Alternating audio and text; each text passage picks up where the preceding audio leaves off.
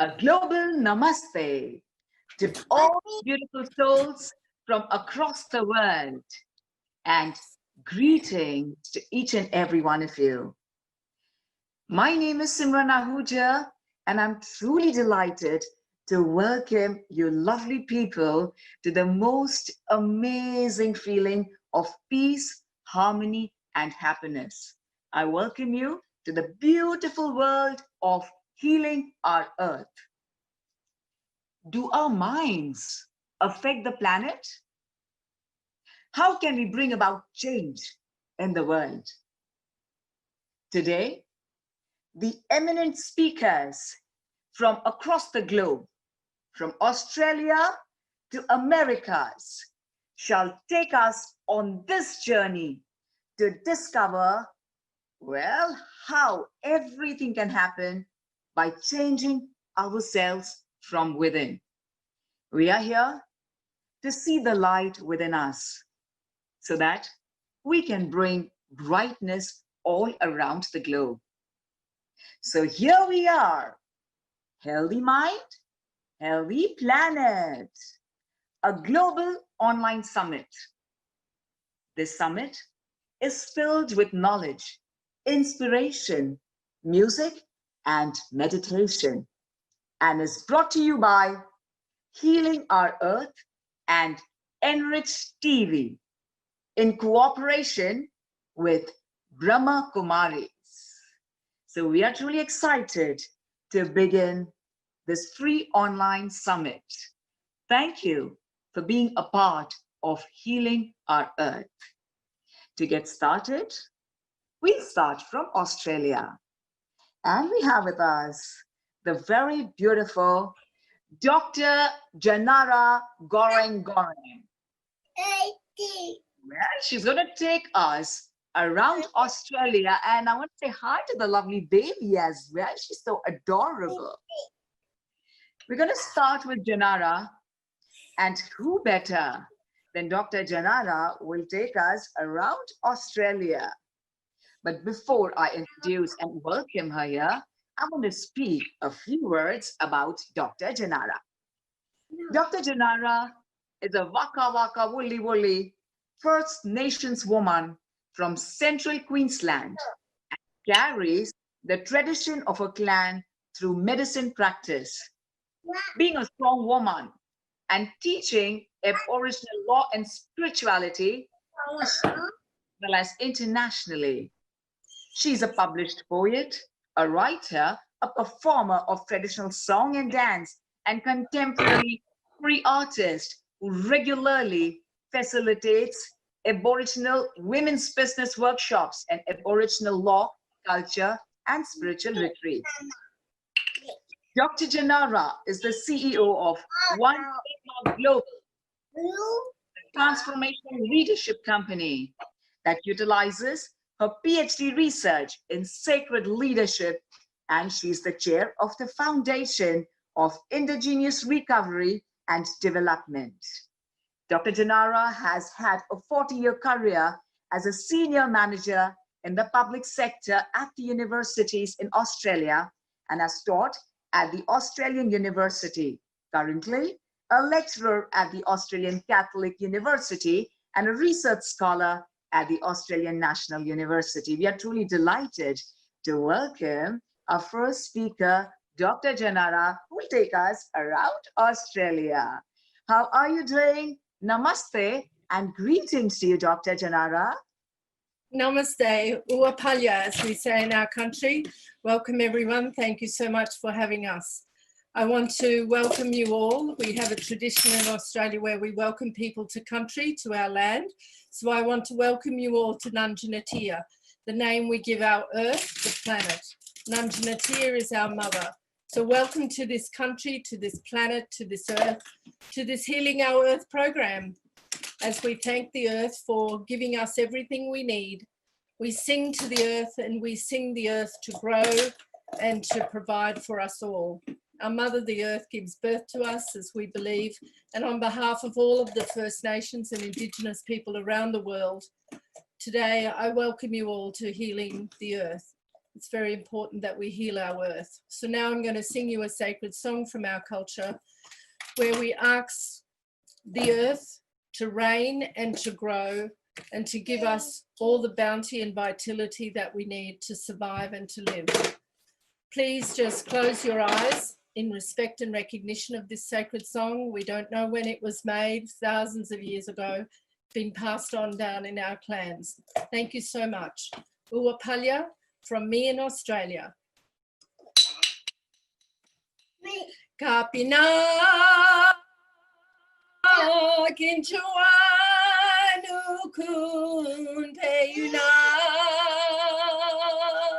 ula nilima kuna talana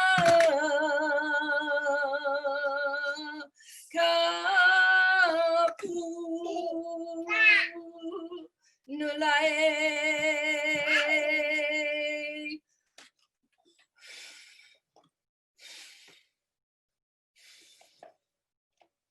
We blow the healing power of our medicine on everyone. Uwapalya, welcome to country. Welcome to Nunjanit here. Welcome to Healing Our Earth. From myself and my granddaughter, Willa, who's making lots of noise here. Thank you, everyone. Uwapalya. Uwapalya. Thank you so much. It was so lovely and bright to see you. Thank you. And we just loved it. We also like to convey lots of love to your granddaughter.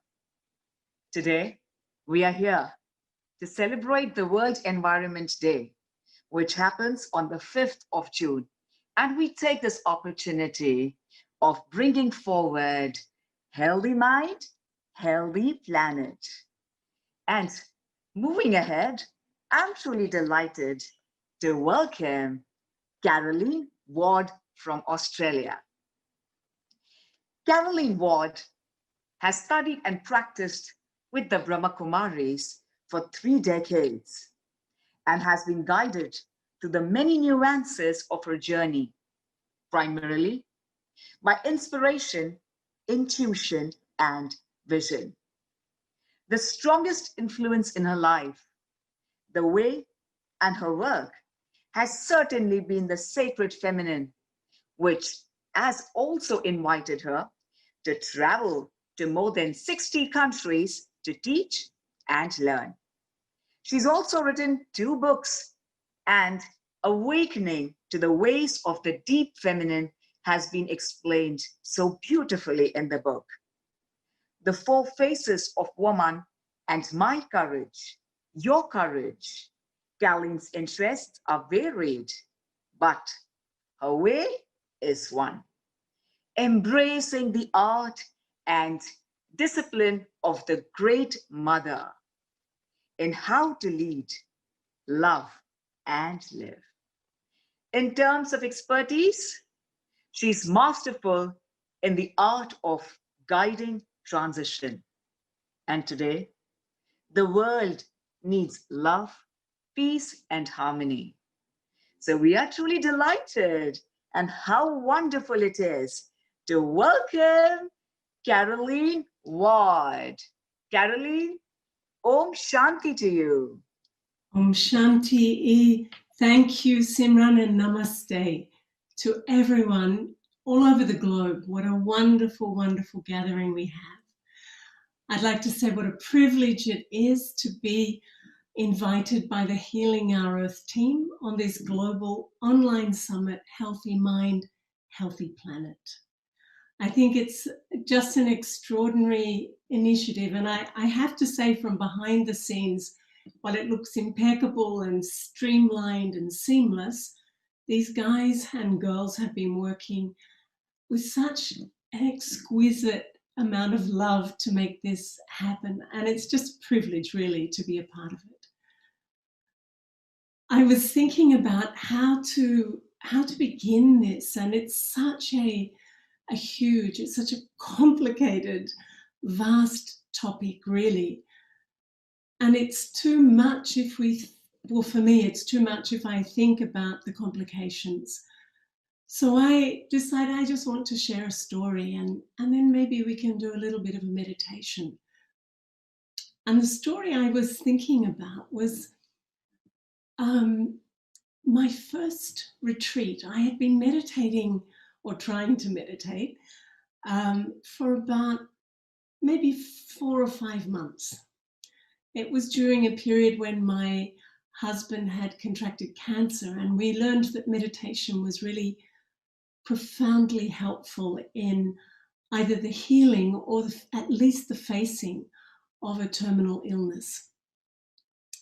Anyway, he did pass away, but it was with such beauty and dignity.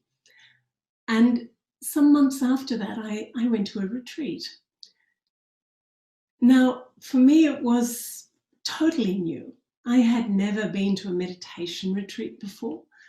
I'd been to retreats at school, but never anything that had, like, I think it was held, as in the space was looked after by about 20 experienced yogis, people who lived in their normal daily lives, but they dedicated their life to the way of meditation. And I didn't know what it was in those days, but that journey inside where you find meaning, you find deep peace, you find joy, you find self-confidence, and you find connectedness with yourself. But interestingly, when you connect deeply inside yourself, then you connect with everyone and everything.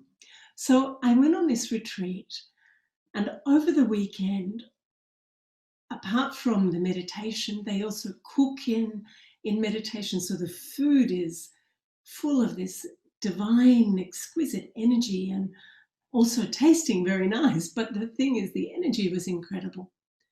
So over this time, meditating, learning, eating this divine kind of sacred food, and everything done in a sacred way, I just felt myself getting higher and higher and higher. And I wasn't sad or anything at the beginning. I was in a very good space. And yes, I got happier, but it's like my eyes got opened. I started to see things. It was held in the country, you know, in among really beautiful trees and plants, and with a river running through.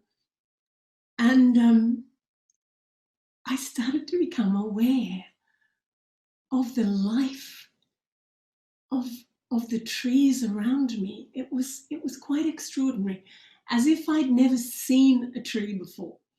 So rather than just thinking, oh, that's a tree, I started to see this sort of living force in front of me and experience it. Anyway, the retreat was over. And as I was driving back towards my home in Sydney, and I lived down by the Sydney Harbour, which is anyway very beautiful. But I was 30 by this time. And I can honestly say that I had never, ever seen such a sunset in my life. Now, I don't pretend to believe that the sunset turned on just because, you know, I was in a heightened awareness. What I came to understand over time was that as I got in tune with really who I am inside, as I experienced my own beauty, I was able to see and resonate with and deeply appreciate the beauty that was all around me. And so for me, it was from that point on, I can say it was like before and after, you know, a marker in my life when I began to feel a part of this earth, that I started to recognize the gift of beauty, the abundance that this Mother Earth shares with us, that nourishes us in so many ways. And I can say that after all of these years of practicing meditation, of tuning into this feeling of my own inner beauty and that within everyone else, that I'm much, much more careful of over consuming, I certainly couldn't, there's no way I could throw a piece of rubbish on the ground. It just doesn't make any sense, you know? If your world is one of beauty, then you can't create ugliness. And what I notice is that this earth in which we live in, the more people that start to connect and meditate, and there's many, many of us these days, right? Many, many, many. The more awareness we have and the more care that we have. And I think it's, in the end, it's quite simple to find that connection, experience that beauty, and then we see it outside of us and we take care of it. So I'd like to just take a few moments, I think, to take us on a journey inside. Many of you already meditate in your own way. And if you choose in this moment to just go in your particular way of meditating, please do so. Feel very free. What we'll be doing is connecting all over the globe. And it's interesting, isn't it, that as we've not been able to connect physically in our lockdowns because of the coronavirus, there's somehow something that happens.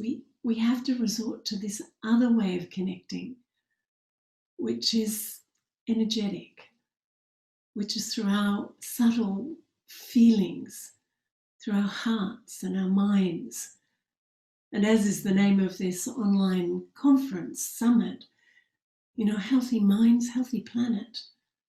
Healthy minds, healthy hearts, healthy planet.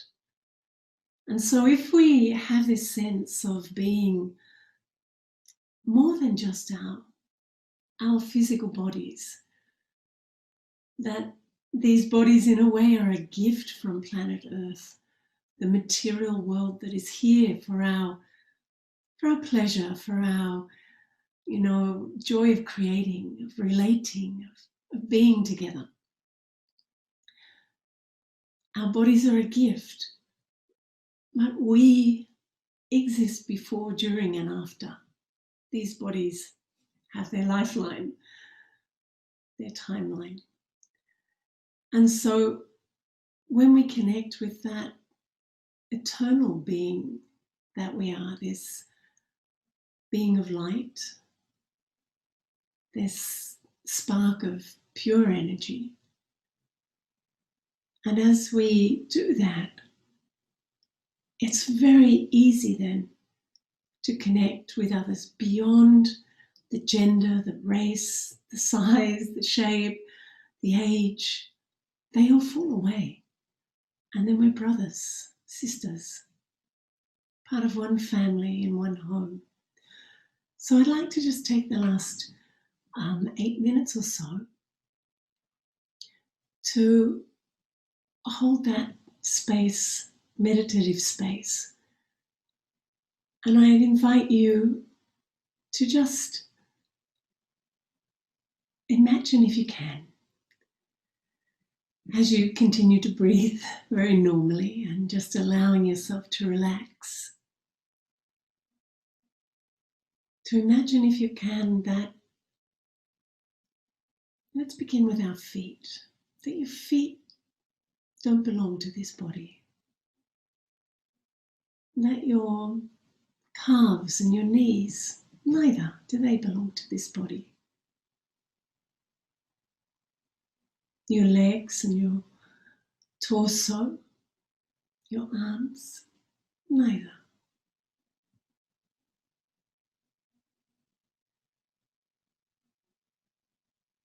And that your head also can move away to just join the rest of the body.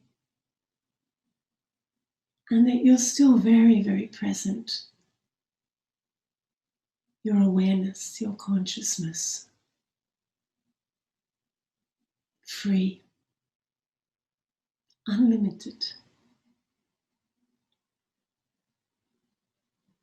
free from the constraints of any rules or anything that anyone says you should be or you can be or you can't be.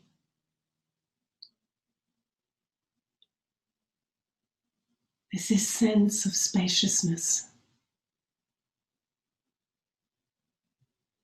And I wonder if you could imagine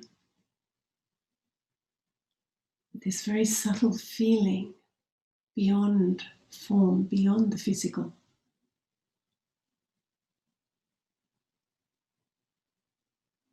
I wonder if you could imagine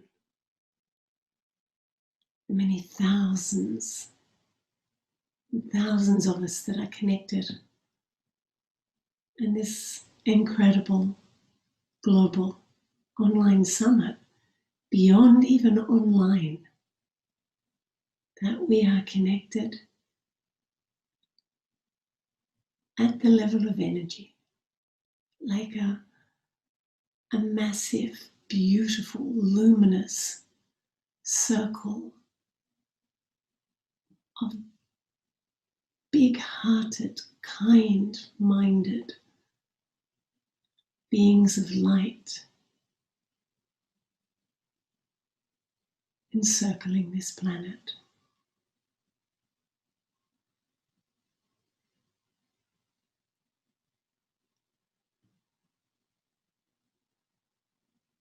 And this sense of luminosity, the luminous orb that is our planet, that is our home.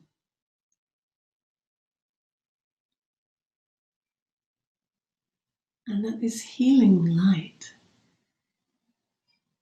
that comes from all of us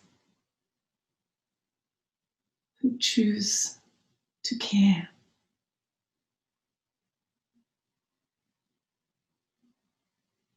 This healing light is healing the hearts and minds of those who are suffering. It's bringing peace to the angry, kindness to the violent, clarity to the confused, love to the abandoned and alone,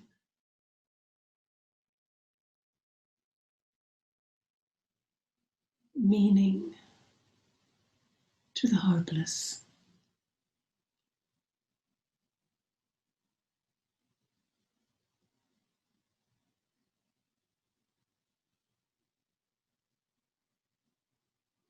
And that everyone here is holding humanity in their highest, most awake,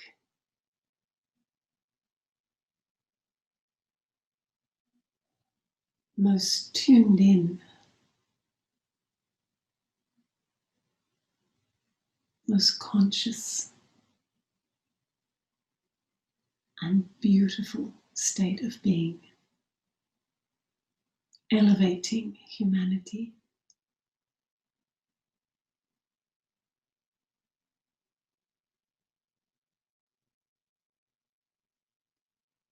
elevating to a state where we all can care.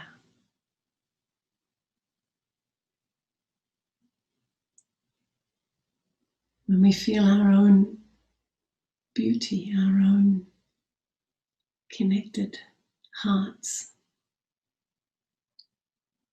then yes, it's possible to care and take action from that space, a healing space.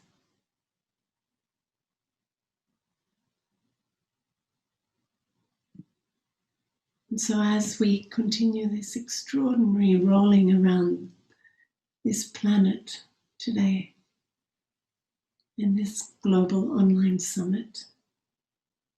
I think it can be easy to keep this image of all of us here in our homes, in our physical world. But there's another level, like angels, if you like.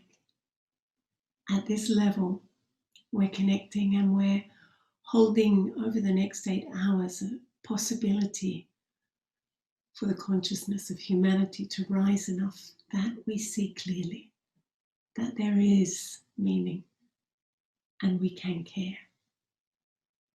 I wish only the most wonderful success for today's summit and for the ongoing endeavors and commitment and dedication of this whole team and everyone who's connected to this summit. Thank you very much for the participation, invitation. It's been an honor. And Simran, I say namaste to you and to everyone else, and thank you. Namaste, sweetheart Caroline. Thank you, Caroline, for allowing us to travel within ourselves and making us realize that we are all spiritual souls going through this lovely experience of a human being. And trust me, right from the way you made us feel the inner beauty, to realize the inner self so that we can be beautiful souls outside. My dear Caroline, thank you so much for sharing such beautiful experience with all the lovely souls from across the world. And the fact that you said that the abundance Mother Earth shares with us in all ways makes us realize that it's time for us to go within ourselves and feel that love and warmth so that we can bring happiness all around us. So that was truly a beautiful and amazing feeling. Dr. Caroline, thank you so much for being here with us on behalf of Healing Our Earth. I must tell you that we are feeling extremely light with everything you made us feel from within. To all our lovely souls, let me remind you to tell all your loved ones that we are live here on Healing Our Earth website, our YouTube of Healing Our Earth, as well as the Facebook page of Healing Our Earth. We're all together here to celebrate World Environment Day with healthy mind, healthy planet. And moving ahead, we are truly delighted to introduce to all our lovely souls, Bishop Philip Huggins. And we have a lovely message from Huggins. But before that, allow me to introduce Huggins to all you lovely souls. Huggins has hope, observing that local and state governments and the business sector are starting to make the transition to a renewable economy with lower carbon emission. On February 2020, at the 57th session of the World Council of Churches, Commission of Churches on International Affairs in Brisbane, Australia. He's married to Elizabeth, who's a psychologist, and they have 3 adult sons with lovely partners. Their children, who they call God's little people, focuses on all the activities of Mother Earth. Can we help them and all the children flourish, as is the divine purpose for all creation? We are truly delighted to hear this amazing, lovely message from Huggins for all of us. While he's currently based at All Saints, Newton, and today, the Sunday, May 31st, is the Feast of Pentecost. So can we please have this lovely message from Huggins for all of us? Namaste. Peace be with you. It's wonderful to be part of this lovely venture as we all seek to have healthier minds and a healthier planet.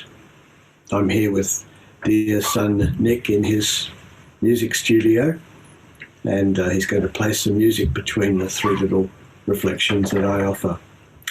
Thank you, host Simran, for your lovely welcome and introduction.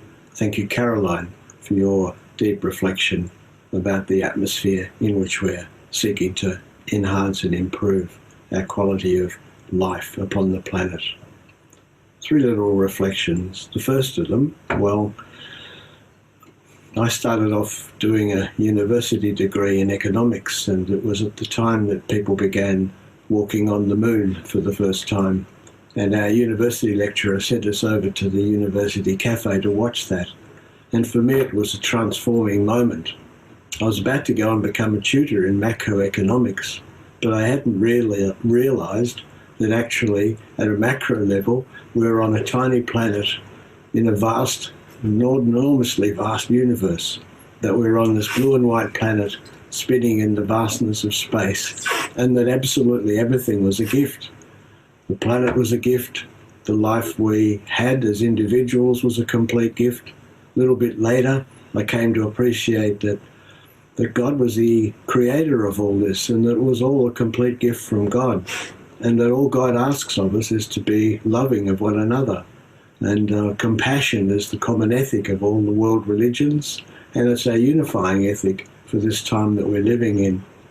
So it took me a while, but that was a transforming moment, and it's deepened over time, just to appreciate that we're here given life on this tiny planet, and in our case here on the island called Australia. I've been swimming in the colder ocean this morning, and now we're back on the island with this wonderful multicultural, multi-faith community that makes up Australia, our Aboriginal and Torres Strait Islander people, and many peoples that have come subsequently.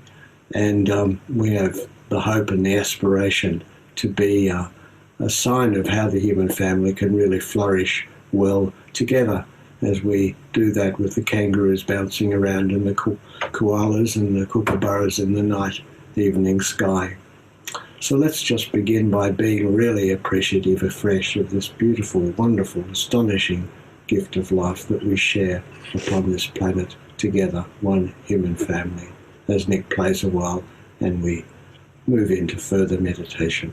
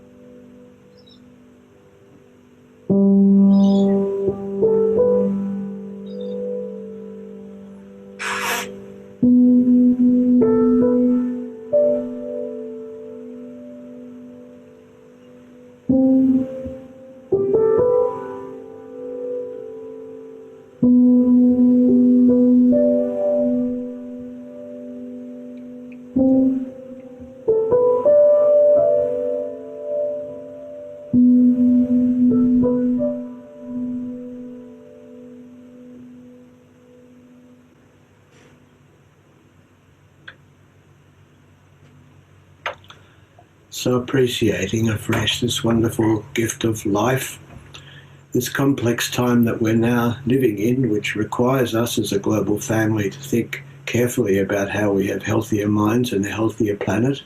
Here on our island, we've begun to share, prompted by the Spirit, the Holy Spirit, the Spirit of life, to ponder the connection between our spiritual practice and better intention, good intention, loving intention.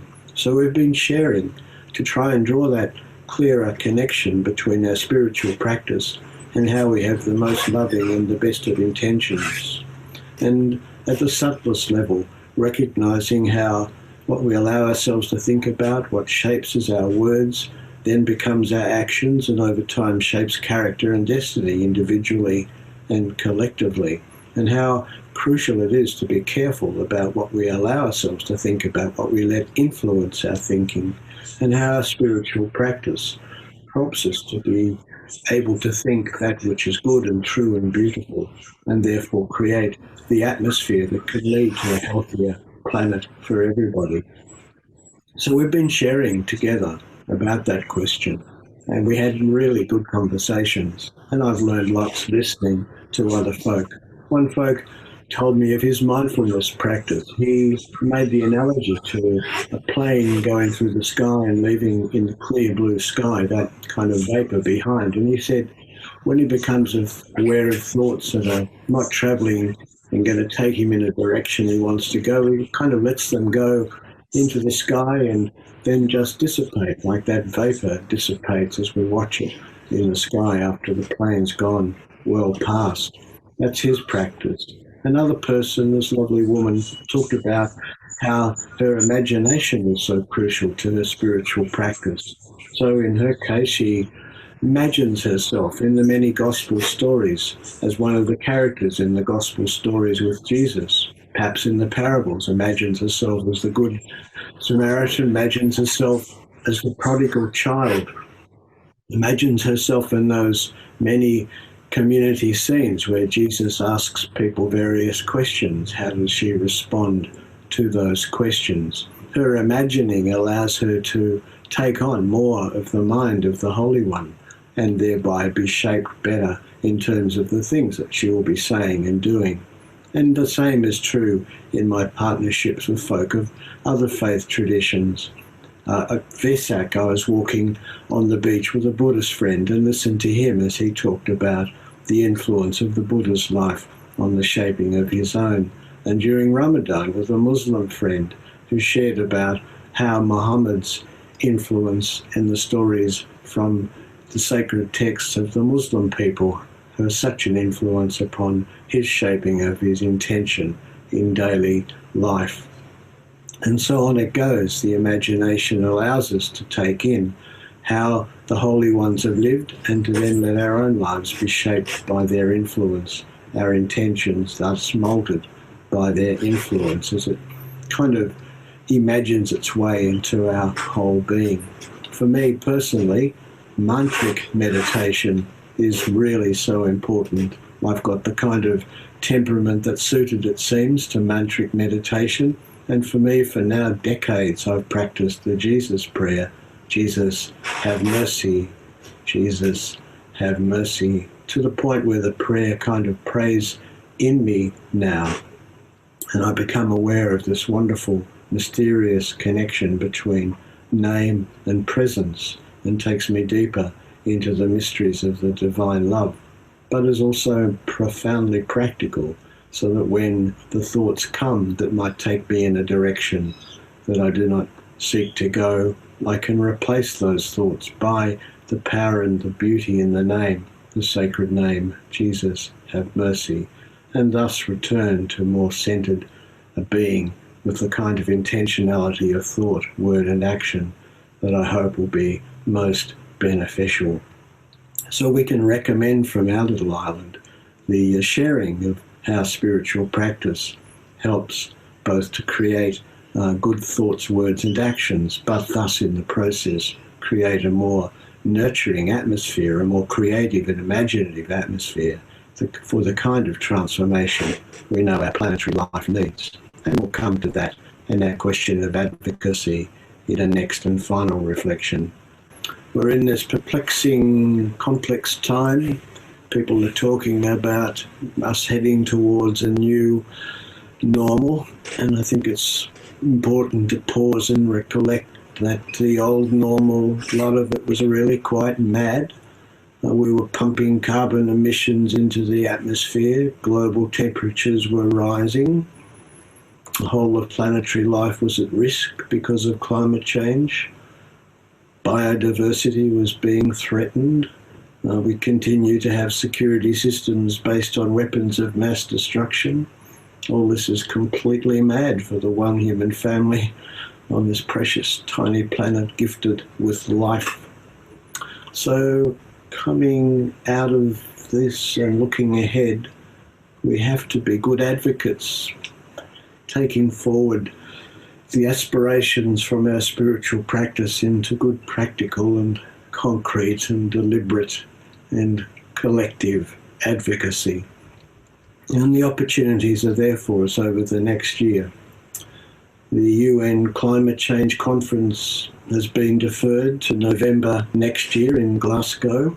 We've got the period ahead to try and ensure that each of our nations puts together its best possible contribution to the prevention of global temperatures rising further. That's what the agreement we seek should be able to implement at the next Climate Change Conference in Glasgow, November 2021. We're in this partnership together with the Brahma Kumari people and the Anglican Communion Environmental Network and the World Council of Churches. We're putting together retreats to try and help the negotiators of these agreements to come up with the best possible outcome for the human family. Also next year, deferred from this year, is the Biodiversity Convention of the United Nations. Again, the endeavour of the human family in the various nation states through its leadership to protect and look after and enhance the biodiversity of the planet, that which is on the land and that which is in the sea, that which depends on us for its life, and as we know, we depend on the continuation of that diversity for our life. And likewise also before the UN is the Treaty for the Prohibition of Nuclear Weapons. A number of nations have ratified it and signed it. It needs more nations to ratify and sign it, then it becomes part of international law. And between us and together, we can then eliminate these appalling, awful weapons from anybody's possibility of them exploding upon the human family and destroying more of the biodiversity. These are the kind of advocacies that we're really called upon to take part in with healthier minds ourselves and seeking that we might have a healthier planet. There's a grassroots movement. We're all part of it.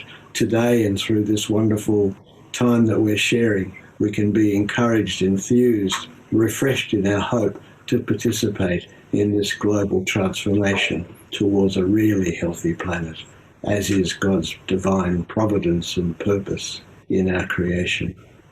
So before I sum up, a little more from Nick as we reflect further together.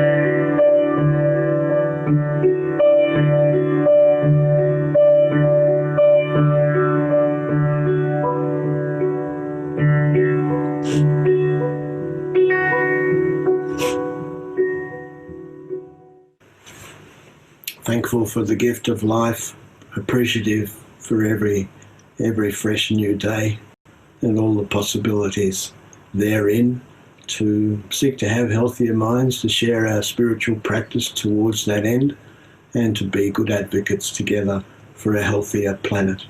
Thank you all for helping me to be part of this. Thank you for your participation and your attentiveness. Back to you, host Simran, and then on to Dr. Janara and Amonda, with gratitude for everybody who's putting their best into this wonderful day, and with gratitude to my dear son Nick for sharing it with me. Peace be with you. Namaste. Peace be with you. That was such a heart-touching message, and the divine prayer by Bishop Huggins. Thank you so much. And we had Dr. Janara towards the beginning as well. Well, I must say, we're feeling extremely light to experience that love and warmth within.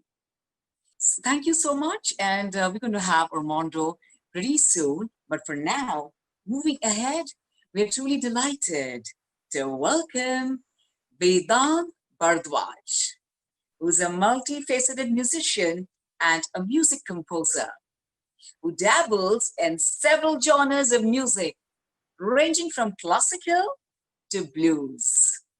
He sung at several music festivals at prestigious venues such as the Playhouse Theatre Company, Kala Utsav, Singapore, Malwa Kabir Yatra, the Mumbai Kabir Festival, the Ladakh Music Confluence, amongst others. All right, my lovely friends, well, I'm truly excited to welcome Vedant, who has formerly learned Carnatic, Hindustani, and Western classical music, and currently under the tutelage of Sri Ramamurthy Rao. Vedant is the director of the Chennai Children's Chair, a choir of children from economically challenged backgrounds, who represented India at the Serenade Choral Festival and sang at the prestigious Kennedy Center in Washington, D.C. I welcome him here at this online summit for Healthy Mind, Healthy Planet. So let us please engross ourselves as we wholeheartedly and with a global namaste welcome Vedant Bhardwaj. Namaste, namaste to the entire world. Thank you to Healing Our World, to giving me this opportunity to be here in front of you and share my music with you all. And what a lovely host we have for today. Thank you for the introduction. I'd like to start with a song that's written. We are constantly calling you. We are also. I'd like to start with a song which is a mashup of two songs. One is written by Swami Chandrasekharendra Saraswati, which is about world peace, and he says that we need to give up war and we need to renounce our ego and we need to come together as one world. And I found that song to go very well. In fact, a friend of mine, Akhila Ramnarayan, and I found this song to go very well with John Lennon's Imagine. So here's this song.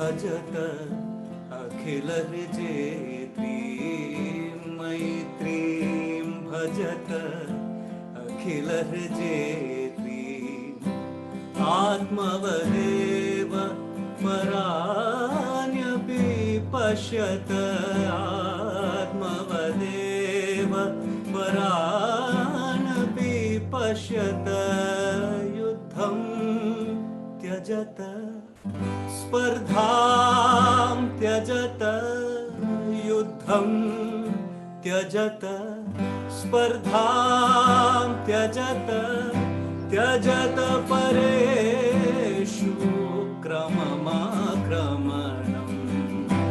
त्यजत परेषु अक्रममाक्रमणम् मैत्रीं भजत अखिलर्जेत्री मैत्रीं भजत अखिलर्जेत्री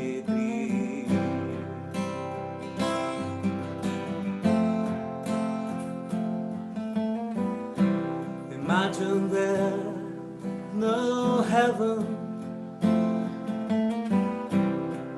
It's easy if you try.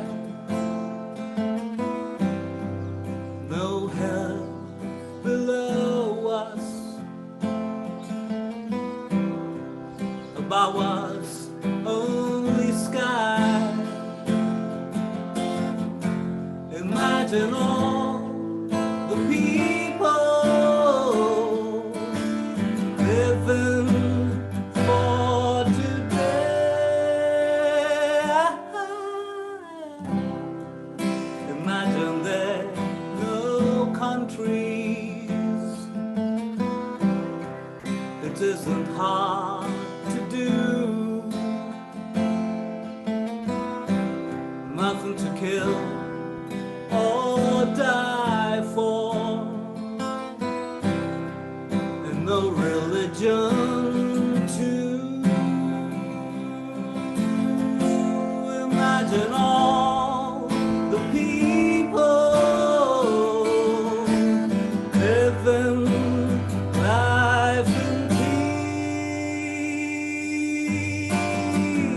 Janani Prithvi काम दुखास्ते जननी पृथ्वी काम दुखास्ते जनको देव सकल दयालु जनको देव सकल दयालु दाम्यत दत्त दयध्वं जनता दाम्यत दत्त दयध्वं जनता श्रेयो भूयात् सकल जनानां श्रेयो भूयात् सकल जनानां.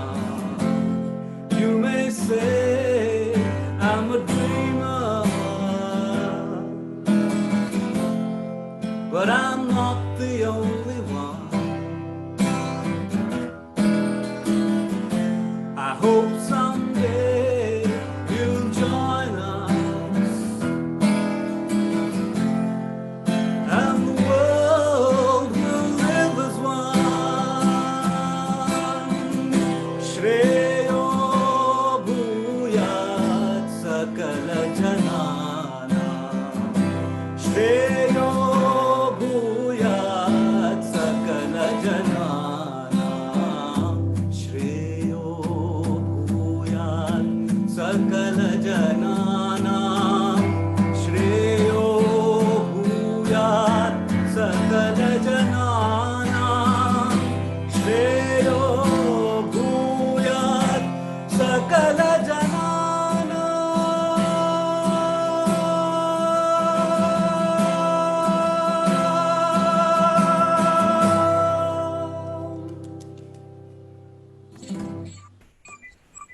So that was the first song where His Holiness Swami Chandrasekharendra Saraswati says, the earth gives us as much as we require. So let's keep our senses well within control and seek for whatever we need and ask from the world whatever we need and nothing more than that. And this brings me to my next song, which is written by Kabir, a 16th century saint poet. From the Bhakti and the Sufi tradition. He was regarded as both a Bhakti and a Sufi saint. And the poems that he wrote were very nirguni, a very formless creation. So then in this song he talks about the swan that flies up high in the sky, all alone. The swan is often referred to our soul. So when one passes on and our swan flies up high in the sky, and when we look down onto the earth, the whole world looks like a celebration. And just like how a leaf is blown away by the wind from the tree, we never really know when we will ever meet again. The messengers of death come at the right time, and they're very good at the job that they do, that is to take one's life. But then when it's time to go, we always feel that there could have been some more time. Finally, Kabir says that you may be a guru or a student, but what really matters is what you do. And in Indian mythology, your own guru resides within you. Indian spiritual texts always say that your own guru resides inside you. So it could be your soul, it could be your conscience, it could be your intuition. So don't let that go in one way and your life and thoughts go in another. So this song was set to tune by the legendary Pandit Kumar Gandharv.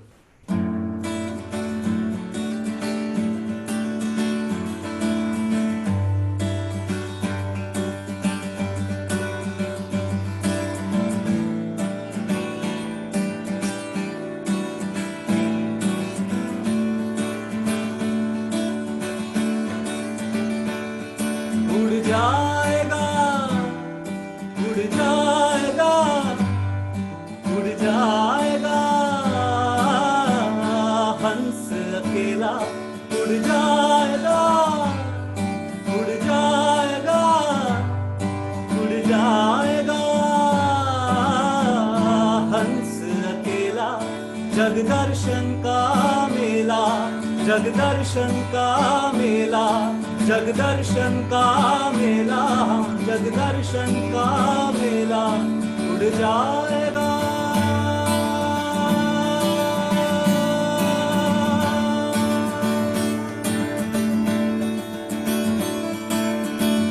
जैसे पात गिरे तरवर के, जैसे पात गिरे तरवर के, मिलना बहुत दुहेला,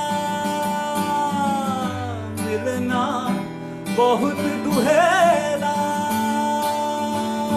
ना जानूं किधर गिरेगा, ना जानूं किधर गिरेगा, ले क्या पवन का रेला उड़ जाएगा, उड़ जाएगा, उड़ जाएगा हंस अकेला।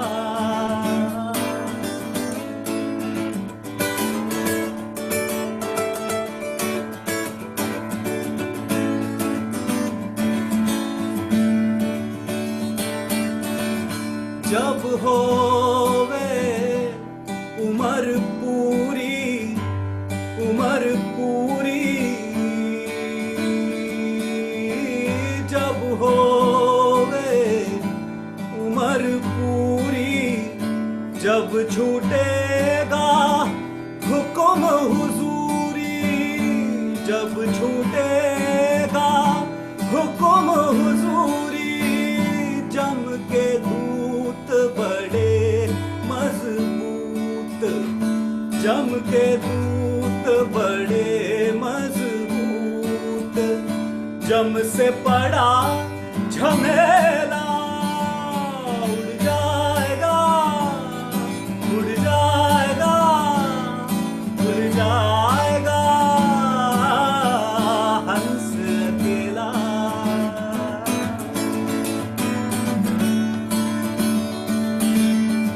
दास कबीर हर के गुण गावे, गावे।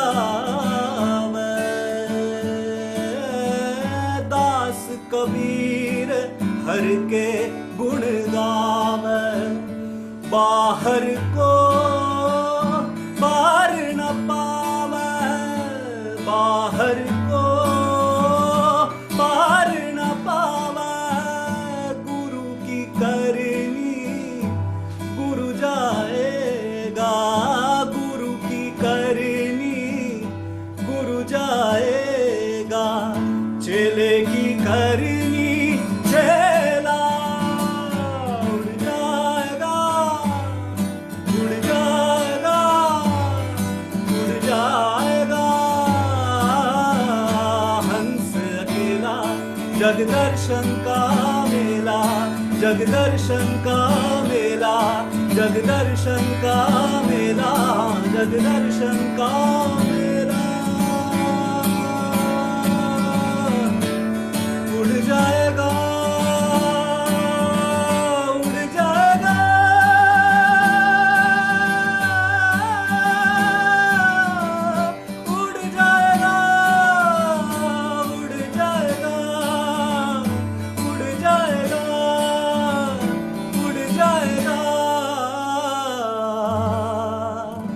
हंस अकेला.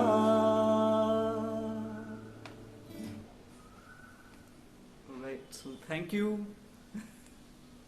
It was so beautiful. You know, it always says, Hans ur jayega, you know, the Doha of Kabir Das, where we actually feel like being free and flying, having the free spirit. That was so beautiful, such a beautiful, amazing fusion of John Lennon and getting the Indian classical music together.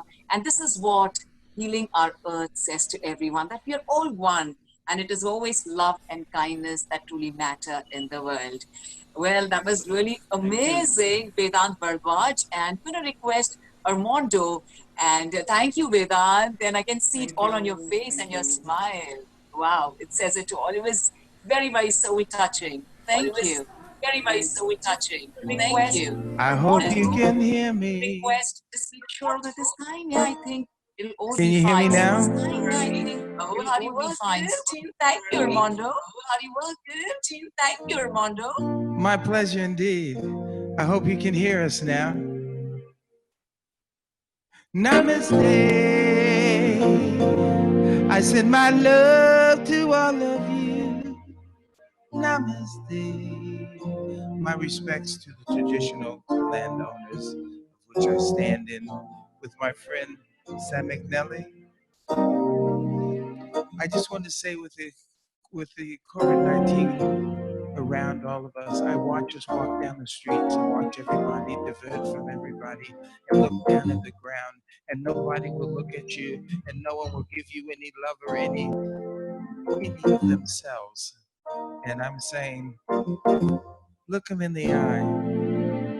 You don't have to talk to them. You don't have to give them anything. Just acknowledge the fact that we're in this love together. Like a diamond ring, it's a precious thing. You never wanna lose it. It's like a song we hear on the radio. Every time we hear it, we're in this love together. We got the kind that lasts forever. Don't you know?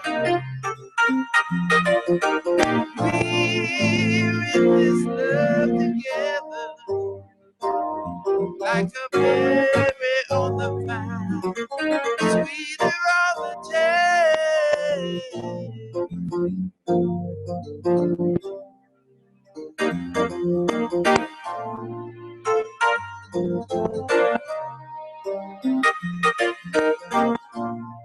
Like a rainy night by candlelight,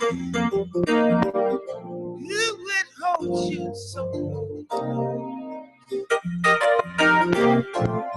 You know it's all gonna work out great this time.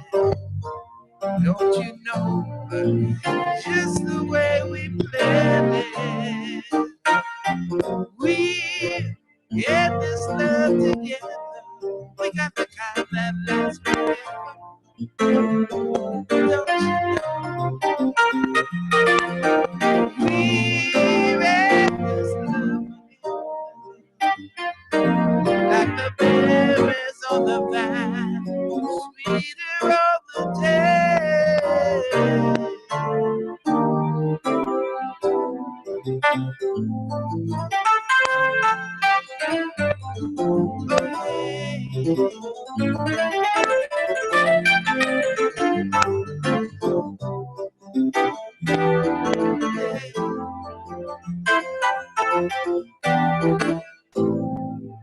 Hey, you know that anywhere in this love together, we got to care. It's gonna last forever. We are in this love together, like a berry on the vine. It's sweet, sweet, sweeter. We are L-O-V-E.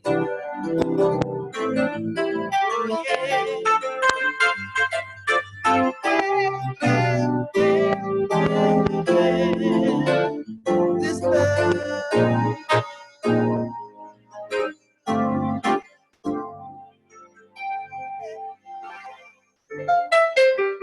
Sweeter than the wine, you know it is.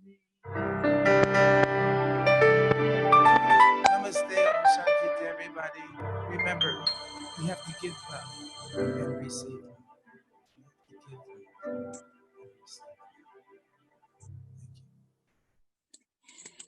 love. Whoa, thank you so much. Oh, thank you so Really much.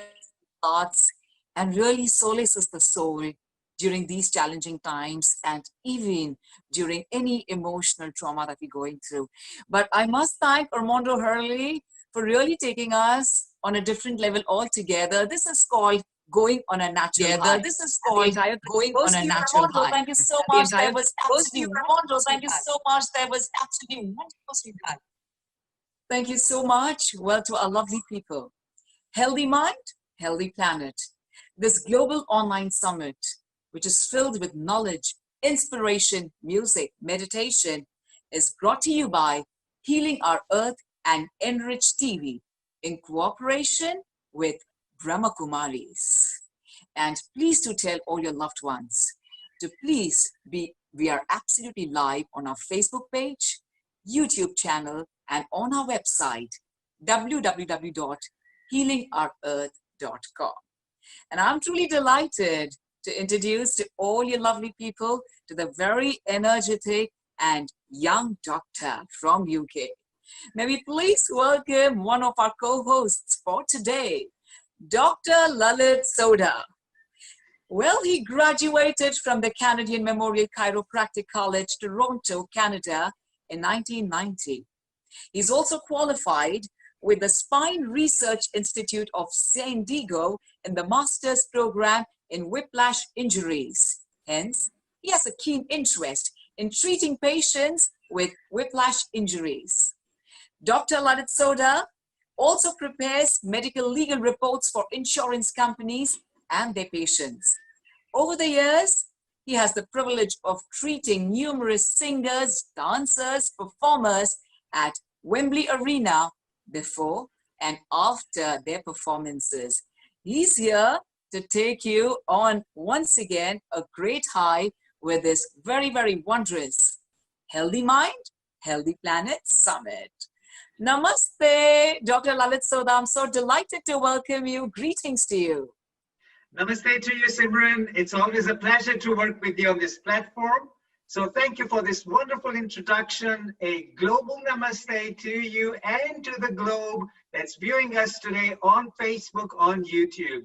Let me take this opportunity to welcome all of you to this amazing summit celebrating the World Environment Day on the 5th of June. And the Healing Our Earth team has put up this amazing line of speakers, meditation, music for this day today, Healthy Mind, Healthy Planet. So without taking too much of your time, we have our next guest who's ready with us, Srinidhi.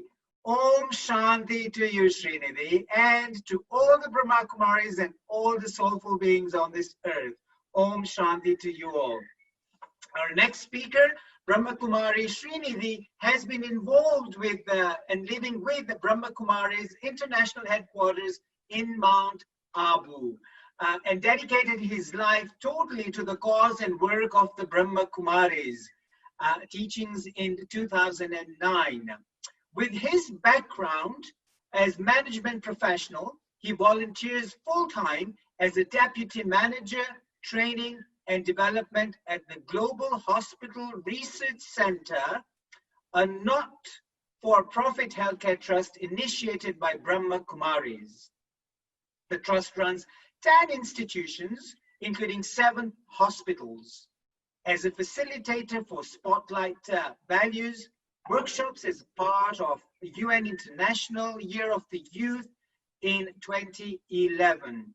He facilitated workshops at various places in India and special interest on the green theme. Yeah, compassion in action. He represented the Brahma Kumaris at the United Nations World Conference on Youth in 2014.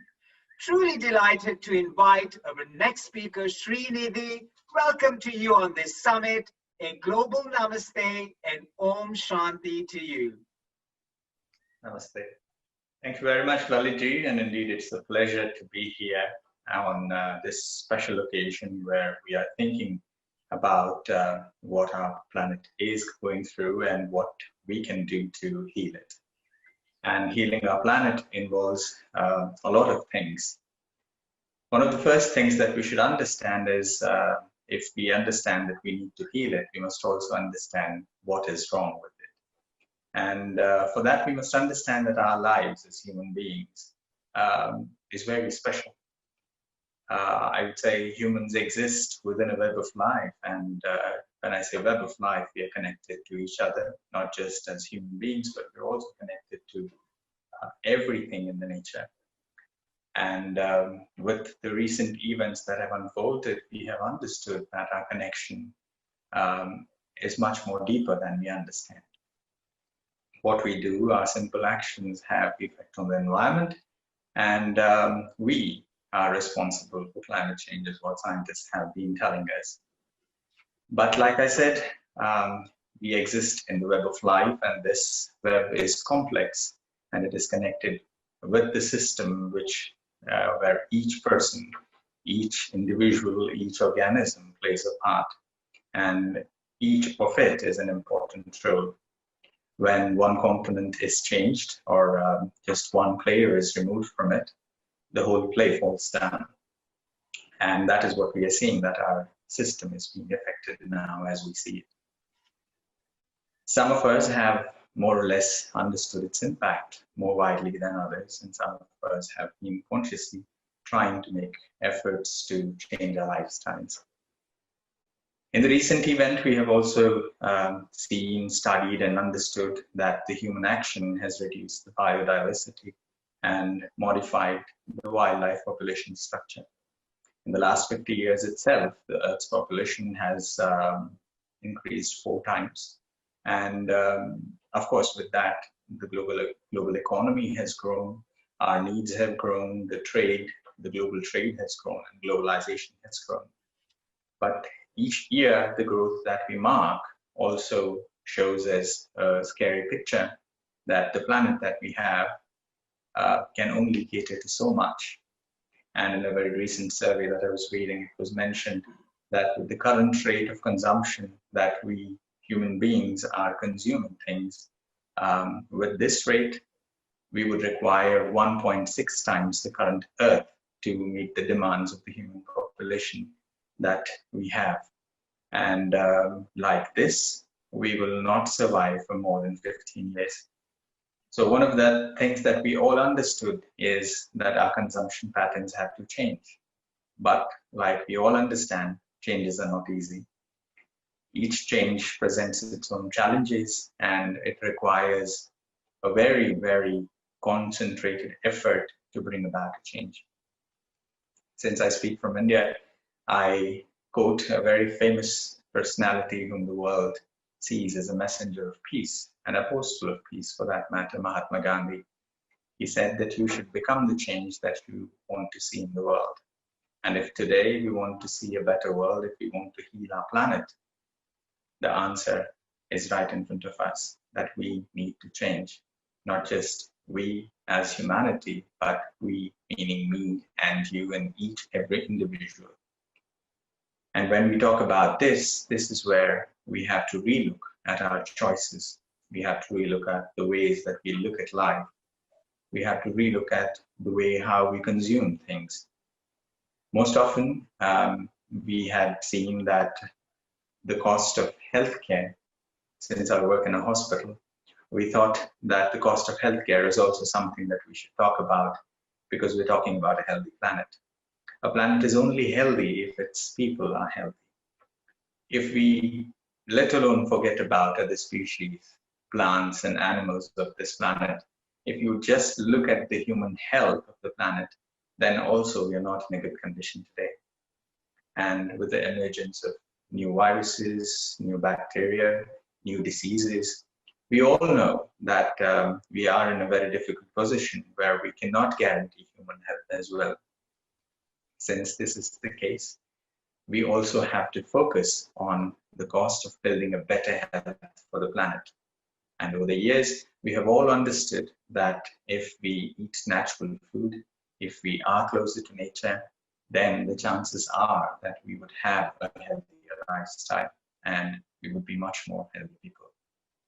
We at the Brahma Kumaris believe that the problem that we see in the world today originates from our awareness. It's about what we think matters a lot. We all want to make a change in the world, which is a good thing. We have come to a realization, no matter what the situations we were put through, we have come to a thinking point where we have guessed right. We have arrived to a conclusion saying that, okay, now is the time, and now I have to rethink about my priorities.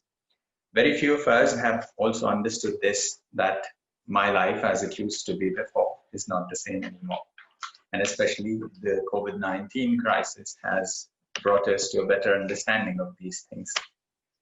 If I should put it very simply, that each one of us today on the globe is thinking about what his or her role is, how we can do something to better the situation that is there today. Many people were also suggesting that here in India, we have always respected nature. We have always had a higher thought of nature. We have always looked upon nature as a deity, as a source of giving. We all understand that the food that we eat, the air that we breathe, the water that we drink, the climate that is around us makes the planet habitable to all of us. Yet, these are exceptional times in which nature is sending us a message. And the message is quite clear, that the message is we must care for ourselves, but we cannot care for ourselves if we cannot care for our home.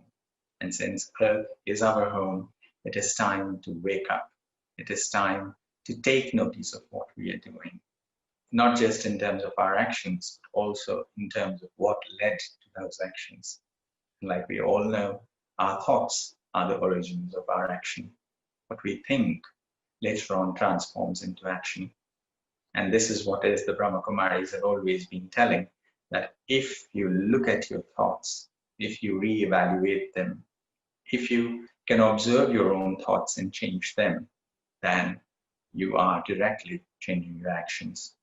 Of course, as an organization, the Brahma Kumaris issues these things. The issues that we see are not just issues on the surface, but the issues are the holistic ones. If you look at the whole picture, then you would have a better understanding of how things are. The Brahma Kumaris see that the change of this downfall or downward spiral requires a deep shift in human consciousness, the awareness of how we hold things. And if we bring about a change in that, then probably we can also reverse this loss.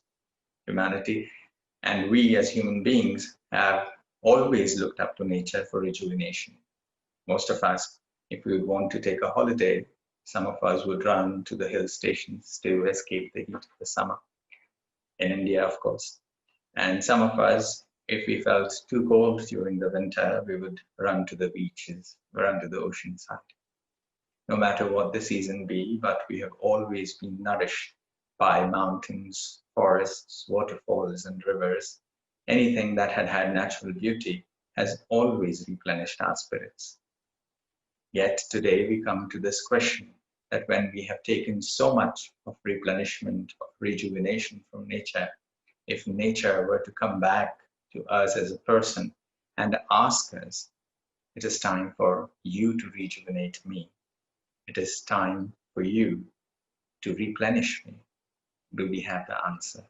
Are we ready for it? The replenishment, the rejuvenation that the nature provided was not a physical one. Of course, there were physical aspects to it as well. But what nature would do to us when we put our feet into the beach, into the waters of the ocean, would be the soothing effect it would have on our minds. When we would go to the mountains, when we would look at them, the eyes would feel cooler, but something inside our souls would also be soothed. What is it? is something that we should think about. And the Brahma Kumaris see this as one's original awareness of who the person is. What we are in terms of our surface, in terms of what we see outside, is not all. As we have always heard, that the beauty lies in the eyes of beholder. We are that beholder who have held that beauty. And today it is important to recognize our original selves as that beholder, as someone who has seen those things. And today let us see things in a better light. What more can we do? There are many things that we can do. And today, when we are here talking about healing the planet, what more can we heal? We can start with ourselves. We could start with healing ourselves. We have also understood that if a person is angry, if a person is agitated, he does not care about the environment. The person who is angry would naturally not care about switching off lights or switching off his car or think about consuming less, because there are other things going on in mind. And only if a person is calm, if he is peaceful, only then he or she would care for other things around him or her, whether it would be nature, whether it be other animals, species, plants, or just our consumption patterns. And we all know that meditation is a tool that helps oneself to calm oneself, to bring a positive outlook to things. And since it is a tested tool for transformation, each one of us can exercise. Each one of us can use these tools to bring about a change in ourselves. We can use meditation as a means of healing ourselves and a means of healing our planet. With that, I believe that each one of us is capable of doing meditation. Whether we call it prayer, whether we call it meditation, we call the same thing by different names. And here in India, like I was saying, many people for centuries have believed and said that nature gives us so much, so we should have gratitude for it. And I remember a shloka that I used to listen to when I was young, that whenever a ceremony, a religious ceremony was completed, the Mangalashtaka was sung. It is a very simple hymn that mentions Gagana Mangalam, Bhumi Mangalam, Agni Mangalam, Vayu Mangalam, Antariksha Mangalam, Atma Mangalam, Deha Mangalam, Sarva Mangalam, Bhavatu, Bhavatu, Bhavatu. That means, may the earth be beneficial to you. May the ether be beneficial to you. May the water be beneficial to you. May the fire be beneficial to you. May the air be beneficial to you. May the body and the soul be beneficial to you. May there be benefactory deeds for everybody in the universe.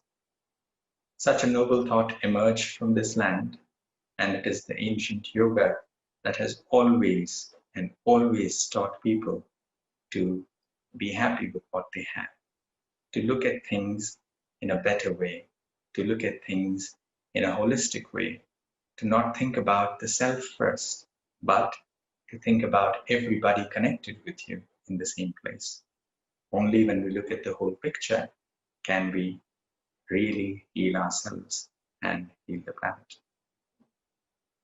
With that, I would like to invite you all to a small meditation so that we could send out our good vibrations, our good thoughts, our ways of sending good and positive energies to the world, to the people of this world, and to every living being on this planet.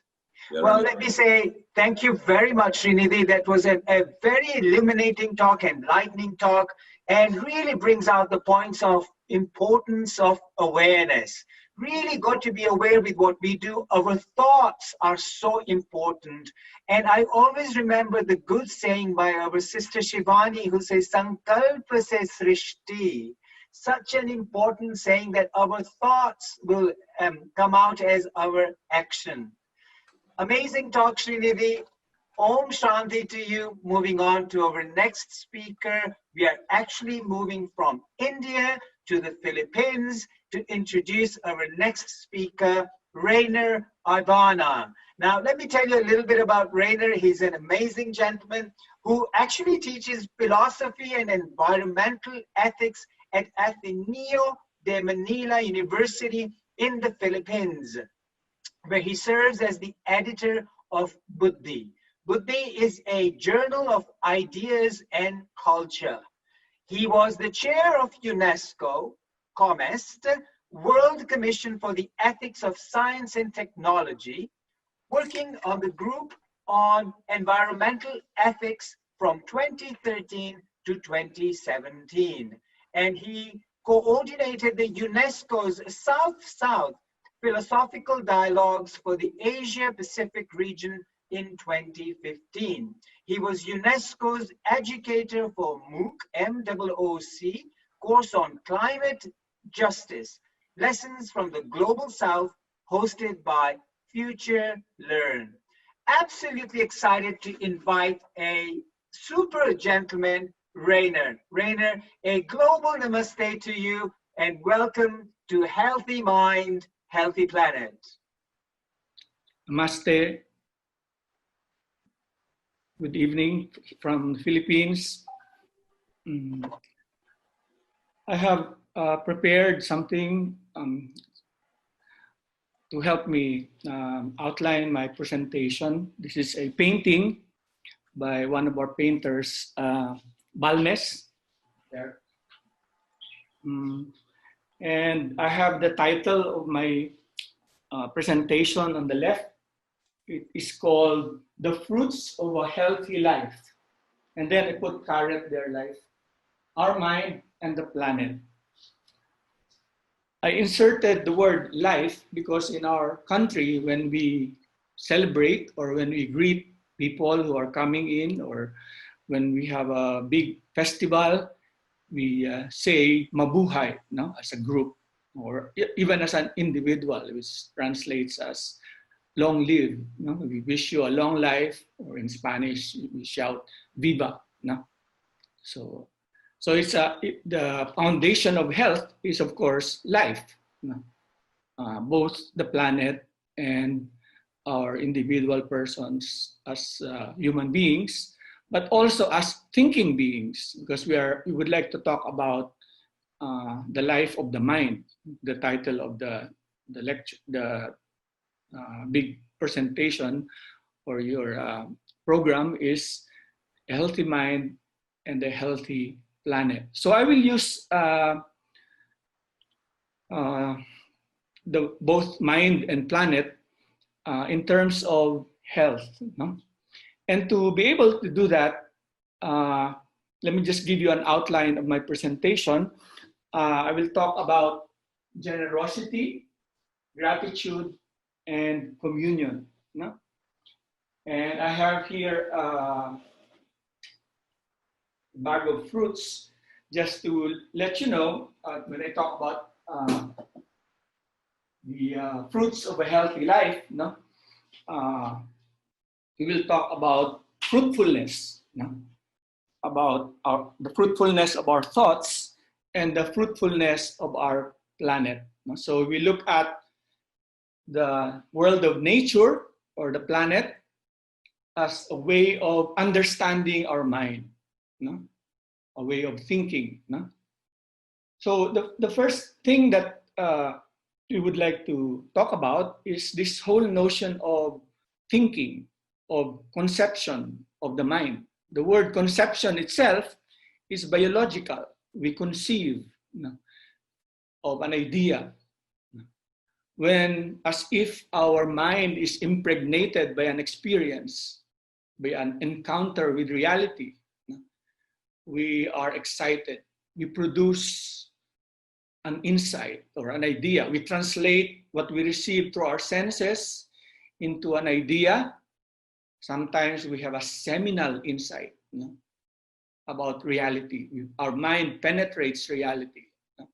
We have a seminal insight, and we let that insight grow within us to build a theory, a possibility. You know? But then the theories must be tested. And this is where fruitfulness comes in. We cannot just keep on thinking or imagining. We have to test whether our ideas are true or false. No? And that is where fruitfulness comes in. We again use a metaphor from nature. No? Fruitfulness. What does fruitfulness mean, no? In terms of our life of the mind? No? Fruitfulness means that nature is generous. Nature gives us feedback. That nature acts on us. No? And so when we are thinking, we need that action from nature to verify or to falsify our ideas, our seminal insights. Before we can conceive of anything. No? So when nature is generous in giving us some kind of feedback, no? We are able to say yes or no, or nature itself says yes or no to what we are thinking. No? But if it says yes, then we continue with our pursuit. We continue with our thinking, with the possibilities of what our thoughts can do. So that's the second thing, no? Generosity. Nature is generous. And so when this generosity happens, it becomes helpful. It makes sense. No? We understand something, no? Because nature told us so. No? But the second point I would like to mention is that when we are given by nature with a gift of insight, with an idea, no? Generosity, our response is gratitude. No? We thank nature. We become thankful of this gift from nature. In other words, we see something good, because we will not thank anything if it is not good. Even if it's bad, we see something good in it. That's why we thank it. We see something providential. Nature provides. Even if something wrong happened accidentally, in the long run, we see that this is good. This is providential. Nature provided us with something. We learned a lesson. If we make a mistake, or we are falsified, or we are rejected, we learn something from it. But even that learning is something that we can be thankful for because it is good. So the second point I want to raise is generosity. First is generosity. The second is gratitude because of that generosity. As a consequence of that generosity and gratitude, we are able to achieve communion with nature, or maybe communion with others. We are able to communicate what we have thought. We are able to say what we have thought, and others can say yes or no also. Or we come to an understanding, in that deep meaning of understanding, in that emotional meaning. I understand, no? Because there is some kind of communion, no? But that communion is not just quietism or silence. We don't know if what we understood is mystical or a mistake unless it is communicated. No? We talk about it, we discuss. No? That's why in this painting, we have three women, the ladies here, communicating to each other, no? Sharing their sorrows probably, or their sufferings of the day. No? But before that, we have gratitude. This man is grateful because it's probably a Sunday. He's able to do something, or he is a cockfighter. He's going to the cockpit. And the fruits, it's a sign of generosity. But the last point I want to say is communion. No? When truth reveals itself, when we understand something because of its generosity, we are thankful, but also we are in communion with others. We are in communion with nature. We are in communion with other people. We come to an agreement. We come to an understanding. So those are the three points I want to raise, I want to share with you. It's a lesson from nature about how we think, about our mind. A healthy mind is fruitful. A healthy mind can understand. A healthy mind can come to an agreement with others, to a mutual understanding with others. So those are the 3 points that I would like to share. But in order to conclude this sharing, I would like to tell you a story. Around 2 weeks ago, we were in quarantine here in the Philippines, and I went out of the building. I wanted to go and buy something, so I took on my mask. I put my mask on, and then I went to downstairs to the lobby of our building. And as I was going out, the security guard handed me a note. So I got the note with my left hand. And as I was reaching out to him, he sneezed. He sneezed on my left hand, on the piece of paper that he was giving me. So what will I do? Should I get mad? Should I report him to the authorities? No, that's not the way to do it. So I washed my hands and put some alcohol, etc. And I bought him some coconut oil to help him fight whatever is, whether it's a virus or a bacteria. And I gave him some food. Because what he did is involuntary. He was not deliberate. Why should I be mad at him? But I should help him to sustain himself, to keep his immunity, to strengthen his immunity. And the more he becomes immune, the more I will be protected also. So I usually bring masks because some people don't have masks. They cannot afford it. So if I share my mask, if I am generous to others, I do not only protect myself, do not only protect them, I also protect myself. And I protect them if I wear my mask also. So if I am generous, so it's an act of generosity.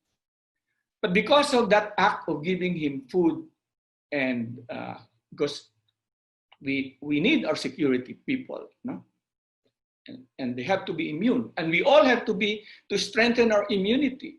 If we are going to live normal lives, the viruses will always be there. But if we sleep well, we eat well, we exercise, then we can live with it. But we have to be careful also. We have to, as long as there's no vaccine. So we can live with others because of that generosity. He became my friend, and life goes on. And so we are waiting for a vaccine now, and we will hopefully have some kind of normal life. So that's the story of life. Life as generous, grateful, and communion or communicative. The life of the human community, the life of the planet, in communion with themselves and with others, with ourselves, and of nature. Thank you very much. Namaste. Thank you very much, Rainer. That was an amazing message. Moving on from the Philippines, we are all the way going into Hong Kong. So getting into Hong Kong, we are meeting a lovely lady, Ayako Ichimaru. And she's originally from Japan, settled in Hong Kong, made her new home there. She has performed at very special venues and orchestras, such as the White House in Washington, D.C., the United Nations in New York, and the Great Hall of the People in Beijing.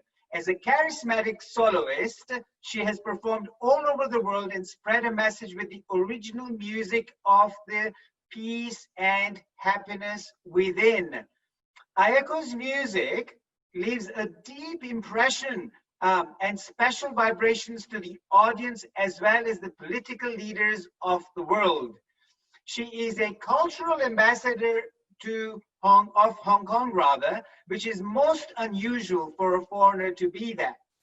Her stunning and beautiful music can be heard in the award-winning Best Parents' Choice Award, Napa Gold Disc Awards in the USA, UNO Awards nomination in Canada, and that is the CD called 5 Elements. So without further delay, truly excited to invite Ayako Ichimaru. Ayako, a global namaste to you. Namaste and Om Shanti. It is such a privilege to be back to this meaningful event of healing our earth. Thank you for asking me back. And today the theme is that healthy mind and healthy planet. To me, it starts with together, united as one family of this planet, to have whole vision of beautiful, healthy Mother Earth, our planet. And we are, anyways, the family of one divine, and we are sharing this Mother Earth. So start from holding vision together and we move towards. So today I would like to share my piece called One. I hope you enjoy.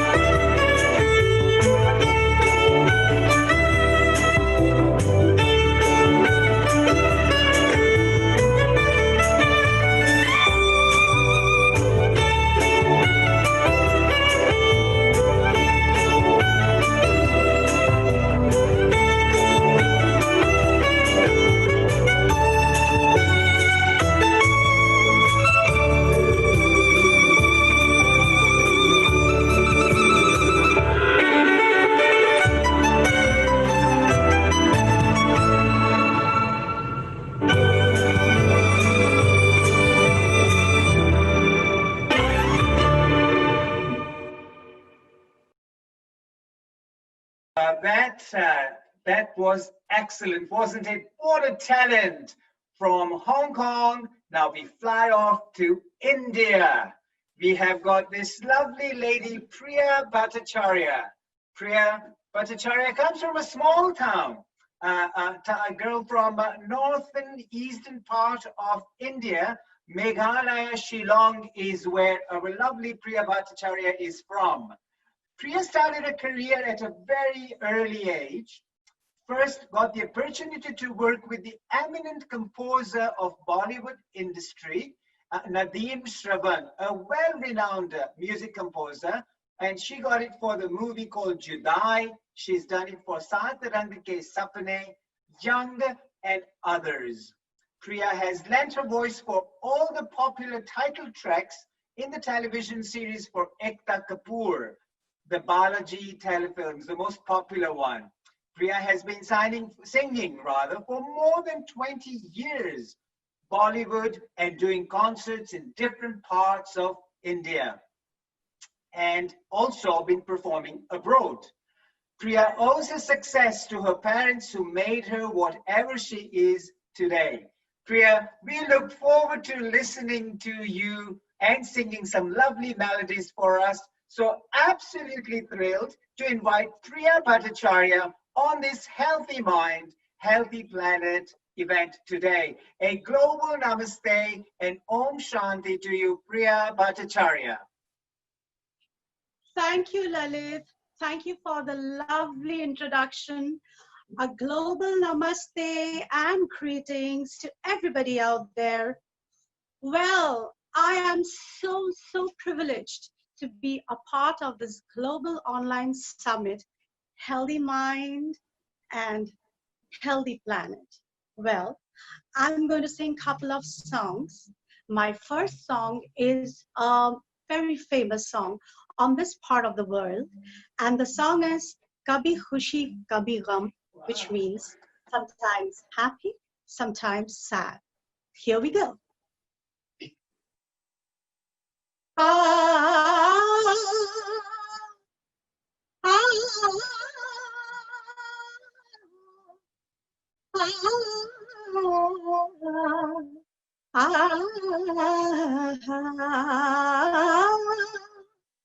मेरी सांसों में तू है समाया, मेरा जीवन तो है तेरा साया, मेरी सांसों में तू है समाया, मेरा जीवन तो है तेरा साया, तेरी पूजा करूं मैं तो हरदम, ये है तेरे करम, कभी खुशी कभी गम, ना जुदा होंगे हम, कभी खुशी कभी गम, ये है तेरे करम, कभी खुशी कभी गम, ना जुदा होंगे हम, कभी खुशी कभी गम.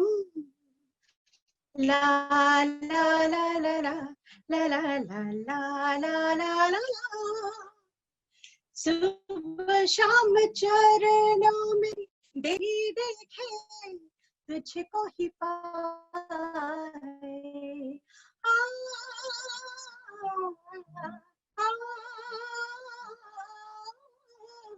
सुबह शाम चरणों में दिए हम जलाए, देखे जहां भी देखे तुझको ही पाए.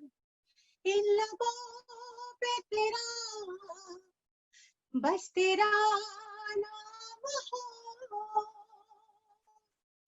इन लबों पे तेरा, बस तेरा नाम हो, प्यार दिल से कभी भी ना हो कम, ये है तेरे करम, कभी खुशी कभी गम, ना जुदा होंगे हम, कभी खुशी कभी गम. ला ला ला ला ला ला ला ला ला ला ला ला ला. ये घर नहीं है मंदिर है तेरा, इसमें सदा रहे तेरा बसेरा। ओ ये घर नहीं है, मंदिर है तेरा, इसमें सदा ही रहे तेरा बसेरा। खुशबू से तेरी ये महकता रहे, खुशबू से तेरी ये महकता रहे। आए जाए भले कोई मौसम, ये है तेरे करम, कभी खुशी कभी गम, ना जुदा होंगे हम। कभी खुशी कभी गम, ना जुदा होंगे हम। कभी खुशी कभी गम. Thank you.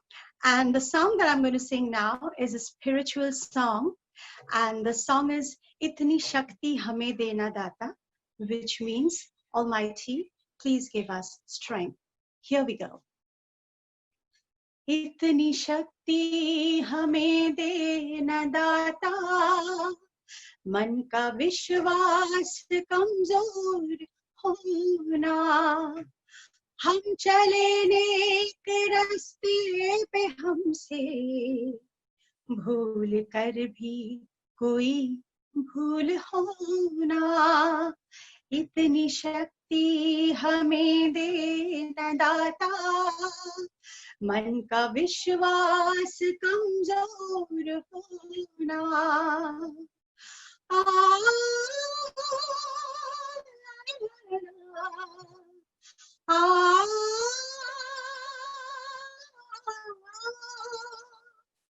दूर अज्ञान के हो अंधेरे, तू हमें ज्ञान की रोशनी दे।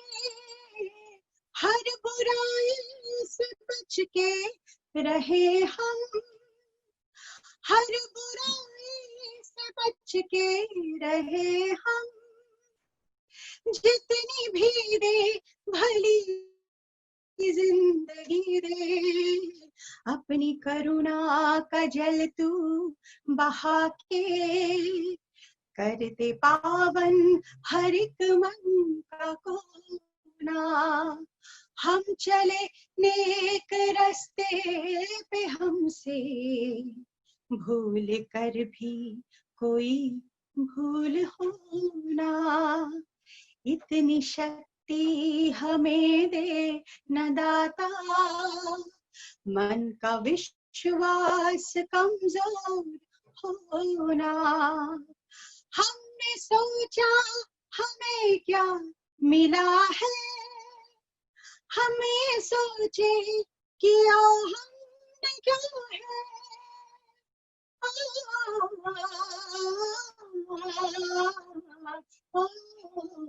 अपने करुणा का जल तू बहा के। करते पावन हर एक मन का कोना। हम चले नेक रास्ते पे, हमसे भूल कर भी कोई भूल होना। इतनी शक्ति हमें देना दाता, मन का विश्वास कमजोर होना। इतनी शक्ति हमें देना दाता, मन का विश्वास कमजोर होना। मन का विश्वास कमजोर होना। मन का विश्वास कमजोर होना. Thank you for listening to my songs. Thank you. A global namaste to all of you. Thank you. Thank you, Priya. That was absolutely mesmerizing. My God, Goddess Saraswati resides within you the way you sing. You have really done justice. Thank you so much. Thank you so much, Lalit. And thank you for all the lovely words that you've spoken about me. And it's a privilege, it's really, really a privilege for me to be a part of this Global Online Summit. Thanks to everybody, and a global namaste once again to you all. Thank you. Healing Our Earth is very proud and privileged to have you with us, Priya. So thank you once again. I mean, both your songs, Kabhi Khushi Gam, we're listening to you. It's always Kabhi Khushi, Kabhi Khushi. It's always Khushi Khushi. There is no gum. And the power of praise, Itni Shakti Hame Dena Data, absolutely wonderfully sang. So thank you very much. Thank you. Moving on from India, we are actually changing the continent of Indian continent to the African continent, going into South Africa. And we are very delighted today to meet Pratibha Daya. Om Shanti Pratibha. Let me give you a few words of introduction for her, and then we can introduce her to come on live. Pratibha Daya is a facilitator and a teacher with the Raj Yoga meditation with the Brahma Kumaris. Well, she is associated with the Brahma Kumari, a world spiritual university since 1986. She's currently based in Johannesburg, while her work takes her into other cities in South Africa and the neighboring countries. Pratibha served on the Board of Parliament of the World Religions, held in Cape Town in 1993, and as a council member on the Western Cape Religious Leaders Forum. She was a part of a 3-part documentary series entitled The Sacred Secrets of Nature, which explored the sacred relationships with the earth and the human consciousness, aired on SABC in 2016. Pratibha has an easy, natural, and a light approach to life and is able to share deep spiritual concepts with simplicity and clarity. Truly excited to invite on board today Pratibha Daya, all the way from Johannesburg, South Africa. Om Shanti to you and a global namaste.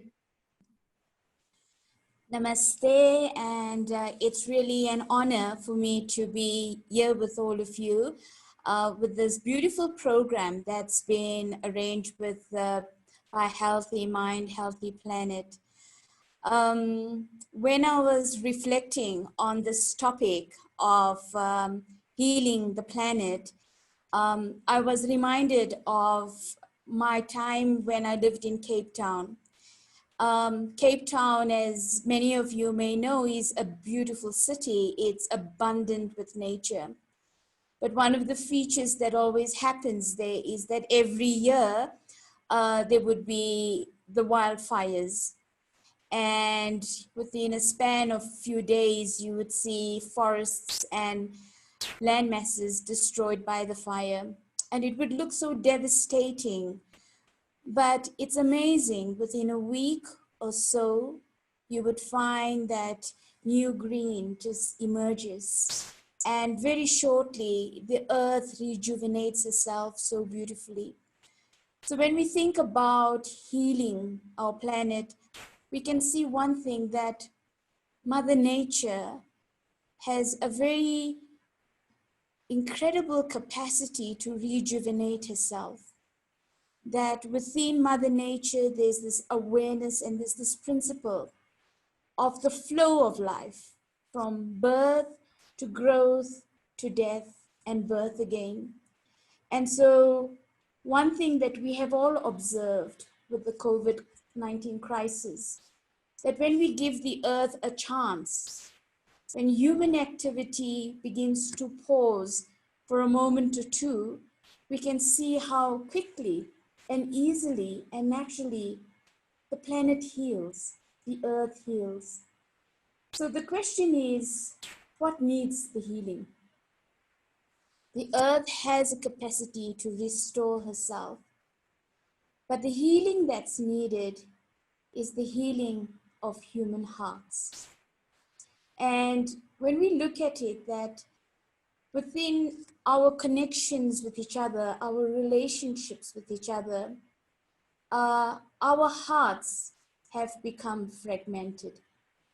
It has become fragmented through the default lines, basically, of race and religion and class and color, etc. And so one aspect that we need to really work on at a deeper level is the healing of our hearts. Letting go that this kind of separation that we had created between us, this separation has left a deep impact on our hearts. And so when we begin to heal our hearts, in a sense, and that begins with the subject of forgiveness. And I thought of bringing up this aspect because really, as we release ourselves from the pain of the past, we then allow for something new to give birth and to be recreated again. We allow for a new level of connectedness, which is so important and necessary.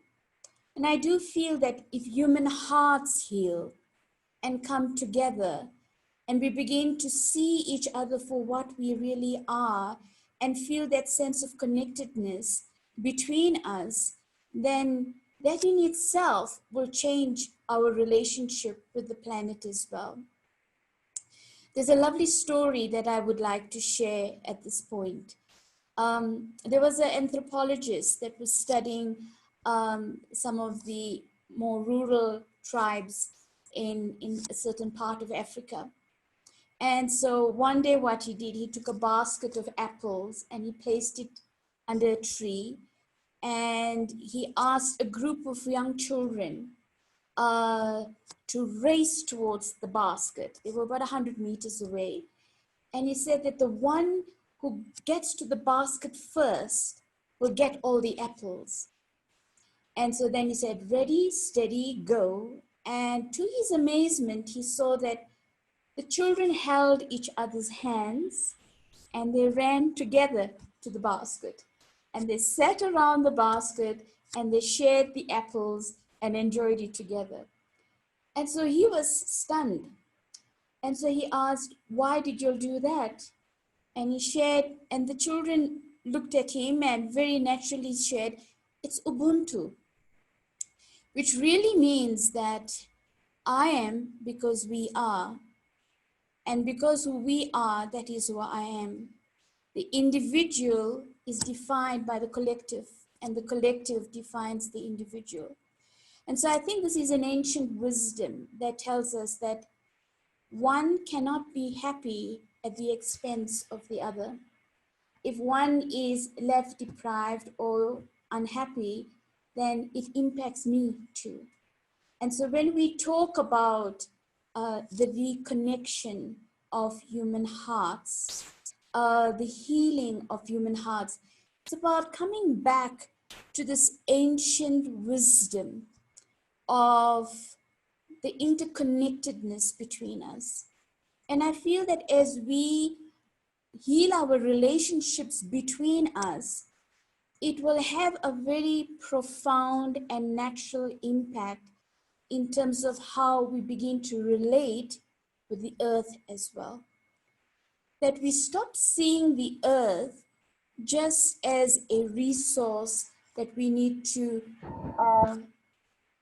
plunder from or use for our own benefit, but we see the earth as a resource, as a very integral part of who and what we are. And so just really reconnecting with this aspect that it's about shifting the way we see ourselves and our relation, both to each other and the earth. So where does this healing begin from? And how do we begin to let go of the past? We speak about forgiveness, and we know that when there's forgiveness, then it allows for newness. It allows for a new way of relating and reconnecting. But to get to that point of really forgiving and forgetting and coming back to a place of a deeper level of truth and beauty, it begins by us really beginning to look at ourselves and seeing that how we've defined ourselves that has been based on the external is the root of what's led to our division between us. That beneath the exterior of body and beneath the exterior of even culture and beneath the exterior of even religion, we are consciousness within. And that consciousness is light. And that the true nature of that consciousness is peace and love and purity. And as we return back to that original awareness of ourselves, that spiritual awareness of ourselves, we begin to awaken and ignite a deeper truth within ourselves. And in that truth, we begin to experience our own deeper security in who and what we are. And that feeling of internal security that I am a soul, I am consciousness, I cannot be destroyed. And I'm here as a guest on this planet.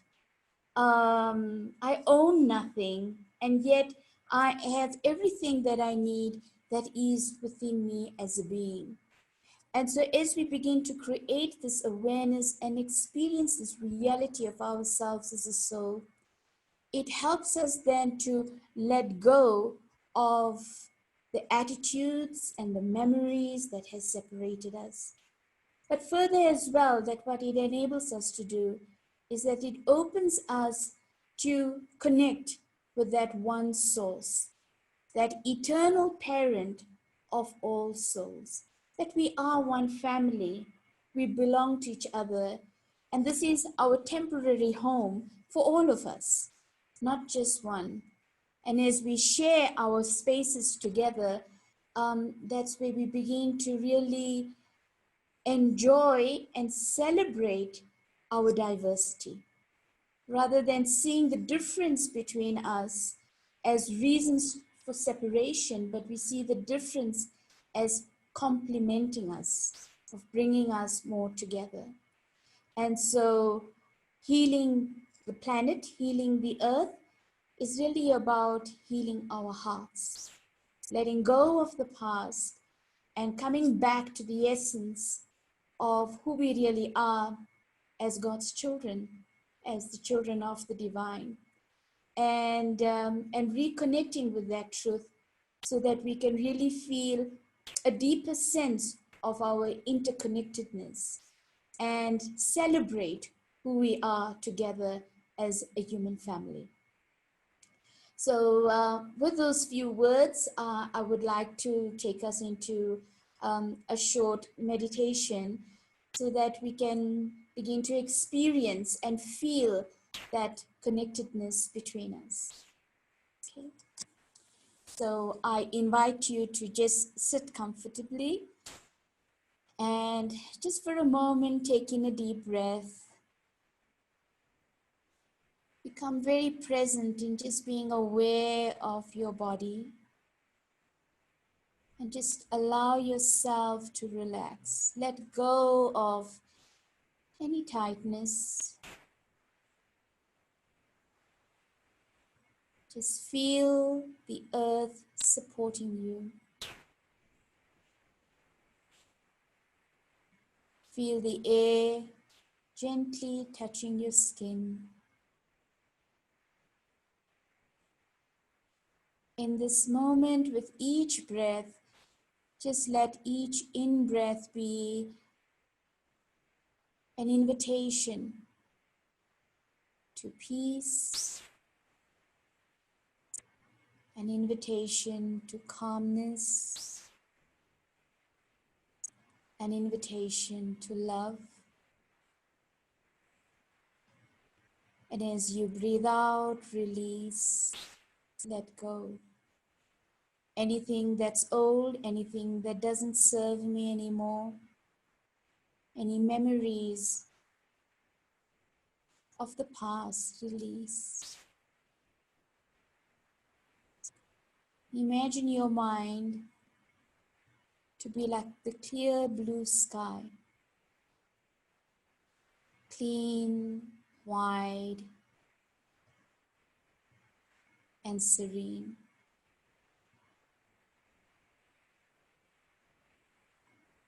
And in this quietness and in the silence,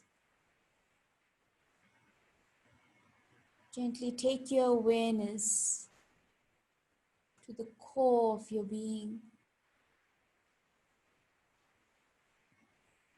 that beneath the skin, within this body, I am consciousness. And to hold this awareness that I am consciousness, see yourself as a point of soft divine light. I am light. I am eternal. I am pure consciousness.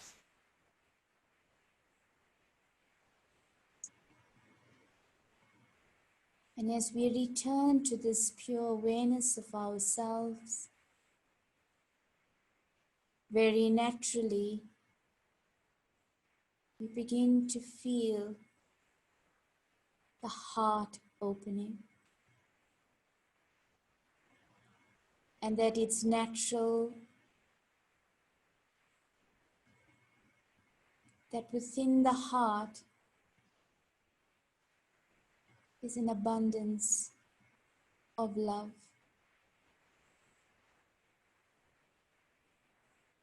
Who I am as a soul, I begin to sense that every other being is also a soul. My eternal brother, sister. We are all children of the one divine. And so in this awareness of soul, in this awareness of being consciousness, in this awareness of our true connectedness with each other, there's love, there's peace, there's the healing. And it's very natural to feel that we are held by the love and light of the divine. One God, one family.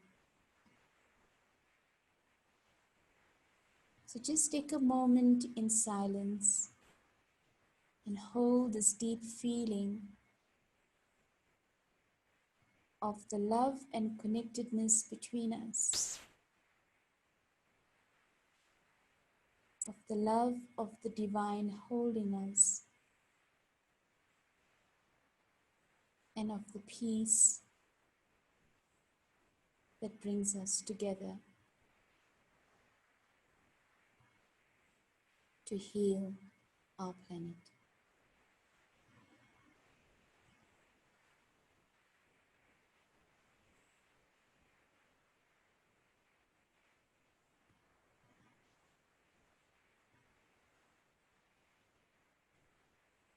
Thank you. So namaste, and it's been a pleasure to be with all of you, and my best wishes as this program and many of programs of this nature continues to bring our planet together. Thank you. Om Shanti. Sister Pratibha Daya, thank you very much for this lovely meditation that you took all of us through. I was just gone. It was amazing. Thank you so, so much. We remember your words and you say a healthy mind, healthy planet. What do we heal? Healing our earth, but heal our hearts, as you said. Amazing. And the little story with the children, Ubuntu, sharing those apples. I am, we are. Amazing. Ancient wisdom that is so prevalent, but we don't make use of that. So once again, thanking you for bringing that to our attention. It's an amazing summit in conjunction with Brahma Kumaris today. And it was really nice to be in South Africa with you. We still remain in South Africa, and we go on to our lovely next speaker. And her name is Lydia Machaka.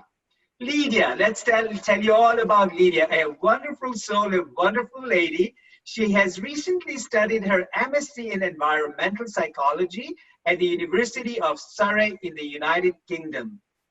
She also completed her MA in anthropology degree in the field of biocultural diversity and conservation with Rhodes University in 2012. She is the Climate Justice and Energy Policy at the CIDSE, an international family of Catholic social justice organizations. She's now based in Pretoria. She's always passionate about her understanding the human nature relationship and is keen to challenge herself and others to value the planet more and to remain positive. And she quotes, "We need to take conscious living very seriously into our everyday lives. Doing so will ensure that we do not neglect our other communities that we live in, and it motivates us to care, to love, and to act towards a healthy and a sustainable future. After all," Lydia, I love this. You say, "It's all in our hands." Lydia, welcome to you on the board on Healthy Mind, Healthy Planet, a global namaste from the whole globe to you. Lydia, namaste and welcome on board. Thank you, Dr. Latil, for the introduction. Namaste. And in my language, we say Dumelang. Indeed, it is a blessing to be a part of the Healing Our Earth Summit.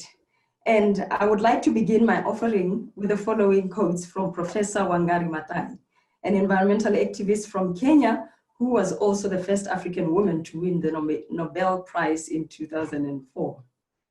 She says, "There comes a time where humanity is called to shift to a new level of consciousness, and that time is now." Again, she says, "Today we are faced with a challenge that calls for a shift in our thinking so that humanity stops threatening its life support system. We are called to assist the earth to heal her wounds and in the process heal our own. Indeed, to embrace the whole of creation in all its diversity, beauty, and wonder.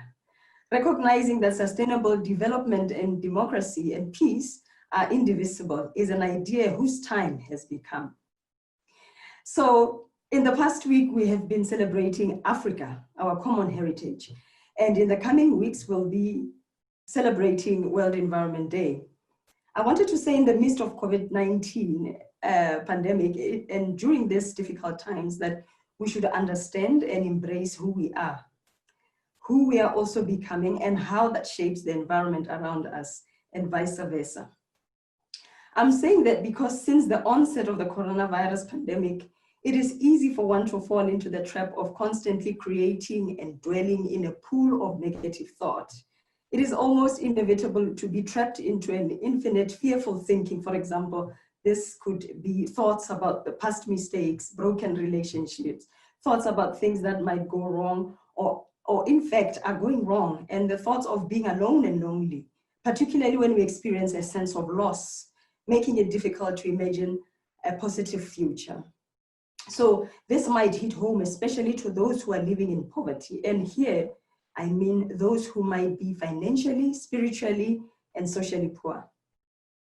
We quickly judge ourselves constantly, and that diminishes our health and well-being.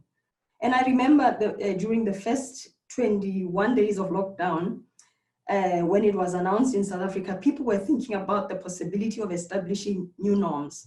And today we need to be careful not to inherit self-destructive norms into the future. In the days of social distancing, it is even more important for us to stay connected to our true identity. So before we embrace our identity, I think it is very important that we understand who we are first. I would like to draw your attention to, yes, again, the ancient history of Ubuntu, or the ancient philosophy, because it is a fundamental belief or principle that encompasses who we are as human beings. And we relate with other living beings in ways that I will discuss later on. So according to Professor Ramos, one of the remarkable African philosophers of our time, this Nguni word Ubuntu is made out of two aspects: the prefix ubu and the suffix ntu. So the first part, ubu, evokes an idea of living, of a living being, or a sense of being in the world without a definitive form or a definite form. And the second element, ntu, which it is translated into our existence. So in this context, I like what His Excellency Bishop Lekganyane has said. He proposes that Ubuntu is a form of humaneness that obliges one to be humane, respectable, and benevolent towards other living beings. Bear in mind, I'm not talking about humanity, but I'm talking about anything that lives. The obligation to be humane towards others is a fundamental ethical imperative that promotes life and not destruction or death. So therefore, our journey of life involves a journey of continuous reflection, discovery, and improving oneself to become an embodiment of Ubuntu. In African philosophy, this is what makes us human beings. He goes on further to emphasize, and I quote, "This obligation of humanness is not limited to you in space and time. Instead, is a sense of identity that is based on other living beings, including human beings, here, now, and beyond, as far as there is existence." So this is unlimited existence. This existence or being is formed in community with other living beings. This is best captured by a saying that is very popular in Ndebele or Zulu. It says, "Umtu, umuntu, kabantu." And in my language, moto, kimoto, kabatu. When translated to English, it literally means I am because we are. So this community comprises of all living beings that exist and those that will ever become. And this community is rooted in our interrelationship, or what he calls peaceful coexistence with the natural environment. So in other words, this is an integrated system of interdependence and balance. And sometimes many people know it as one web of life. So I would like to actually draw your attention to some excerpts and themes that I've drawn from a phenomenological study that I conducted in the period of 2012 and 2013 that demonstrate this interrelationship with self, others, and the natural environment. And this was taken from experiences of local people from the Amaxhosa in the rural and peri-urban areas in the Eastern Cape. So these experiences in nature elicit a positive sense of connectedness, peace, and spiritual satisfaction or nourishment, which develops with their interaction with the forest. And you might actually hear them refer to Ihlati, which means forest in isiXhosa, one of the local languages. The first theme was really talking about the experiences in nature, which involves appreciating and enjoying and the fascination and the silence, the stillness, and at times, not only the silence, but also the sounds in the atmosphere, and which provides unique perspectives and bring restorative effects that improve personal well-being. For example, there's a quote from one of the participants. He said, or she said, "It is peaceful there, as I like the cool atmosphere that is there. There is cool water that is clean and fresh because it comes from the rocks underneath the shade of Ihlati, that's the forest. I love to just view the botanical features, the growth, the structures, the complex patterns, the colors of the trees, and the different smells of the flowers from different plants. I listen to the songs of the birds. I also carefully observe and admire the flowing and the splashing of the water while I sit and watch the water flow down the streams.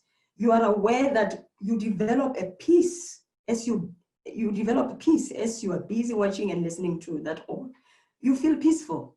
You feel the difference because you are in a distinctive place. That is nature.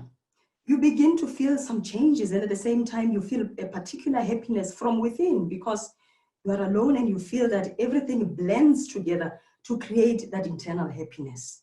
It is a pleasant feeling, and it is a unique. That's how it is. I would like to also draw another example. She said, when there is a problem, you think about ways of solving a problem. It becomes complicated and overwhelming when you're in the house. I mean, when you consider that you don't have anything, you don't have any coin in your pocket, and you're frustrated, then you go to Ihlati to get fresh air. What is important to me every time is to build myself to be umdu and a man among others. Just like now, I don't spoil my reputation and humanity by drinking myself to death. I'm not doing anything self-destructive. I'm just always sober like this. I look after my health cautiously. That's what I like about Ihlati, and that's important for me as a closer man.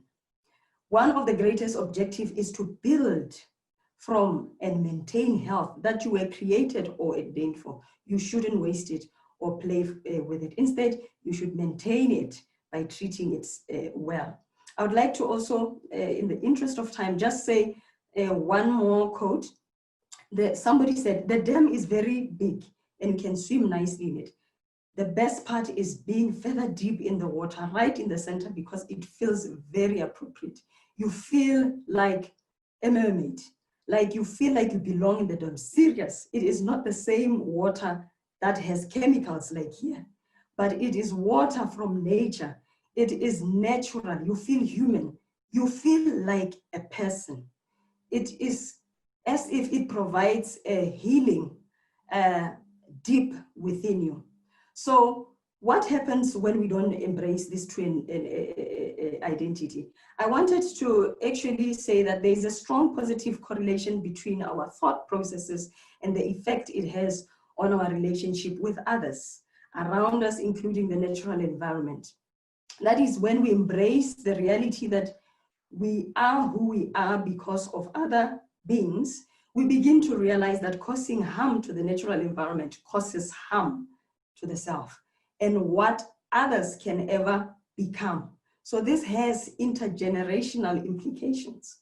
Neglecting our relation with the natural environment implies that we're neglecting an important aspect of our being. Equally important, when we take care of ourselves, we are empowered to take care of the natural environment. So I just wanted to declare that I am who I am today because of those who exist and have ever existed before me, that have desired and prayed for my existence. And this is what reinforces my humility to others and ultimately to God, who created all of us from the earth in our diversity. A much deeper appreciation of our interconnectedness with the planet is therefore indispensable. I conclude by saying namaste, and in my language, we say tobela. Thank you for listening. Tobera, Lydia, that was so brilliant. What a humble speech that you had, and what an important message that you gave out, quoting a doctor from Kenya.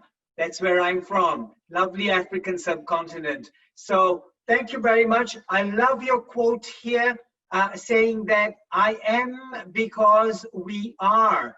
What a great community spirit that we have in this message. So Lydia, thank you very much for your amazing talk that we had. Do you know what? We actually, namaste, yes, namaste to you too. We love South Africa. So you know what? We're still not moving away from South Africa. We're still going to be there. Our next amazing duo speaker are the Desert Rose. Oh my God, that's Lynn and Yusuf. Okay, let's hear a little bit about Lynn and a little bit about Yusuf and what these guys have done. These guys are globally renowned. Desert Rose is based in South Africa. It was founded in the year 2000 and has been widely regarded as pioneers in the universal sacred world music. Wow. The multicultural duo, Lynn and Yusuf, have to date produced 19 albums and toured internationally to more than 20 countries since 2013, performing at all major events for peace, nonviolence, interfaith, and climate change conferences. Their multi-faith and multilingual composition includes, and this, Lynn and Yusuf, blew me off. Oh my God, how many languages? It's Sanskrit, Arabic, Armenic, Hebrew, Hindi, Gurmukhi, French, Spanish, Latin, Xhosa, and Jew. This is an ancient Bushman language. I've lost count of how many languages you know. You're more than triple linguists, if I may use that word. Amazing. So in 2013, they became part of the United Nations Interfaith Initiative for COP19 in Warsaw in Poland and teamed up with the Brahma Kumaris in the COP team to perform in Peru in 2014, in France in 2015, and in Morocco in 2016. Their music has been described as epic and uplifting and allowing the listeners to access their inner world and facilitating the transformation and raising their consciousness. That's the beauty about this globally renowned Desert Rose. So it gives me great privilege to introduce our lovely people, Lynn and Yusuf with Desert Rose. A big global namaste to both of you, Lynn and Yusuf. May I be able to see you on the screen, please? And I just wanted to ask you a very quick question. Did you want to give out a message before we play your video? What would you have to share with the audience, the global audience that we have today? Thank you, Dr. Lalit, for that very generous introduction. And namaste, Namaste. To the world and everyone out there who are participating in this beautiful event. It's a privilege for us to be invited by the Healing Our Earth team and for this online global summit of Healing Minds and Healing Planet. We want to share how sacred music can really play a significant role in uplifting the thoughts and the emotions and therefore influencing a very healthy mind, especially in these times. And thank you, Lydia, for your inspiring talk that reflected how innately we connected to our environment.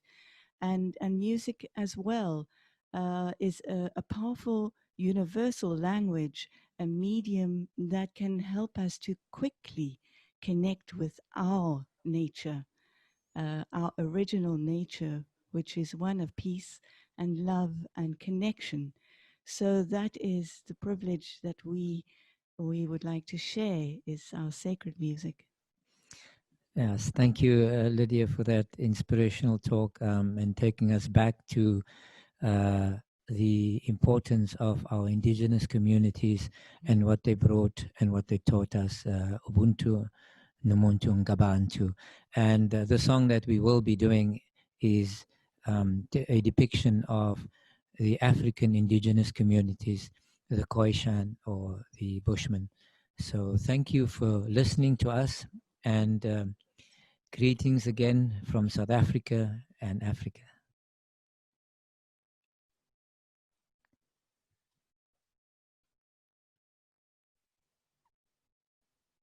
I think we are going to be playing a lovely, amazing video from Desert Rose very shortly.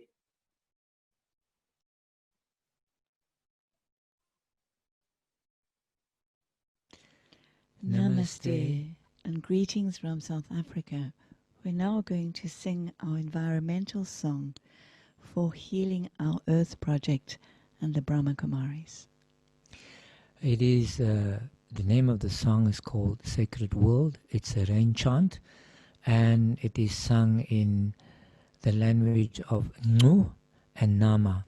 We were very fortunate to have been introduced to this Ngu language, which only 5 members of one family in this world can still speak, and it was introduced to us by Dr.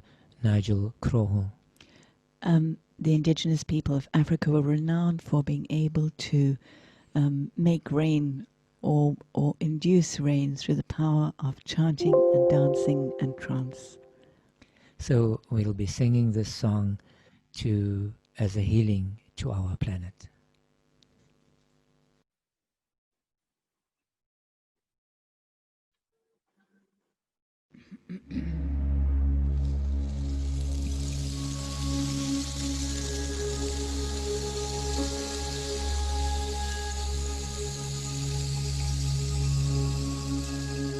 Sidanse,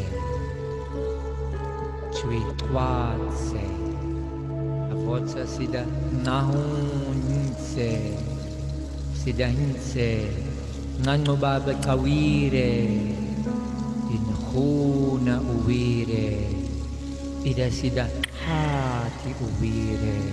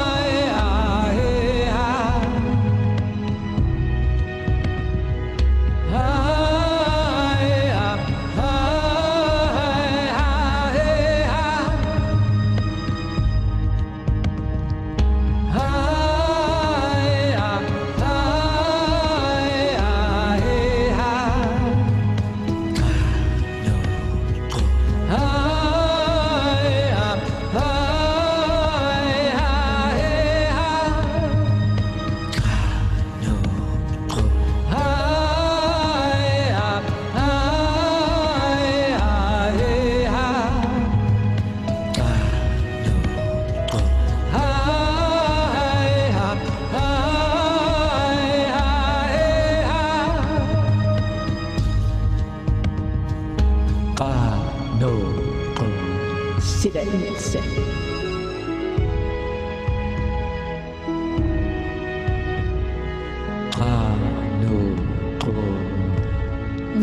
No Abatui.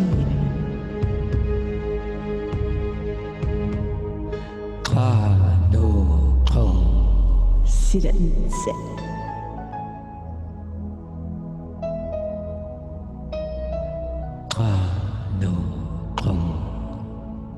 No Abatui.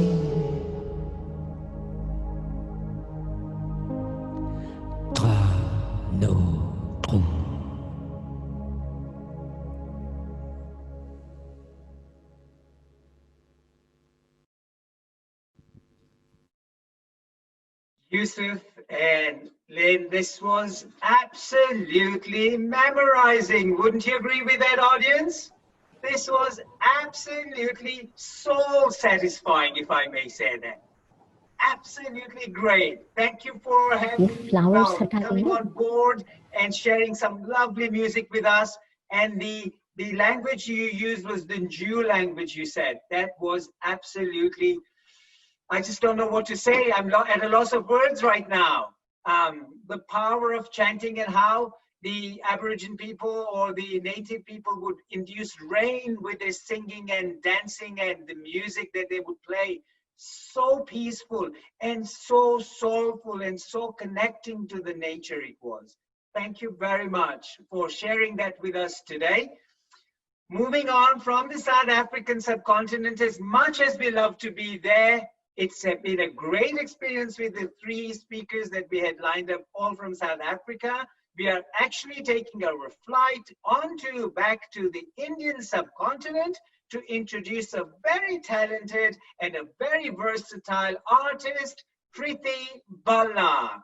Preeti, a global namaste and a warm welcome to you on Healthy Mind, Healthy Planet that has been put up by Healing Our Earth. So before we get you on board, let's introduce Preeti to you. Preeti is a trained Hindustani classical musician, she is. Her debut pop album was nominated by the MTV Image Award for New Talent.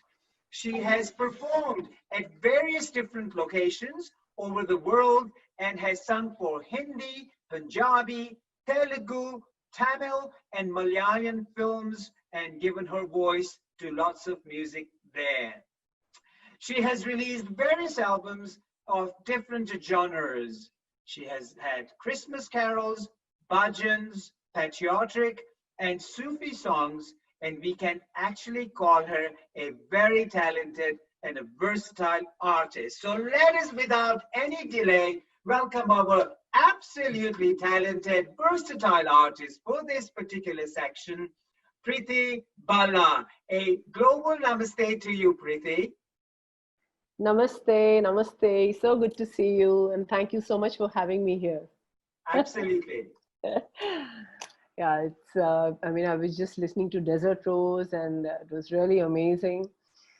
And yeah, we are here having difficult times, but yes, I'm very sure all this shall pass off very, very soon.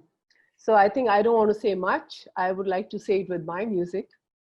And I would like to start off with this song.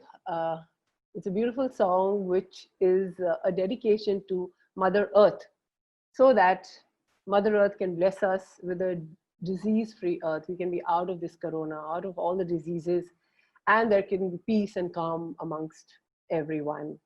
So this song is called Teri Mitti, which I would like to sing and dedicate to Mother Earth for all of you.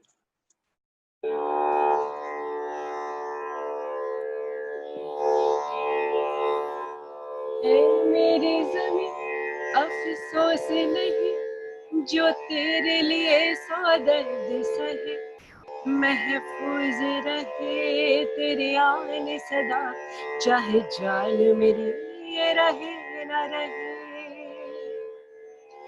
ऐ मेरी ज़मीन महबूब मेरी नस नस में तेरा इश्क बहे फीका न पड़े कभी रंग तेरा जिस्मों से निकल के खून कहे तेरी मिट्टी में मिल जावा गुल बन के मैं खिल जावा, इतनी सी है दिल की आरज़ू।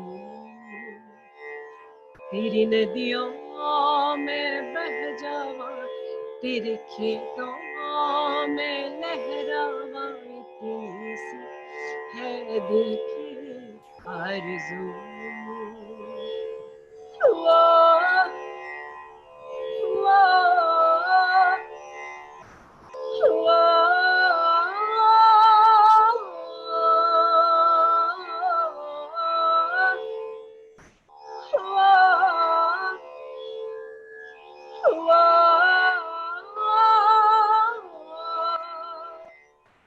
सरसों से भरे खलिहान मेरे, जहाँ झूम के भंगड़ा पा न सका, आबाद रहे वो गाँव मेरा, जहाँ लौट के वापस जा ना सका।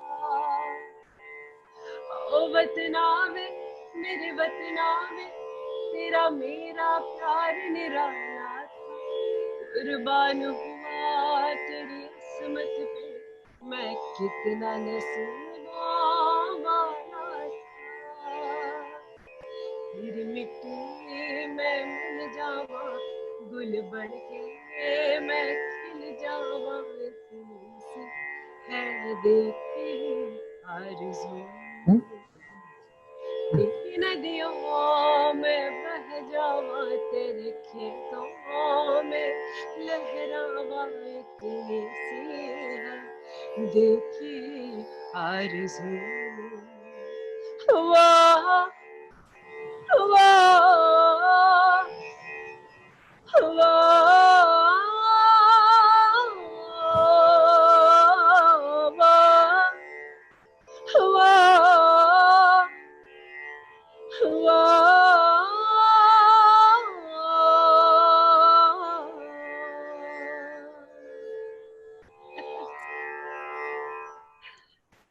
So that was a dedication to our Mother Earth, Teri Mitti. Okay, I think from this song, I would like to change your mood a bit, since we are in a global summit right now here, and we have the entire world with us, and I can see Lydia smiling.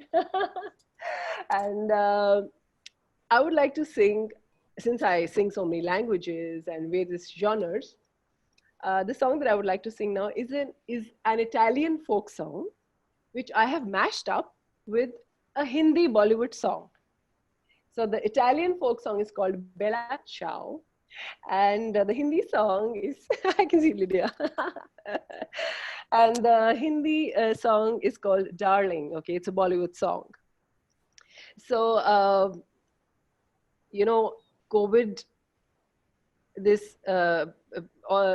also gave us a lot of time, because we could get time to watch a lot of television.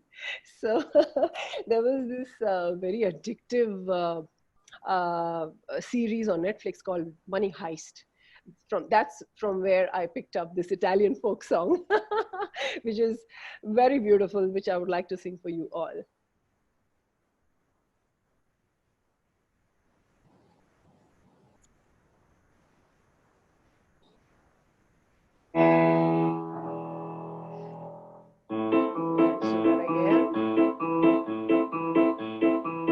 Let's do that again.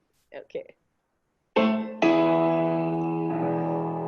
Una mattina mi sono alzato, oh bella ciao, bella ciao, bella ciao, ciao, ciao. Una mattina mi sono alzato e ho trovato l'invaso. Oh partigiano, portami via. Oh bella ciao, bella ciao, bella ciao, ciao, ciao. Oh partigiano, portami via, che mi sento di morire. I love the Bollywood song. Darling, आँख से आँखें चार करने दो, darling, आँख से आँखें आखिर चार करने दो रुको ना मुझको प्यार करने दो डार्लिंग आखिर चार करने दो बेकाबू बाहर पीछे जाने यार बुलबुलों को अभी इंतजार करने दो डार्लिंग आखिर चार करने दो. Back to the Italian song.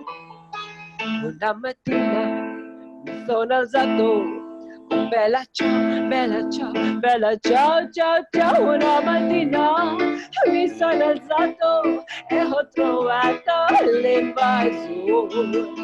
Perché bahan जाने यारा बुलबुलो अभी इंतजार करने दो डार्लिंग आखिर चार करने दो रुको ना मुझको प्यार करने दो darling.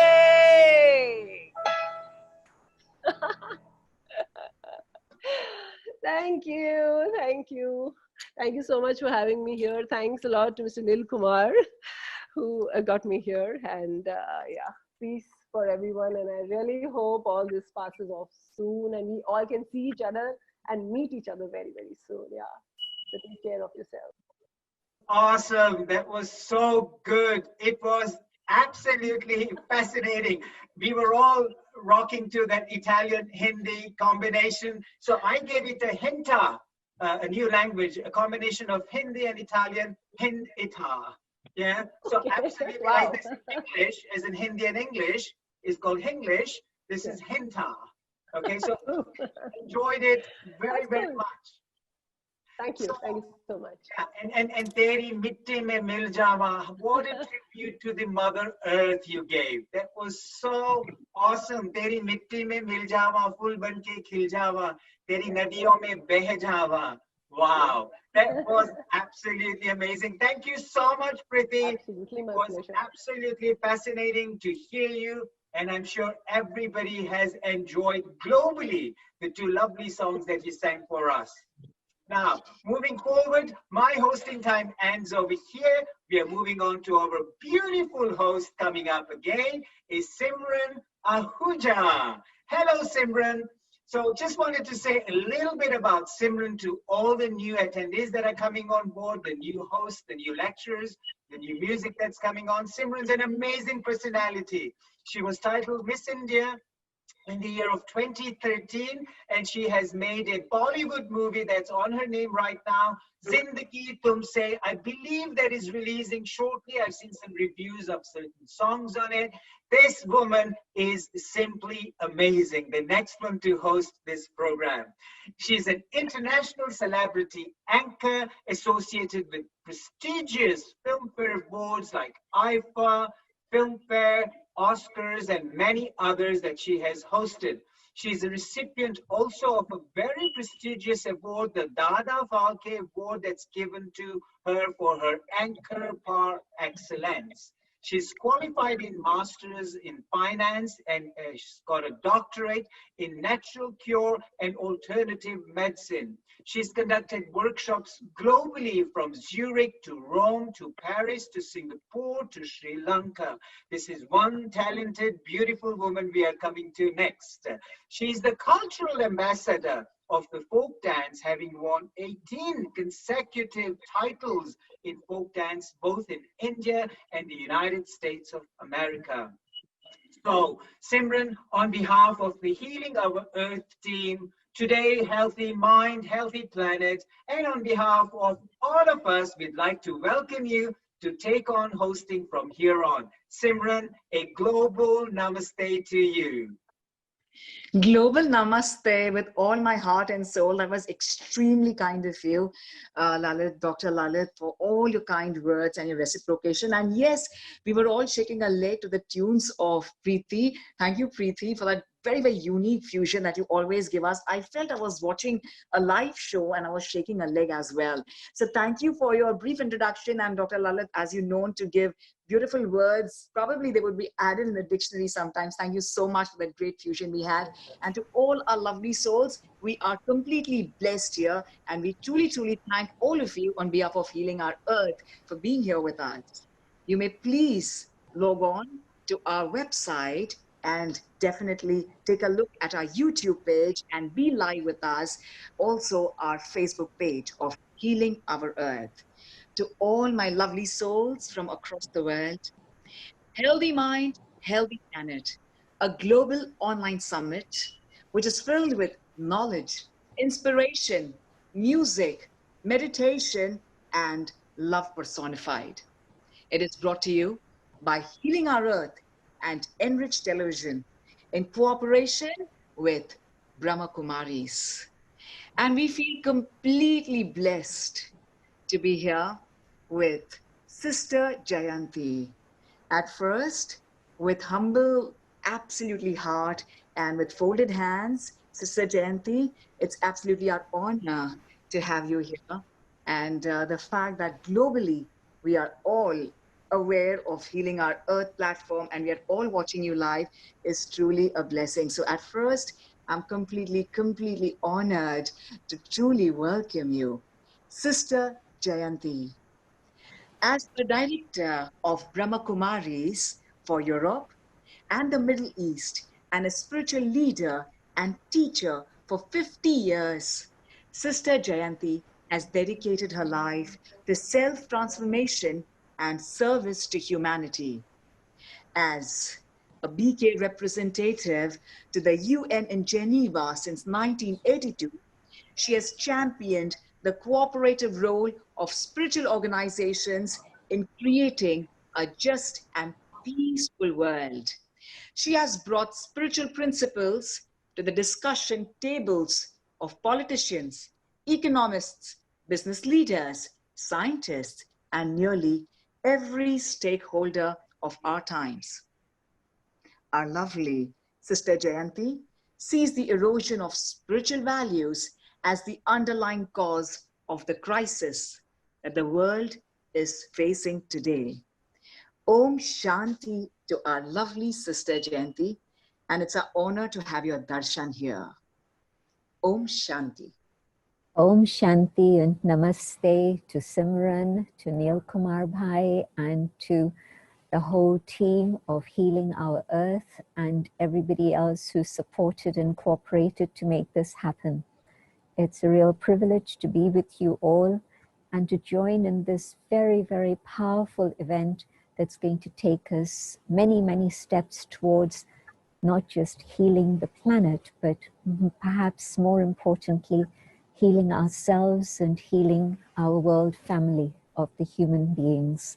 So where do I begin? So many different ideas and thoughts to share, but I'd like to take up the subject of a healthy mind, because I understand that it's the health of our own inner being and our own state of mind that's going to restore health to the planet. It's going to be possible to do something in a very powerful, elevated, beautiful way to be able to heal our world family, the human family, but also this planet of ours, if I have a healthy mind. What does it mean to have a healthy mind? I'll share a few thoughts, and later we can have a little experiment and meditation to feel what it's really like to have a healthy state of awareness, a healthy mind. I would say that a healthy mind is a mind that's filled with love. A healthy mind is a mind that's filled with truth. A healthy mind is a mind that's filled with compassion. A healthy mind is a mind that's filled with happiness. All these things difficult for us? Why should they be so difficult? In fact, these are the natural state of being of our own soul. And so, because we've forgotten ourselves, we've forgotten our relationship with each other, we've forgotten our relationship with the one above, we've forgotten our relationship with nature, the earth that has sustained us so abundantly, so generously for millennia since the beginning of time, and still continues to do so. Even today, whatever it is we've done to violate and harm and aggress the earth and nature, yet still nature is supporting us. Where do we get our source of food all our life? Our water, we get it from nature. And so I think to honor nature, to respect nature, is part of healthy mind also. And so why is it that we should find it so difficult to come back to our own inner state of health? When a child is born, then the child is in touch with itself, is in touch with nature, and in touch with the parents, and things are very beautiful. And then, of course, there's a gradual disconnect. And the first disconnect is with the self. I forget that I am responsible for my own state of mind and the health of my own inner world. I think it depends on everybody else.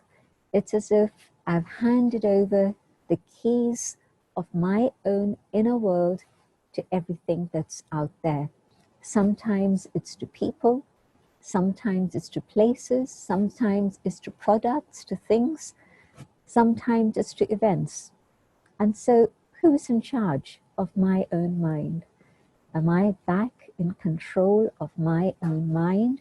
Or am I still thinking that it's something, someone else out there that controls? Well, today, a message I'd like to share with you is that I am in charge of my own inner world.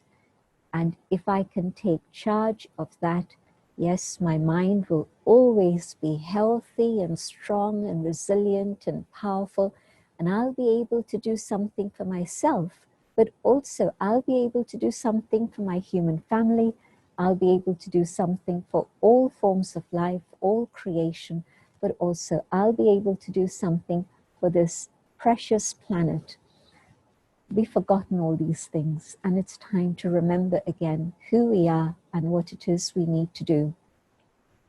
There's a very special woman I want to honor, and that is Dadi Janki, a woman who has given her life and all her love to the whole of humanity and the universe.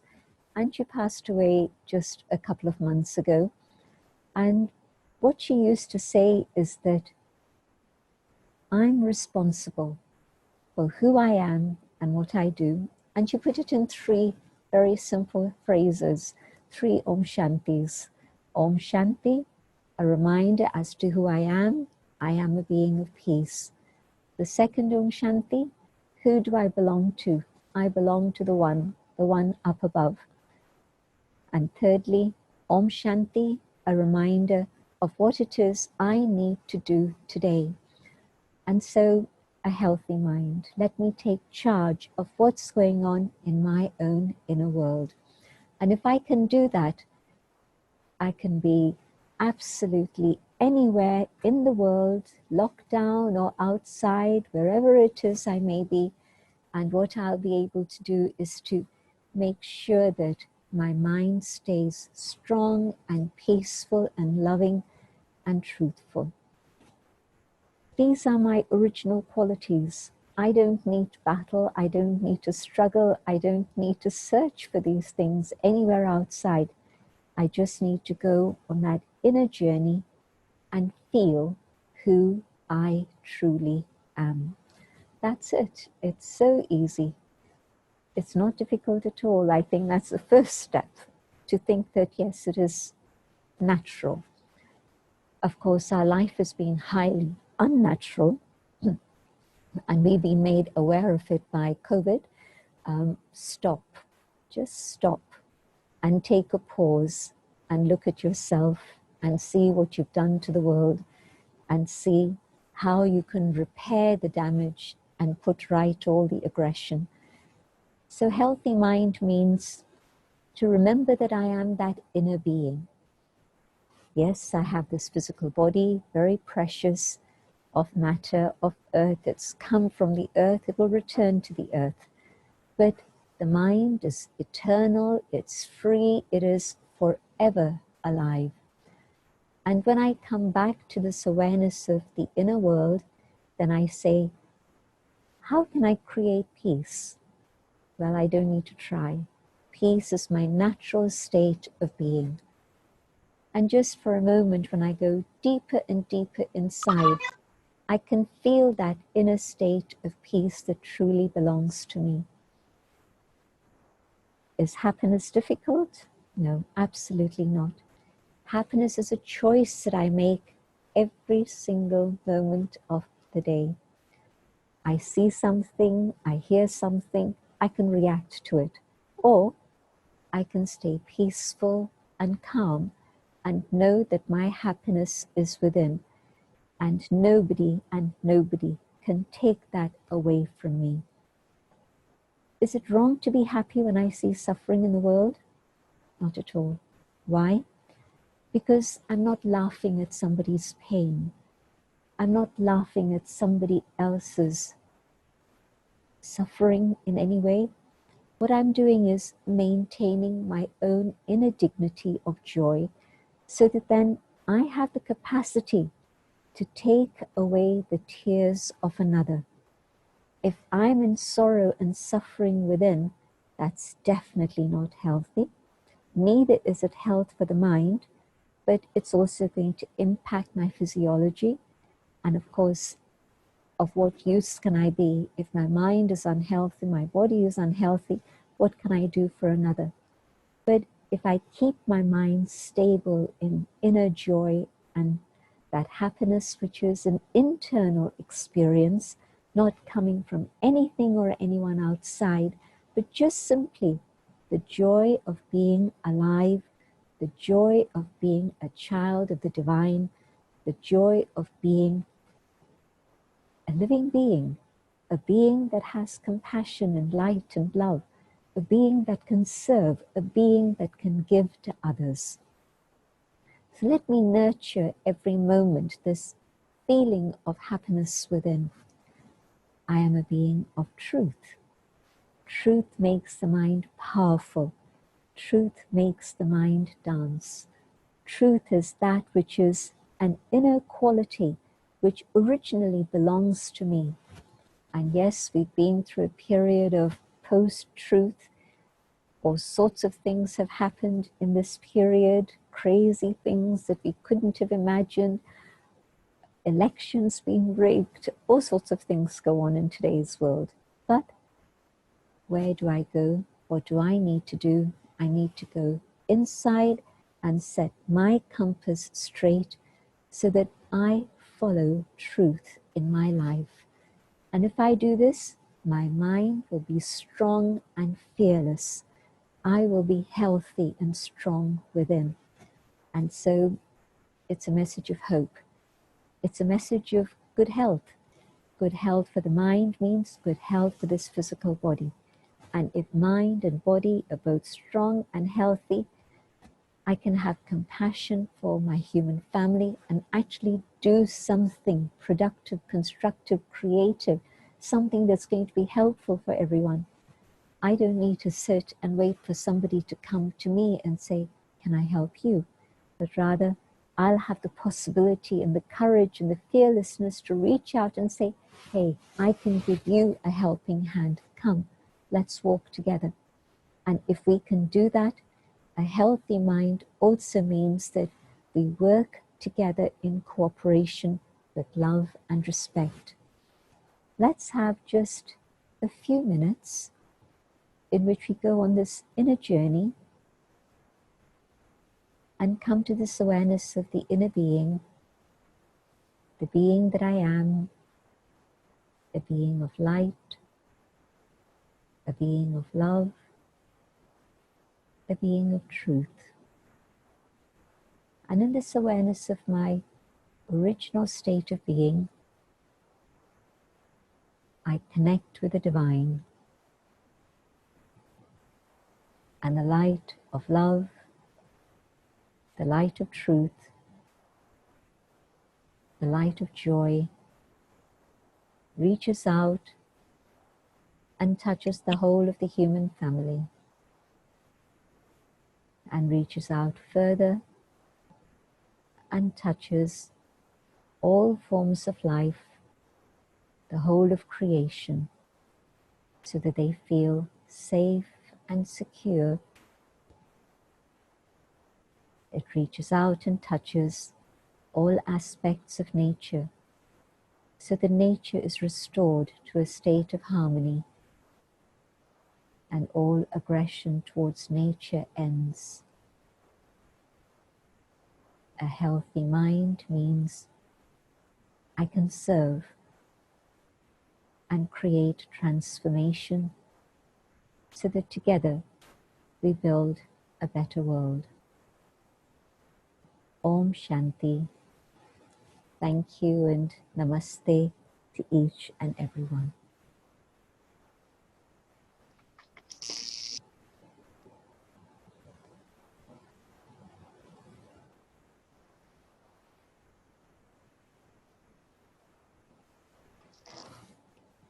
Om Shanti.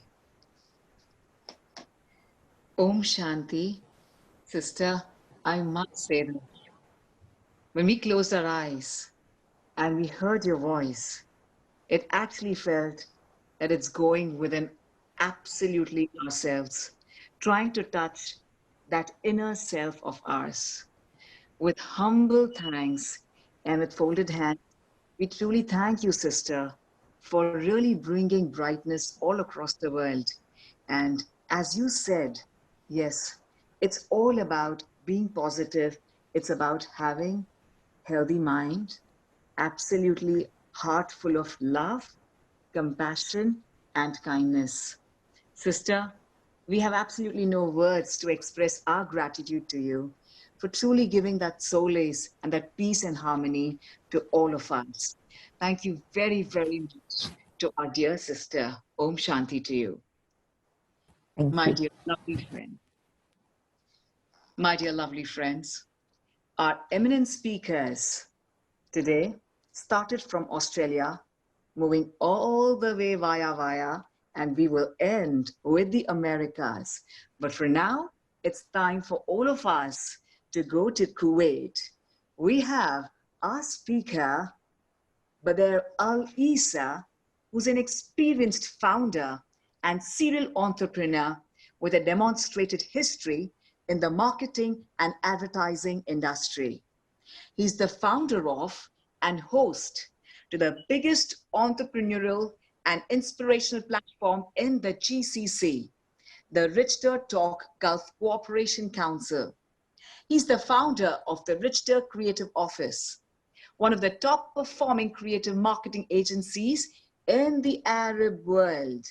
Badr has dealt with over 200 clients in the Gulf region, increasing their sales up to 400%.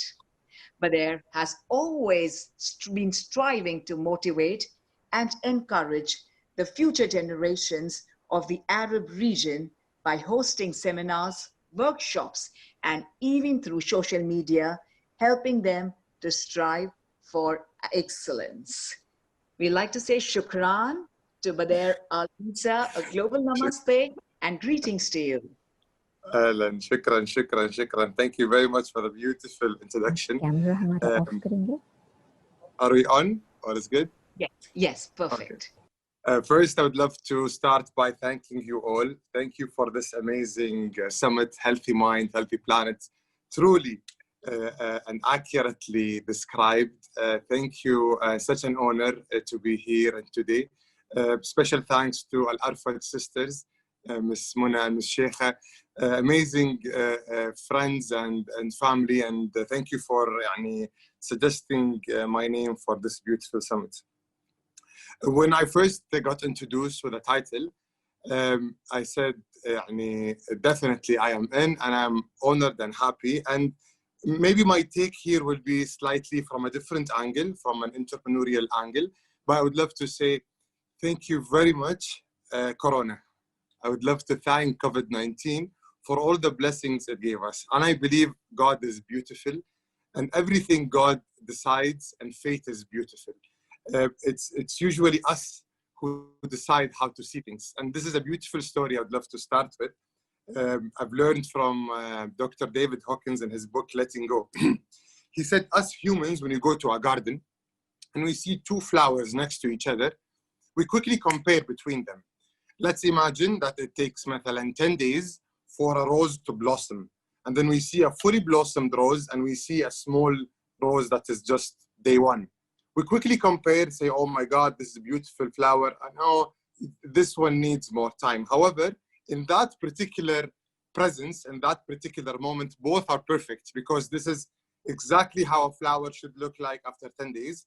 And this is exactly how a flower should look like in day one. So it's not that it's not perfect and this is more perfect. It's just our perception and how we look at things might seem sometimes judgmental. But a God that created this beautiful universe, that created the sun, the moon, on all of those beautiful blessings, will not create a disease with an intention to harm.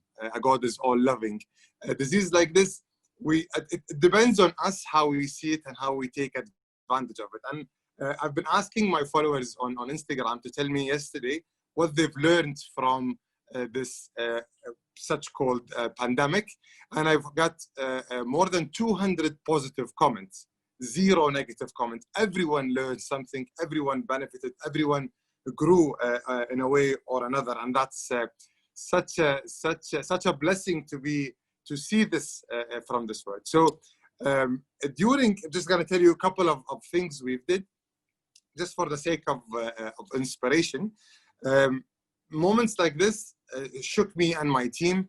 Our marketing and our more than 200 clients stopped operating, so we couldn't charge. And I have all those salaries that I have to pay. So we decided as a team, since we are a creative agency, what are the creative things we can do during this time? People are sitting at home. We can create something that will basically get us the revenue so we can pay full salaries and not have to fire anyone. And they came up with an amazing idea. We decided to do a play. So we coordinated with one of the biggest directors here in Kuwait, and we did a play on Eid. You know, we had Ramadan last week, and then ending of Ramadan, the celebration, we call it Eid. And during Eid, we usually do plays. So we did the first virtual play using this amazing platform, Zoom, and we've generated all the revenue we wanted, and we've helped people become happy. Why am I telling you this? Because even during pandemic, even during Corona, it's a perspective and it's your perception and how you see things that all matters. Another maybe a story or something I really believe in that's really helping me through my my journey is the flow, is the idea of going with the flow. So if I believe that you know, rafting, river rafting, you believe that you are on a raft and the fate is just this beautiful white river that's running very fast. It's not wise to try to swim against the current. All the wisdom is that you go with the current and maybe use your brain to maneuver between the rocks. And that's going with the flow. So in times like this, instead of resisting and not accepting and maybe feeling negative about this pandemic, بالعكس, absolutely love it. See that it's all beautiful and it's from God, and everything from God is beautiful, with total acceptance, with total love, and you'll see the flow. Your intuition will guide you, and you will be able to flow like a raft, maneuvering between the rocks, seeing all the beautiful things. So this is basically my take on what happened and how I believe that such diseases or ideas, it depends on how you use it. You have one brain, so you either keep it busy with worrying or keep it busy with creating and being creative and positive thoughts. So if it's filled with negativity, no way you'll be able to adapt. And who knows how long this pandemic will stay, and we cannot stay in home forever. We have to adjust, adapt, cooperate with one another, and try to survive this. So basically, this is what I have in mind. I really loved Sister Janti take also. Thank you, Sister Janti, for the beautiful vibe and energy you gave us from your talk, for the beautiful inside out. And maybe one last thing I would like to sum up with is the following. From such amazing book called The Surrender Experiment for Michael Singer, and from, of course, Eckhart Tolle and David Hawkins, I've learned that it's not the thoughts that actually creates all this energy. there is an emotional, a suppressed negative energy in the body, and the thoughts is only a reflection of that energy. So while meditating, try to, or at least that's what I do, try to feel the body, feel the pain body, as Eckhart Tolle name it, feel the suppressed energy in the body and stay with it. And by that, you release that negative energy, and then all this negative thoughts get released as well. So I've never tried to maneuver or try to adjust my thoughts. And I believe it's all within the suppressed energy of the body. So if you let go of the negative energy, automatically your thoughts will become cleaner, will become healthier, and you will have a healthier mind.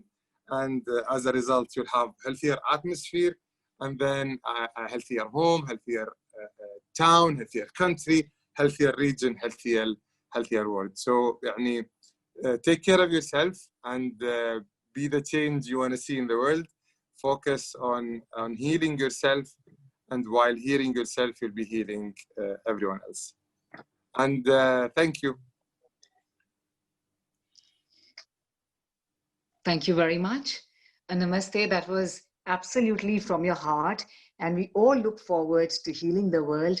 The fact that Healing Our Earth has taken this platform, and today it's been extremely special with the cooperation of the Brahma Kumaris. We are truly, truly thankful for this lovely platform, Healing Our Earth, to truly make this a brighter place. Thank you very much, my dear. Thank you. Thank you for having me.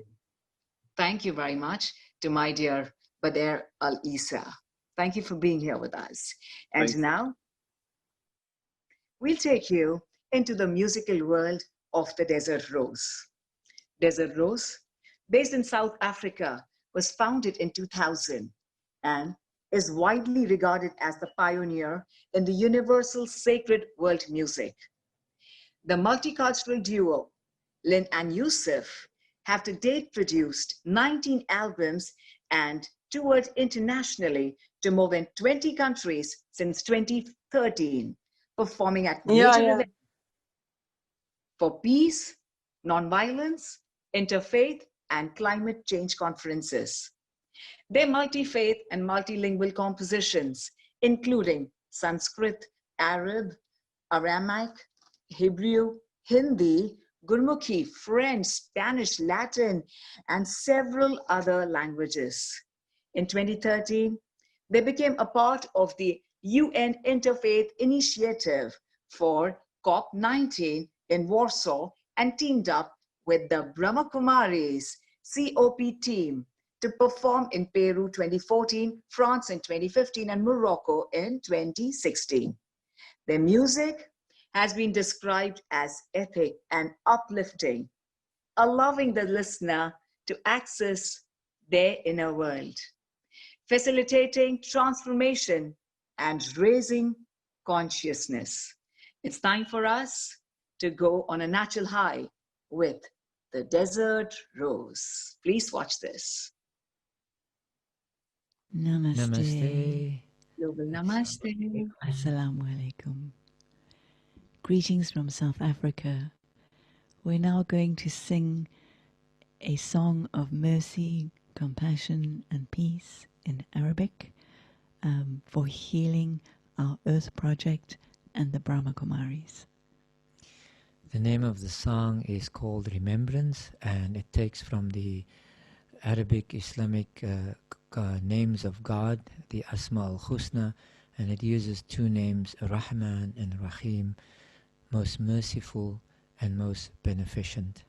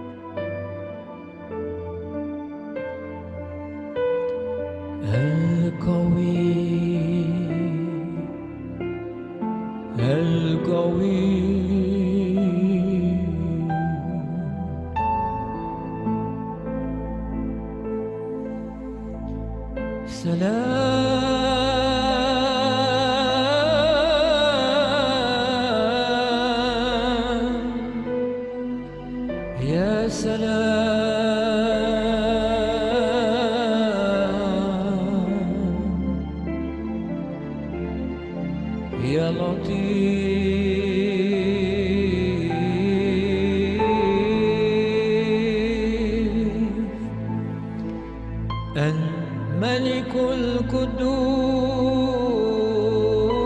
القدوس الملك القدوس يا سلام يا سلام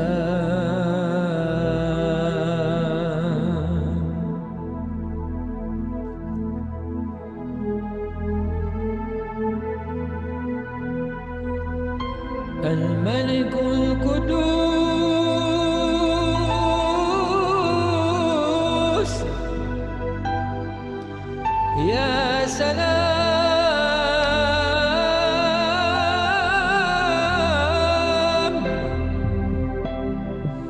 الملك القدوس السلام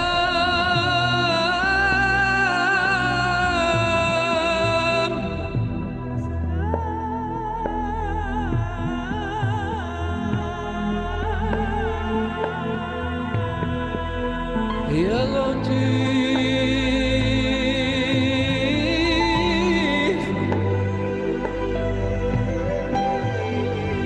يا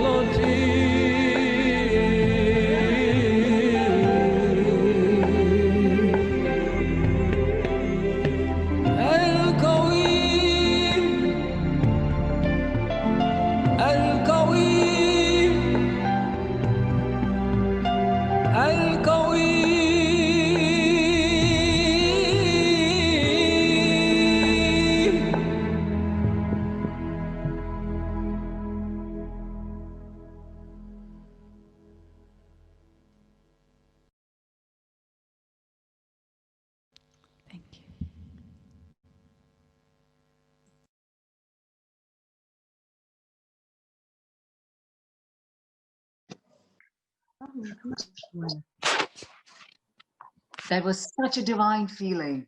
The music given us that lovely divine feeling within us. Thank you very much, Desert Rose. And now, may we kindly invite Dr. Nikolaos Kostopoulos, who's a qualified at Athens Medical University, Greece, and in the intensive care unit of the Hospital of Chest Diseases in Athens and the respiratory unit of the Manchester Royal Infirmary in England. Dr. Kostopoulos was introduced by Ayurveda by his Vaidya, and he is really renowned in the world of Ayurveda by Vaidya Aswin Barot, and in collaboration with him, he practiced privately in Harley Street in London for 10 years, combining Ayurveda and the modern medicine. He established the Holistic Health Center in Athens in 1999. In addition to running his medical practice, Dr. Kostopoulos is also involved in ongoing research within the field of psychosomatic disease and stress management through Ayurveda. He's a member of the Faculty of Homeopathy in England and of the Hellenic Homeopathic Association in Greece. Regularly participating in international conferences, he's given lectures in the UK, Ireland, Germany, France, Switzerland, Japan, Canada, and India, promoting a modern scientific approach to Ayurveda. May we please, with a global namaste and all our love, invite Dr. Nikolaos Kostopoulos.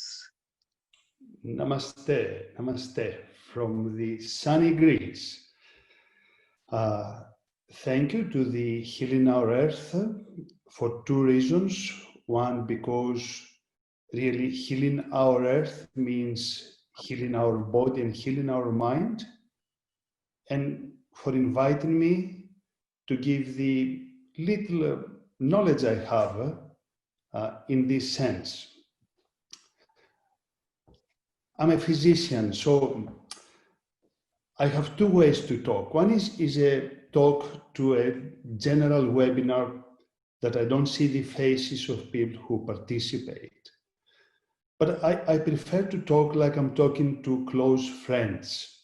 I know I don't see your faces, but listen, we are all humans traveling on the earth, and we all want happiness, and we all want to be healthy, and we all want to know the truth. So, my dear friends, although with unknown faces, I know your face will look something like mine, with eyes and ears and nose. So let's say we are close friends, and I can talk to you more personally.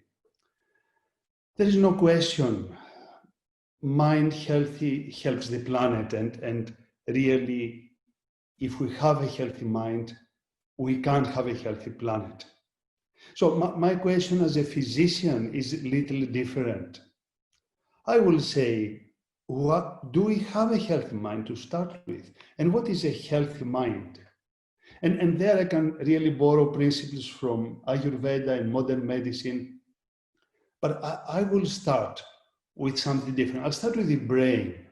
You know, to have a healthy mind, you have to have a healthy brain.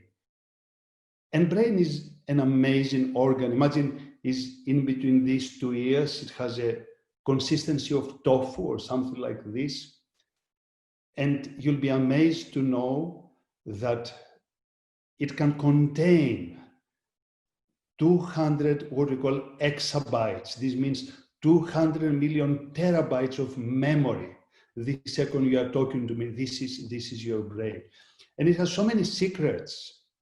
I can only tell you that really your brain sees before your eyes see. I can tell you that the brain sees 1/5 of a second before your eyes see. So it's an amazing organ, an amazing organ. So it's simple to say, let's have a healthy mind and let's meditate and be quiet. But what is a healthy mind? How do we define it?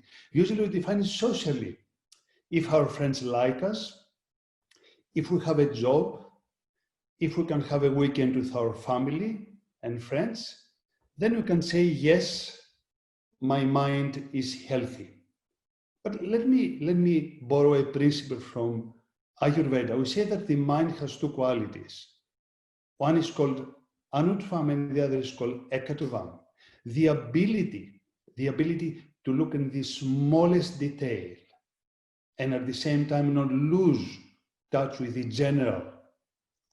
And although this looks very, very theoretical, let me put it like this. When you go to a supermarket, do you really believe you are buying a banana? You can say, yes, it's very obvious. I'll say, no, you can never buy a banana. You can never pay the banana tree for its creativity, that it takes sunshine and takes soil and takes water, and then it creates a banana. You can only pay the rent of the supermarket. You can only pay the clerks of the supermarket, the lorries that transported the banana to you. But banana is priceless. You can never buy a banana. And this is what I call a healthy mind. It is a mind that goes to the supermarket, buys products, and at the same time knows that you cannot buy these products. They don't really belong to you. You cannot pay for these products.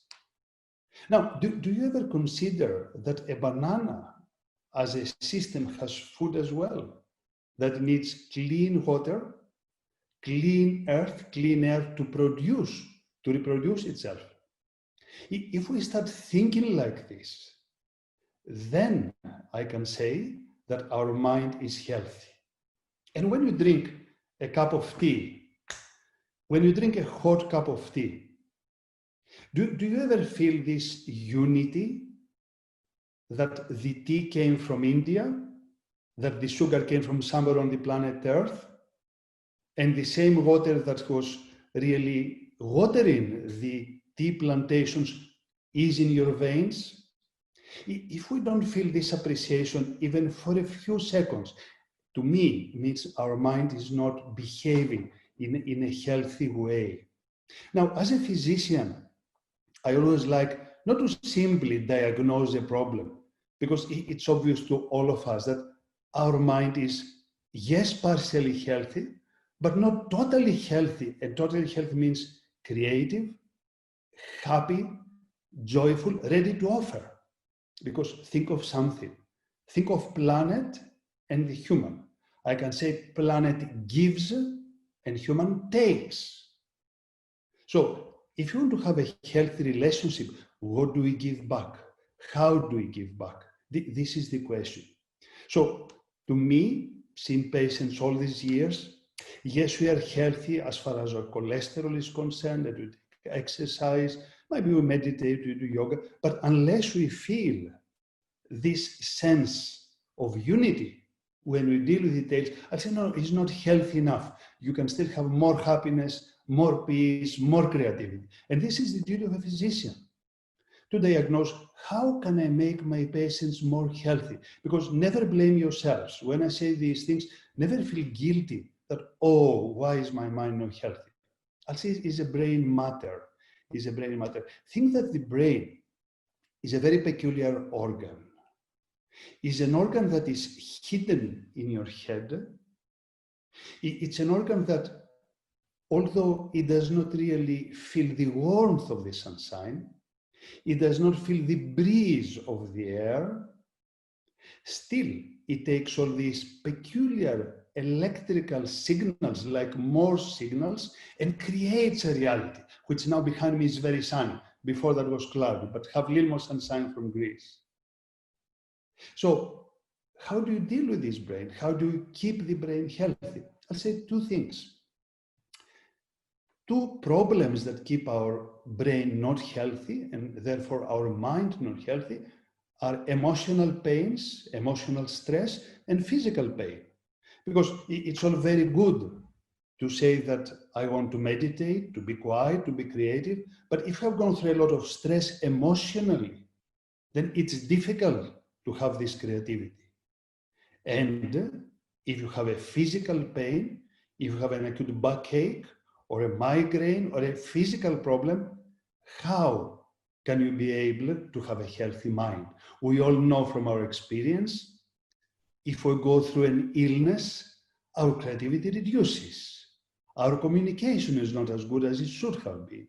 So my duty as a physician is how to restore health in your body, in your brain, and by all means, if you have a healthy brain, then you cannot do anything else but behave in a way that the planet will be healthier.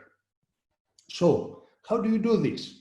You know, we have modern medicine, and we say if you have a pain, you can take painkillers, and if it is too strong, you can take stronger painkillers and all these things. And if you leave modern medicine, no, we have Ayurveda. So we can give herbs, we can give ashwagandha and gudutsi, and we can give tulsi and so many other herbs. But let me ask you something. when Ayurveda developed a few thousand years ago, you know, there were no airplanes. You know that Earth was offering its herbs to its residents. So really, there was enough ashwagandha for people in India if they needed it, but there is not enough ashwagandha for the whole planet. So remember, it's our responsibility to remain healthy. It's not a question of I do whatever I want in my daily life, and then, well, let me go to an Ayurvedic physician to take a good herb, and then I restore my health. This is a type of greediness against the earth. How much ashwagandha can earth produce? How much guduchi can earth produce? And is it fair on me if I simply sit down in my sofa and watch TV and I don't move and I have a low backache to consume all the guduchi and all the ginger and all the amla of India because my lifestyle is wrong? So my duty as a physician is not simply to give herbs, is to guide my patients to have proper nutrition for themselves, to have proper lifestyle, yoga, meditation, pranayama, appropriate to them. So then their health can be better, but in a more dynamic way, not simply consuming herbs in the same way they were consuming tablets. Although it sounds more holistic to consume herbs and has less side effects, still is meat taken from the earth, is not given in this way. And what I do, just to give you a little sense, with Vaidyas and Bharat, we thought, okay, emotional pain is stress. How can I help my patients to have less stress? And we spread sattva. You know, sattva is the concept of Ayurveda and yoga and Hinduism, that we see things as they are.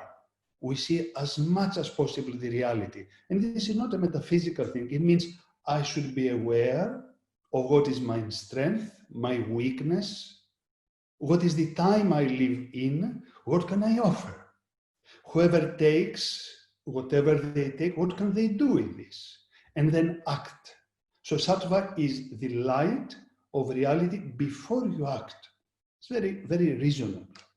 So yoga, meditation, pranayama is what I advise my patients to use in an appropriate way, I'll say again, because we use these words nowadays sometimes in a fashionable way. Not all the asanas of yoga, not all the types of pranayama are appropriate for everybody.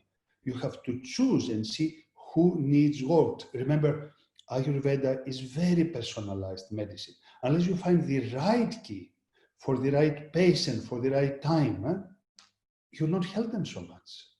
So one aspect is increase their sattva. And if you increase their sattva, their contact with reality, then by all means, they will have minimum emotional stress and they will make right choice. Well, but then you come to 2020, I lived in London for many years, and you have your emails, and you have your SMS and MMS and everything around, and your brain becomes hyper excited by all these things. And as it is hyper excited, you have problems like migraine, for example. That is like a disease that becomes like an epidemic. What do you do with these people?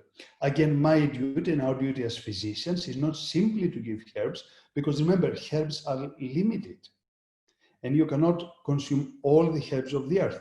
For example, for us, we found a method described in ancient years in Ayurveda, in Sushruta Samhita, and we call it Agni Karma or thermal microcotton in modern terms, and we try to use it to relieve migraines, to relieve chronic pain. So again, if you are a physician and you say healthy mind, healthy planet, you have to find ways to apply it. So healthy mind, healthy planet, of course. This is totally natural. It's like there's no dispute about this. And I think everybody before me, they have loudly and clearly declared this truth. Because think of something. If I want to take from planet Earth, I want to take to be more joyful and more peaceful. Now, if I'm not content in myself, then I would like to take more. And if you take more and more and more, probably planet Earth will be exhausted. So healthy mind, yes, is very important for healthy planet. But healthy mind means healthy brain. So proper nutrition, proper advice, proper behavior is very important to have a healthy brain so your mind can behave in a healthy way. Because these are not type of mystical expressions. Take a photograph of yourself. Look at a photograph when you were a baby. Look at your smile at that time.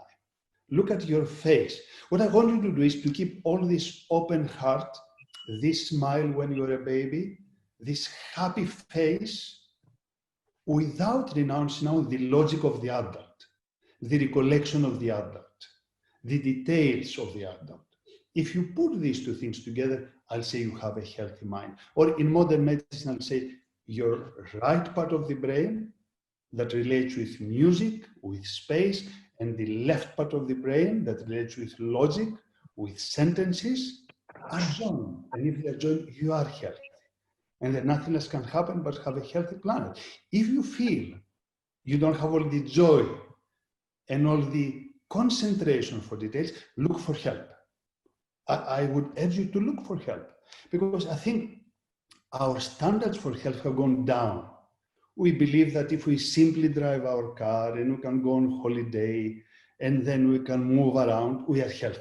I would say, no, it's not like this. And we've seen this with COVID-19. We found that really we are not healthy.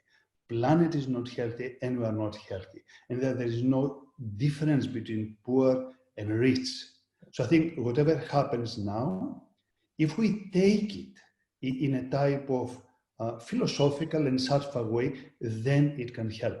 And again, if you go to any physician anywhere in the world, ask for real health.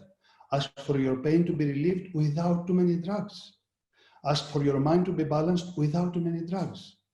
Do you know that whatever drug you take goes to the sea and fish consumes it? You might not believe it, but when salmon travels back to go to the river, if they had a lot of tranquilizers, they pick the wrong point of traveling. And salmon is affected by my mental state. So I will say again, congratulations to Healing Earth for really giving the opportunity to so many spirits and people to join together. I will say, please consider yourself health is your birthright. If you have an emotional pain or a physical pain, try to relieve it, don't stay with it. And I can say on my behalf, this is what I'm trying to do, using either techniques from ancient Ayurveda, like thermal microcautery to relieve migraines and chronic pain, or techniques from yoga and meditation to relieve your stress. So I hope I have spoken to you like a close friend, although I have not seen your face. And sometimes close friends hurt by saying, hold on, our mind is not healthy. Let's try for it and let's look for someone to help us with this. Thank you, Healing Our Earth, for giving me the opportunity. I have to say thank you to Vaidya Bharat, because he's my teacher in Ayurveda, and this is very important in this way. And I wish everybody is well. Or as they say, Sarve Bhavantu Sukhinah, Sarve Santu Niramaya, Sarve Bhadrani Pasyantu, Ma Kaschit Dukha Bhag Bhavet. Om Santi Santi Santi. Namaste. Namaste. That was truly beautiful, which made us realize how important a healthy mind is to have a healthy planet. And it all depends on how healthy the brain is. So focusing on our right brain and left brain, as mentioned, every single thing mentioned by Dr. Nikolaos Kostopoulos, I'm going to truly, truly thank you for everything that you've mentioned to us, all the knowledge that you've given us regards having a healthy brain, which will lead to the healthy mind. Thank you so much, Dr. Nikolaos, once again. Namaste. Thank you again, and I wish everybody is happy and healthy. Namaste. Namaste. Namaste, and thank you very much. It's my pleasure. Namaste. My lovely souls from across the world, thank you for being here with us. Yes, this is streaming live on our Facebook page, Healing Our Earth, YouTube channel, Healing Our Earth, as well as our website. And I'm truly delighted to introduce to all of you my very beautiful, one of the co-hosts, yet again. May we please welcome Renu Gedumal from UK. Renu is a singer, songwriter, composer, guitarist, recording artist, and a producer. Since 1985, this female artist has performed over 1,000 international concerts in over 25 countries, including Aruba, Canada, Czech Republic, Gibraltar, Hungary, India, Indonesia, Kenya, Latvia, Panama, Philippines, Poland, Singapore, Spain, St. Martin, Thailand, UAE, UK, and USA. She's one of the first female indie label artists in the UK who has done 8 solo albums. Absolutely. She sings in a variety of languages and promotes unity and diversity through her music. I'm super delighted to welcome our co-host, Renu Gedumal, and I wish her a global namaste and greetings.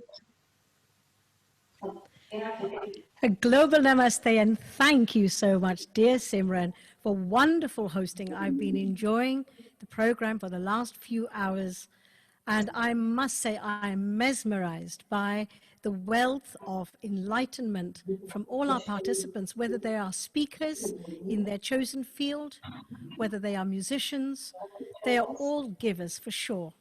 And in the last few hours, I've received so much energy, upliftment, and I think above all, the wisdom and compassion that has come through. So thank you very, very much. Simran, thank you so much for that lovely introduction. Remember, everybody, welcome. And if you've just joined us now to Healing Our Earth in connection with the Brahma Kumaris, remember you can see us on www.healingourearth.com, on Facebook, Healing Our Earth, on Twitter, and our handle on Instagram, Healing Our Earth. So despite that wonderful introduction about me, I'm not here to sing, but to share with you a wealth of experience and wisdom from our next few participants and our presenters, our very special guests. We're going to be traveling through Europe now, and I would like to invite our very, very first guest from my hosting point of view, who's come from Germany. This gentleman has got more than 30 years of experience in meditation. He is the advisor on renewable energy to the Brahma Kumaris. And you know, since the early 90s, this gentleman has played a key role in establishing the BKs as one of the major users of renewable energies in India. And not only is he on planet Earth, but he's also developing solar thermal power plants, and in fact, directed the construction of India 1, which is a 1 megawatt, million watt, MW, I don't even know, you'll have to enlighten me on that, on the solar thermal plant, which is an innovative research and development project, partly sponsored by both German and Indian governments. Now, this gentleman regularly lectures at the UN climate change conferences, advocates sustainable solutions through an ethical and value-based approach. So all the way from Germany, please give a very warm, loving, Healing Our Earth welcome to Golo Pils. Golo, welcome to Healing Our Earth. Yes, hello, Renu. Thanks very much for your warm welcome. And thanks very much to the Brahma Kumaris to organize this event, Healthy Mind and Healthy Planet. And indeed, our planet is at the moment a bit in trouble, but it shouldn't be too difficult to get out of it. And the plant which I worked in India was a 1 megawatt, means 1,000 kilowatt, just to set that all right. And I would like to share a couple of slides with you, so you get an idea of what we have done in India. And I'm sharing screen and share and this and that. And I hope it's going to work. And well, you see the picture of the coronavirus, and I just actually escaped India 10 days ago with a special evacuation flight. And it was quite some interesting drama to see the effects of the lockdown onto the population, the economic hardship, the loss of freedom, and how everybody had to cope. And all our thoughts, they reach out to the people all over the world which suffer in the lockdown, suffer traumatas, those who have left us, those who have missing people who cannot travel around, and the doctors, the politicians which are serving, the nurses which are helping in the hospitals. So all our thoughts go out to them. And we hope that we will all together come out of this crisis, and that some countries have started to get out of the lockdown, and let us see how the situation develops. But having seen about the corona crisis, knowledge about the environmental degradation and the climate change has gone a bit on the back burner.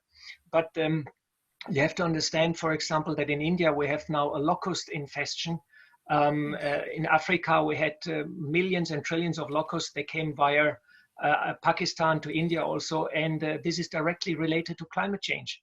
Climate change is a risk we have since quite a long time. We know that. We have not acted accordingly what's required. And you can see here in this slide the tipping points in climate, and these are the big players which control our climate. The jet streams on top of it have changed. They changed the Indian summer monsoon, the African monsoon. El Nino is changing. The ice is melting, high speed, Arctic sea ice, West Arctic ice shelf. And the nature suffers a lot. The Amazon rainforest is on fire. The boreal forests in the northern hemisphere are burning, and the tropical reefs are disappearing. So nature is in a very, very tight spot. And scientists have said that because of our exploitation of the last regions of the planet, also we have caused, or indirectly caused also, the chance for the virus to mutate and jump over the wild animals towards us.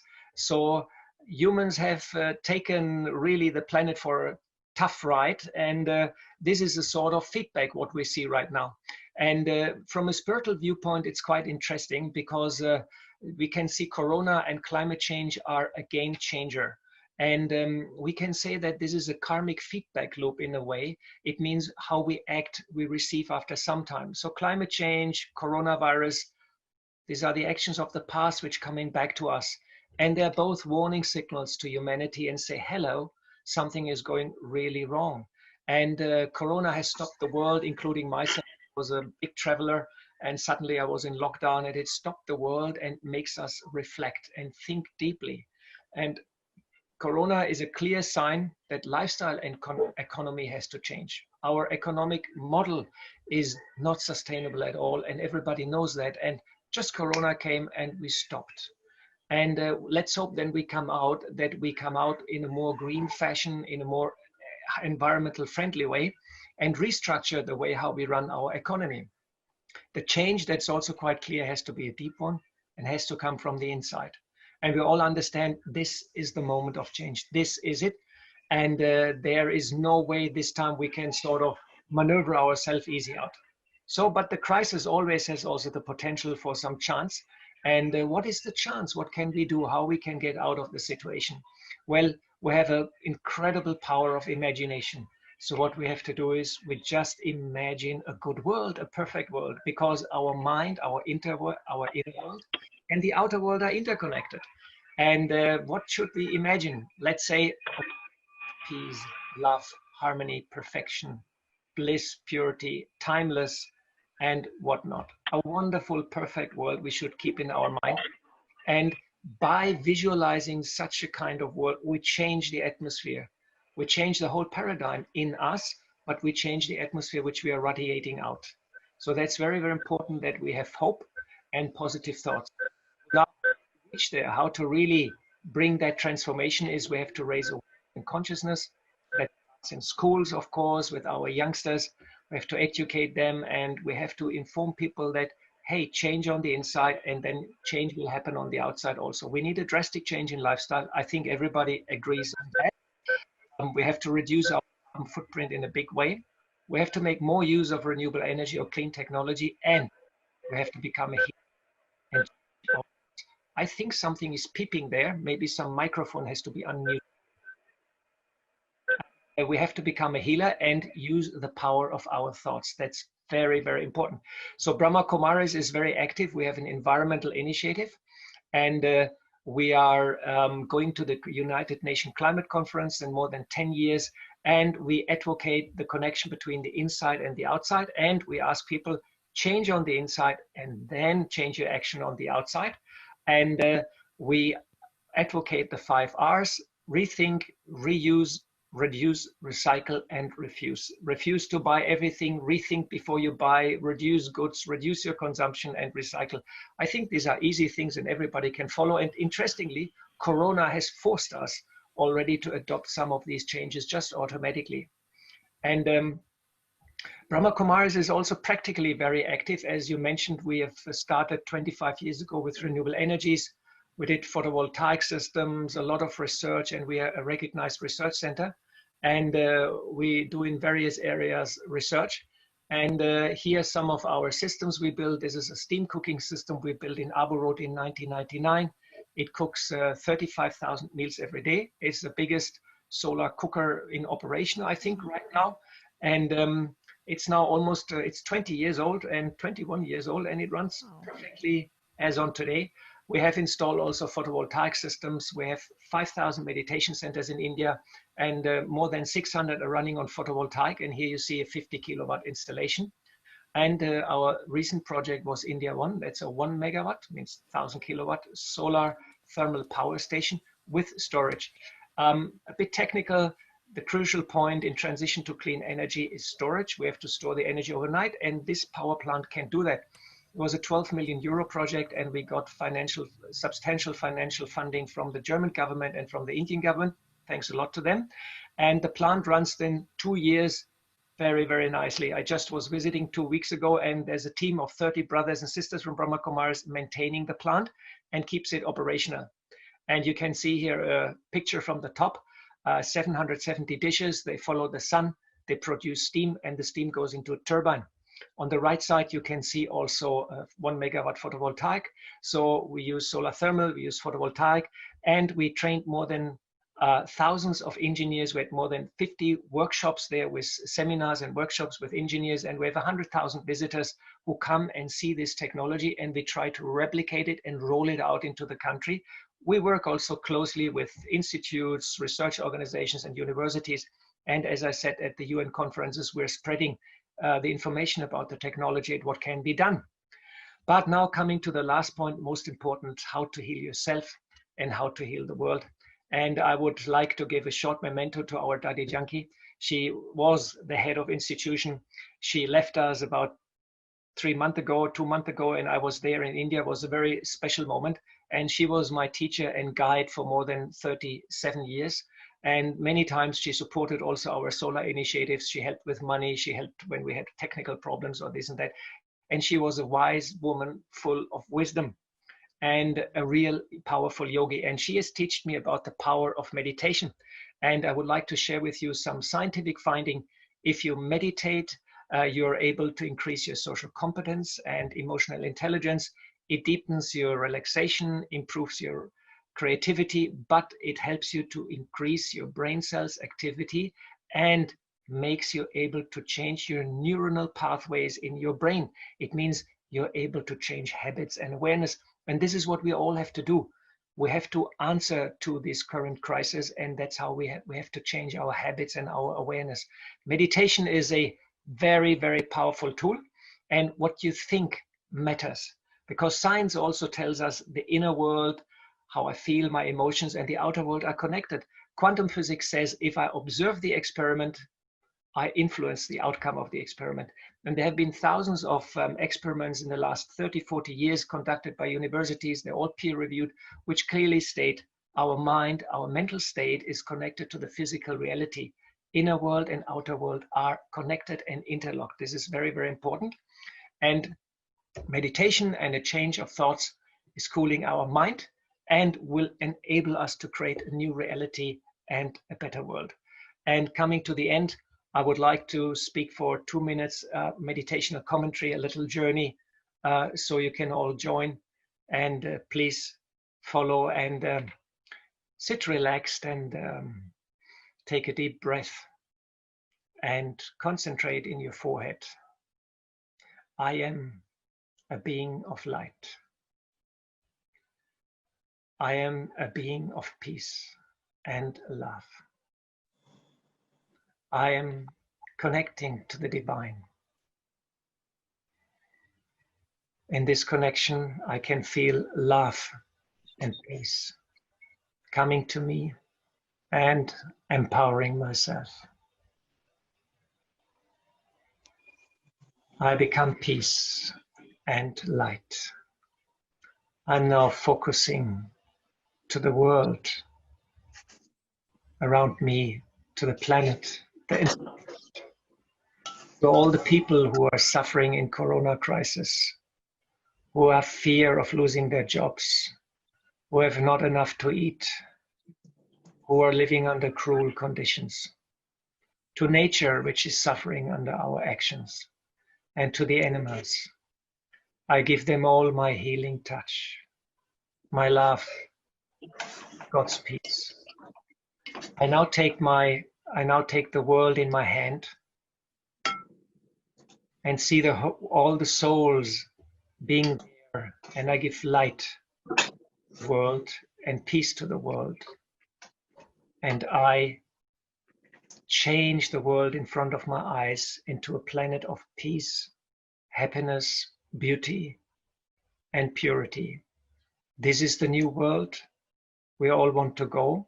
This is the new world we all want to achieve. My power of thoughts and the connection to the divine helps me to achieve that. This is the path I have to follow, the path of the divine light. So, thank you very much for staying with me for the meditation, and I hope the short informations which I shared with you have given some information that climate change is going on, and this crisis is a call to all of us to change our lifestyle, to change very deeply on the inside and connect to the divine. And I hope in the meditation you experienced a little glimpse of that, and this gives strength and builds up inner resilience, which we all need to overcome and become healthy and stay happy. Thank you. Indeed. Thank you so much, Golo. What a wonderful, succinct presentation. You took us from the problem to the solution. You talked about climatic tipping points, the jet stream and El Nino, all of the imbalance in the earth. You talked about the karmic feedback loop, how our action has a definite, sadly negative reaction in our lives. And then you showed us the wonderful work that the Brahma Kumaris are doing, actually with sustainable energy, with solar energy, solar power, using the sun, which is what sustains the entire earth, the whole ecosystem, and how we need to change our economic model. So true, because it doesn't work at the moment. Our banks and Wall Streets, etc., nothing. And then you brought us to the solution, which is that inner deep change which is required. Using our imagination to project a beautiful world where we have harmony and love and compassion, things that are just. And you took us on this inner journey of meditation. What a beautiful gift you've given us, Golo. Thank you so much. We wish you and the Brahma Kumaris further renewed success and fulfillment, because as you grow and develop, you are helping all of us. So thank you once again, all the way from Germany, dear Golo. Om Shanti. All the best, Om Shanti. And Namaste. Namaste. Thank you. And dear friends, I would like to invite our next guest. So we moved from Germany to Denmark, and we're going to meet a beautiful lady. Her name is Sonia Olsen. She is the director of the Brahma Kumaris in Denmark, and she has practiced Raja Yoga meditation since 1986. And she works in a very interesting sphere. One of her focuses is she's a meditation teacher with the prison service in Copenhagen. And in 2009, she was instrumental in developing the Brahma Kumaris Environment Initiative in order to meet the need for a higher environmental awareness within the international PK community, and to add this inner dimension to the discussions at the United Nations climate change and biodiversity conferences. So it's a great pleasure and privilege to introduce you and welcome you to Healing Our Earth, dear Sonia. Namaste. Namaste. And thank you, Renu, for the introduction. And what a privilege to be invited by the Healing Our Earth team and the Global Online Summit, Healthy Mind, Healthy Planet. And very inspiring speakers today. What a wonderful day. Our program today is dedicated to the UN World Environment Day on the 5th of June. The theme this year for the World Environment Day is Time with Nature. And this topic is very important in these times we are witnessing and experiencing right now. Here, in somewhere like Denmark, we are now opening up our society more and more after the lockdown. And a national survey was made with some journalists, and they asked 10,000 Danes what they would like to change coming out of this crisis. And top of the list was the realization that people are important.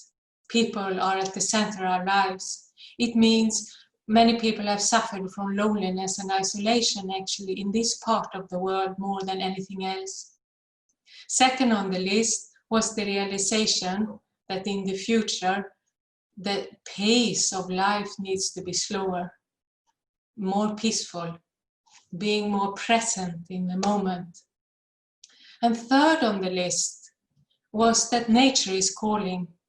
And when we have a lot of nature in this part of the world with sparsely populated countries, but the nature is calling. And why is that?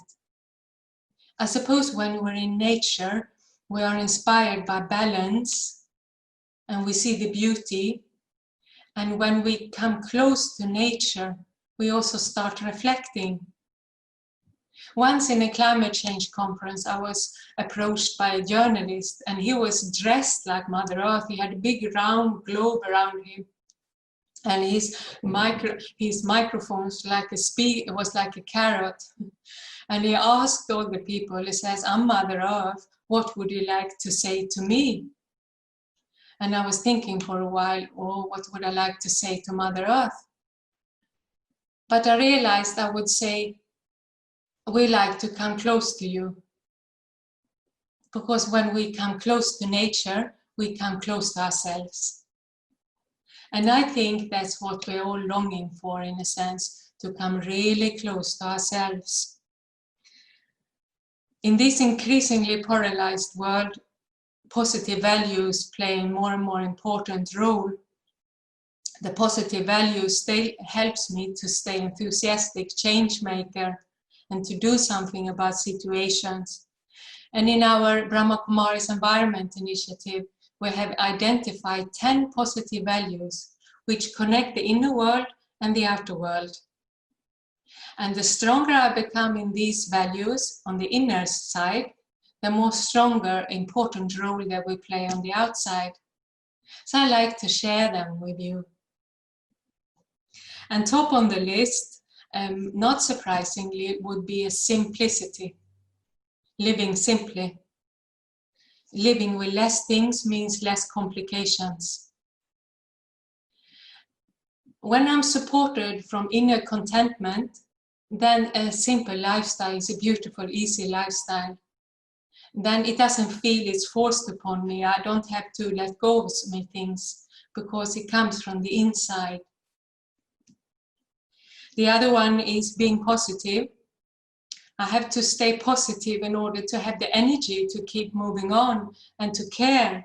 When I'm negative, I don't care about sorting waste or saving water. I don't care about other people sometimes. Third, being unlimited. To think of my own survival has passed. Now we have to open our consciousness and think for the common good. No single being, no single nation, no single religion can reverse the present trends on their own. Open your heart. As I open my heart, my love and compassion flows. And the more I love and compassion I feel, the more responsibility I will naturally take. I take responsibility for things I care about. And when I care, I share. Respect life. We have an old spiritual principle called all life is sacred. So with divinity and with respect in my attitude, I make sure I give more than I take. And then we have walk your talk to practice what I speak. And nobody of us can practice it 100%, but I can be open with the things which is difficult for me, so I can keep my credibility and we can learn together. Empower yourself. We all learned that when external support crumble, it's good to know that I'm a soul of light and peace, and that I have an eternal connection to the Supreme. And eat well. Vegetarian or even vegan food would be the biggest single step an individual can take to reduce the carbon footprint. And follow your dreams. We all have a dream. And in that dream, nobody is sitting alone on a dirty planet. We're all on a beautiful planet together with people we love in our dreams. So the more stronger I keep that dream and vision, the more energy I will have to make it happen. And the last on the list on the values is feed the soul, meaning time for silent reflection.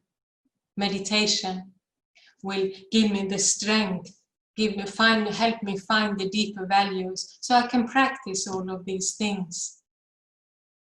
So that's the 10 positive values that Brahma Kumaris have identified to connect the inner with the outer world and to help us to become enthusiastic change makers. And I like to share a meditation with you, and this will be a visual meditation.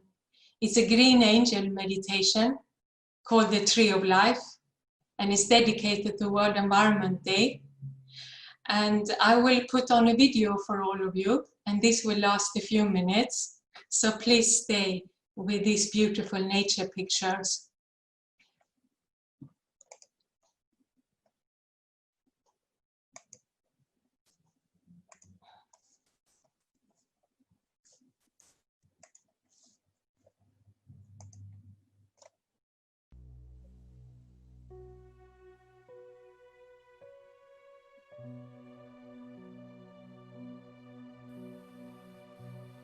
Could you increase the sound, please? Settling into meditation, I reflect upon humanity and all living beings as being a big green tree.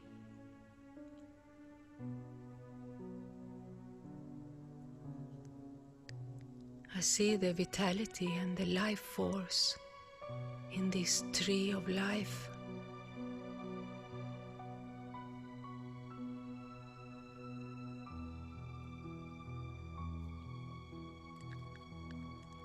I send my thoughts deep into the roots of the tree.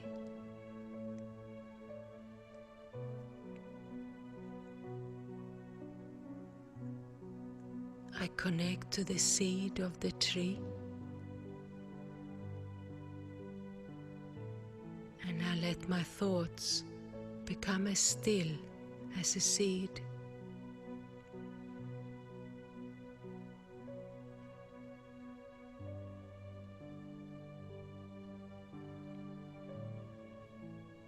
I stay here with my mind for a while, enjoying the quietness.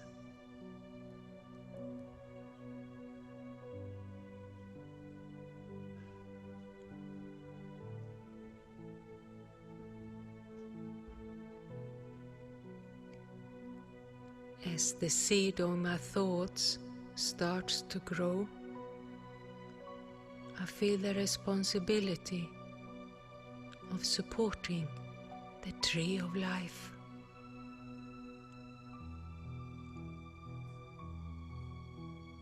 I decide to remain a supporter of this new growing tree of life.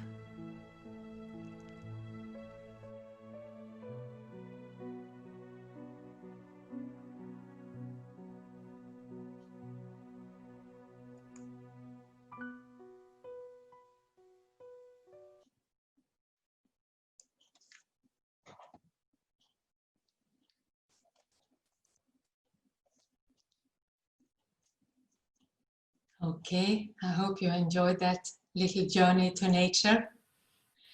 And That was I beautiful. say, yes, I take this thank you now for all of you listening to me.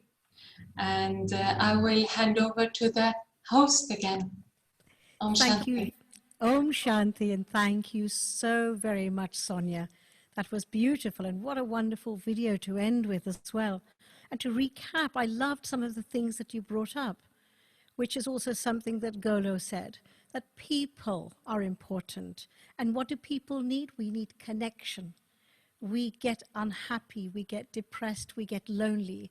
But when we're connected, then we find solace, we find some strength and will to live. This pace of life that is so frenetic at the moment, the current situation has forced us to slow down. It's forced us to slow down, to go within, and when we go out, we go and we enjoy nature, which is our greatest teacher. It teaches us balance. So thank you very much. And those 10 positive values, Sonia, were very, very good. I noted down some of them: the simplicity, the positivity, all of those, the self-responsibility, being unlimited and being more generous in sharing. These are all really valuable life lessons that you have shared with us. Thank you so very much. And we wish you every continued success and growth in your journey in life. Thank you once again. Well, dear friends, I can't say anything but that I'm overwhelmed really with the beauty, the wisdom that's coming through in our sessions, and they're very serious as well. We're getting an idea really of how important it is to serve our planet well. Well, our next guest follows this theme of wisdom and of respecting the earth. Please let me introduce to you a wonderful guest. She's all the way from Costa Rica. Her name is Cristiana Figueres. Cristiana, welcome to us. Cristiana is a Costa Rican citizen, and she's an internationally recognized leader on climate change. She was Executive Secretary of the United Nations Framework Convention on Climate Change from 2010 to 2016. And during her tenure at the UNFCCC, Ms. Figueres brought together national and subnational governments, corporations and activists, financial institutions and NGOs to jointly deliver the historic Paris Agreement on climate change, in which 195 sovereign nations agreed on a collaborative path forward to limit future global warming to well below 2 degrees centigrade, and to strive for 1.5 degrees centigrade in order to protect the most vulnerable. I remember following this, and it was tortuous, so I can imagine just how incredibly difficult it was to get that incredible achievement. And Ms. Figueres, for this achievement, has been credited with forging a new brand of collaborative diplomacy and has received multiple awards. So since then, she has continued to accelerate the global response to climate change. And today, Christina is the co-founder of Global Optimism. It's the co-host of the podcast Outrage and Optimism, lovely title, and is the co-author of the recently published book, The Future We Choose, Surviving the Climate Crisis. Sitting on multiple executive and advisory boards, she's a frequent public speaker and media commentator. And even though you're from Costa Rica, it's nice to see that you're a graduate of Swarthmore College and the LSE, the London School of Economics. You live in Costa Rica, and I believe you have 2 fantastic daughters. So a very, very, very warm welcome, Christiana. Looking forward to hearing your wonderful message. It's an honor and a privilege to have you with us today on Healing Our Earth. Namaste. Namaste. Thank you very much, Rani. Thank you for that beautiful introduction.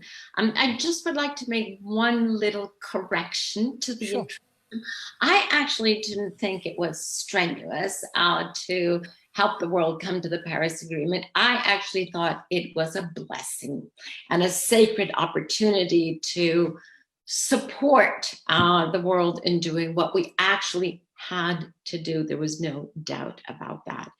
And I should immediately thank the Brahma Kumaris for their support during that whole time. I see Sonia, who I'm just following, my sister and friend Sonia, and Sister Jayanti, both of whom were with me, literally with me in my office so often, and supporting a difficult but a quite promising and eventually a successful process. A little bit difficult to follow Golo and Sonia and all of the other speakers today, because I think we're in danger here of having very deep agreement with each other. And I fear also agreement, or I'm delighted to know agreement with everyone else who is online about so many truths and beautiful wisdom that has been shared. I often think that this crisis of coronavirus that has been wrought upon us is, as Golo said, a reminder, a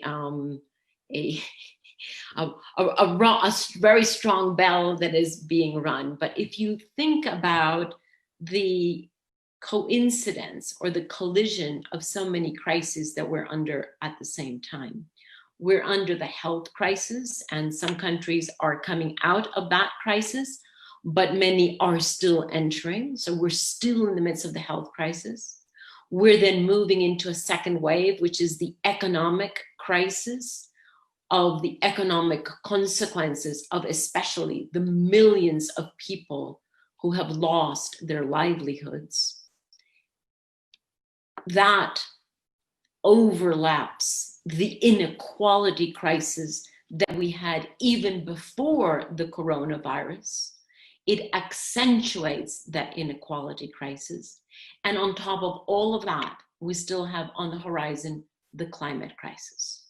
So we certainly didn't ask for all of these crises to collide upon each other, but it does seem that each one of them hasn't been loud enough for us to change the way we think and the way we act in the world. And so maybe this really is the deep call for us to rethink and to change the way that we are acting. Finally, the coronavirus experience that we have all been having has been, I think, painful, certainly for the families of the thousands of people whose lives we have lost, certainly incredibly painful for the millions of families who have lost their livelihoods and will continue to lose their livelihoods until we can do the economic recovery. But it has also been already very rich in lessons that I hope we will not forget, because the literature is full of studies that show that during a disaster, during an emergency, we humans tend to become much wiser than we were before. And then as soon as the disaster is over and we return to normal conditions, somehow we have a lobotomy and we forget that wisdom and we go back to previous lack of wisdom and previous ways of doing things. So I am hoping that this time we're not going to subject ourselves to this lobotomy. But I've actually been making lists and lists and lists of lessons learned from coronavirus. Today, I'm going to share 5 that I think fit very nicely into the conversation that we have been having here. The first is that there is a very important role for science when it comes to any global threat, whether that's a health threat, a climate threat, a biodiversity threat, any kind of global threat, there is a very important role for natural science. And that role of science, which we must heed, is not in contraposition to, but rather complementary with spiritual understanding. And Golo said that, my friend Sonia said that, other speakers have come to that.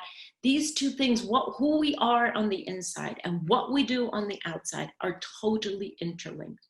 And we have to understand that natural science is the external expression of our internal spiritual wisdom. And that's where natural science comes from. We tend to think that we get natural science from the outside. Well, the outside has been there for 4.5 billion years. We are the newly arrived, and it is our opening that to understand that outside that actually gives us the science and the guidance for how to deal. So those two natural science that we must heed, but our spiritual path that we must cultivate and follow, for me, are so interlinked, especially now during this coronavirus. That would be my first. I'm not sure if it's a lesson, because I think we knew that. This is just a re-lesson, a relearning. The second re-lesson also, because we knew it before, but we're being reminded, is that in front of any global challenge, there is always a very important role for systemic or top-down or government/corporate measures and decisions, but that it is equally important to have individual responsibility, and that we cannot deal with any global threat, whether it is health, economics, or climate. We can't deal, and certainly inequality. We can't deal with any of those threats unless we see that the top down and the bottom up, that the systemic and the individual are actually part and parcel of each other, and certainly of the response that is necessary for answering these challenges. And just on coronavirus, the very obvious example is we were told by the health authorities to go home and close the door. And if half the world's population had not done so, we would be in a much, much worse condition than we are now. So each of us contributed to the emergence from that health crisis. None of us individually can be told, you were the one that helped us get out of this, but all of us collectively as individuals, but collectively have actually contributed to that solution. And that is as true for the coronavirus, for the economic crisis, for the inequality crisis, and for the climate crisis. The third that I would like to point out is that although we were told that physical distancing is important, what we have all learned as we have closed the doors of our home is that immediately the next step is to open the doors of our heart. And that physical distancing is quite different from heart distancing. And that the worst thing that we can do is physically distance ourselves and heart distance ourselves. In fact, it is precisely in the moment of obligated physical distancing that we have to remember the importance of heart distancing, of not doing heart distancing, but rather of heart approaching to ourselves and to each other, because it is that connection that keeps us grounded, that keeps us motivated, that keeps us alive, and that contributes to that solution. And I'm sure all of you have noticed how we have all reached out much more during the last 2 months to friends and family that we love, and we don't ignore, but we don't usually connect with them as often as we have in the last 2 months. That is a very important lesson, again, that I hope that we're not going to forget once we can open the doors of our homes. The fourth is that in front of these huge crises, all four of them, it is very tempting to feel helpless as an individual or as one person or as one family, because the challenge is so much bigger than just us.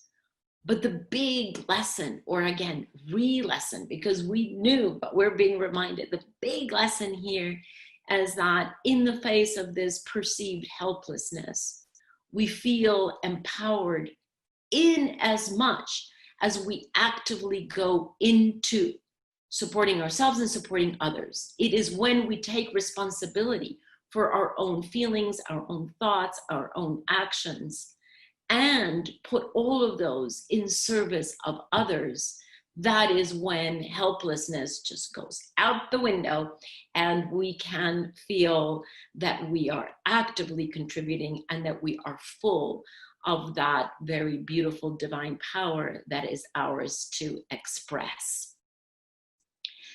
And the fifth is, again, the re-lesson that each of us is only as safe as the most vulnerable among us.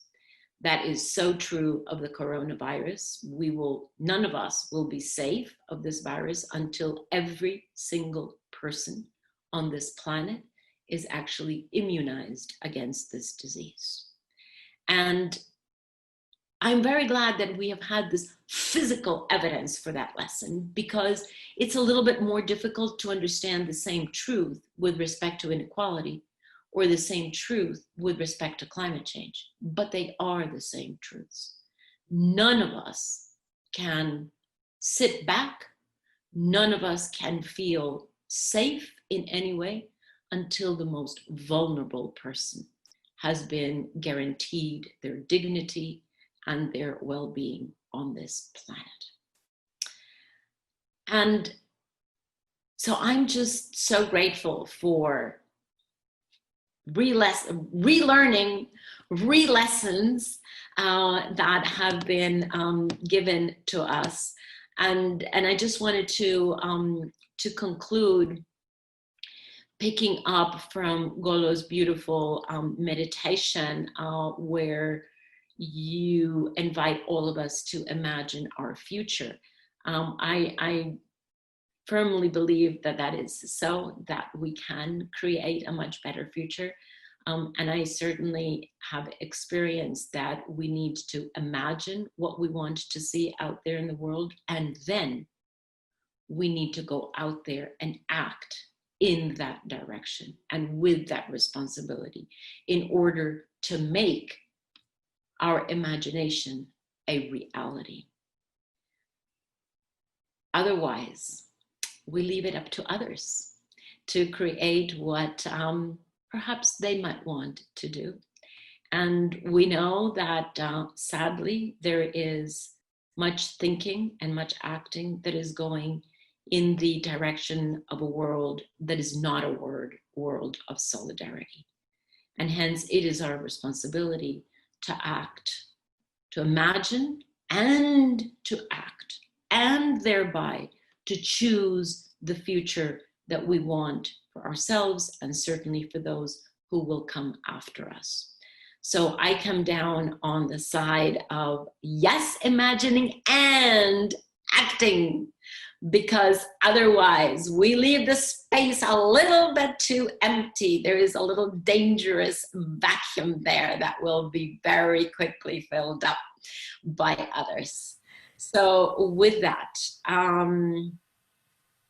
thank you. And thank you for everything that has been so inspiring today. Thank you so much, Christina from Healing Our Earth. My goodness me, really, we're really privileged to have you, to have Sonia, to have Golo with us today, highlighting very, very serious problems, but coming up with extremely practical as well as the scientific solutions. And, you talked about the human inequality and the extant crises. But isn't it interesting how nature has just raised the decibel volume to such a degree that we cannot ignore, and ignore we will perish at our peril. We will perish, yes. So thank you very much again. You are doing extraordinary work in the world. You're an important voice in the global community, and we're very grateful, truly, to have you with us today. A very warm, very sincere thank you, Christiana. Thank you so much. And Golo and Sonia, thanks to you also. A little bird tells me, Sonia, my producer director informs me that you had Rosemary from London, together with all the other regional heads of the BKs. You've worked very, very hard for Healthy Mind, Healthy Planet. And for this, we are most grateful. And a special thanks also to Sister Jayanti for inspiring all. Baba bless you. And I bet Dadi Janki, that supreme angel, is shining down on all of us. So a very warm, loving Om Shanti to each one of you. Thank you very much for bringing the depth of seriousness that was required about our Earth's condition, and bringing the solutions. That's the most important thing. Having problems there are, but having creative, practical, and spiritual solutions that are available to everybody. Opening the heart, opening the heart. And this is where the gesture of Namaste also is so good. When our palms are apart, there is so much distance and scope for negativity, for misunderstanding. But as we come together in our hearts and applying natural sciences in a meaningful and productive way, there is no distance. There is only connection. Om Shanti. Thank you. I'd like to mention Rosemary Tuberwill in London, one of our sisters there. She's been doing amazing work and putting all this together, and I enjoyed working with you, Rosemary, very much. Wonderful. Thank you again. Thank you. Well, we have a complete different change of genre now. So relax and enjoy. We've got two wonderful participants now, two wonderful guests from the UK. Please welcome, get ready to welcome and enjoy the musical sounds of Lucinda and Marcus. Let me introduce them first. Lucinda Drayton. She's a very successful singer-songwriter, written a number of hit songs and sold hundreds of thousands of albums worldwide, both with the band Bliss and under her own name. And she's very well known for co-writing and performing a beautiful spiritual classic called 100,000 Angels. Please Google that and have a listen.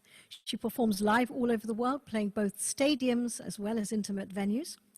Now, Lucinda's been teaching meditation, and she's been studying the dynamics of the self for 30 years.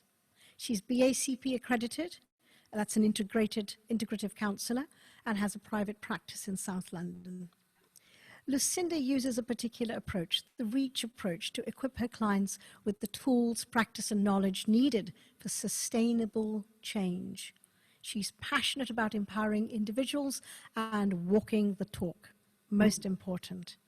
And Marcus Cliff. Marcus studied music at Leeds College, and since 1980, he's been working very consistently at a high level in the music industry. Now, the names I'm going to mention now that he's worked with are just, global names, artists as diverse as Mark Knopfler, Paul Young, Al Green, Emma Bunton, Rod Stewart. Marcus has provided the groove and the style to them as a top-level bass player. And if you've seen any of his videos, Marcus, I Googled you. I enjoyed myself thoroughly listening to you and your recent riff that you put on YouTube 2 weeks ago. He played piano with Tasmin Archer on a solo tour. And in 2018, he graced the Peace in the Park concert stage as a solo performer, as well as playing guitar, singing. Now, you might have heard of the group Manfred Mann. Yes, so well, the Manfred Manns have evolved to the Manfreds, and you can see Marcus every year on their UK tour, where he regularly plays guitar and piano, as well with Lucinda Drayton. As being a successful producer, Marcus was awarded the Sunday Times Record of the Year for his work as part of the duo Miracle Mile. And he's currently working with the newcomer Tony Hill. So Suffice to say that we're in the presence of legends. Lucinda, it's a great joy. I'm so delighted to welcome you with a loving namaste to Healing Our Earth, and looking forward to hearing your dulcet tones and Marcus's beautiful music as well. Welcome, welcome, welcome. Thank you so much. It's wonderful to be here. Thank you, Healthy Mind, Healthy Planet, for inviting me. I really enjoyed hearing Sonia and Golo and Christiana, and also the Ayurvedic doctor who was talking before. I'm in total agreement, of course, the inner outer world. And I suppose my role as a musician in this particular song that we're going to play today is really about that heart connection, because Love, Peace and Wisdom for me is a song of the heart. I didn't write this song, it arrived. I sat down, I heard the melody. It's an old traditional Irish melody. And I was thinking about a program we were doing of the same name called Love, Peace and Wisdom. I sat down and the words just came. And so I knew it was going to be very powerful the minute I wrote it down, because I was given it. So Love, Peace and Wisdom has the wonderful words, we long to return to that place of still water, to sit under a shady tree, the tree maybe that Sonia was talking about. So yes, to return to an earth that we look after, an earth that we respect, when we've learned to come back to respecting and loving ourselves. So I hope you enjoy it. You'll see Marcus in the video. We made a video because we're a little bit obsessive about sound. We know Zoom doesn't cope well with sound, so we wanted to do that so you would hear it in its fullness. I hope you enjoy it. Thank you so much, Renu. Thank you, everybody. Wonderful.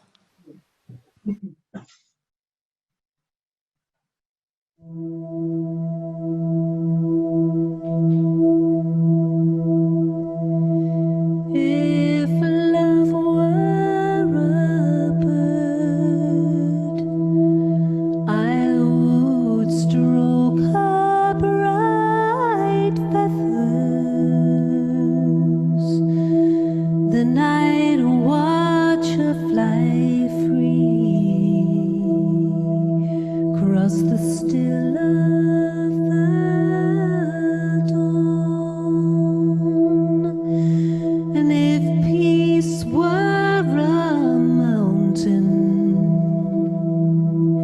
we'd gather around her to bathe in her silence, her power, her call.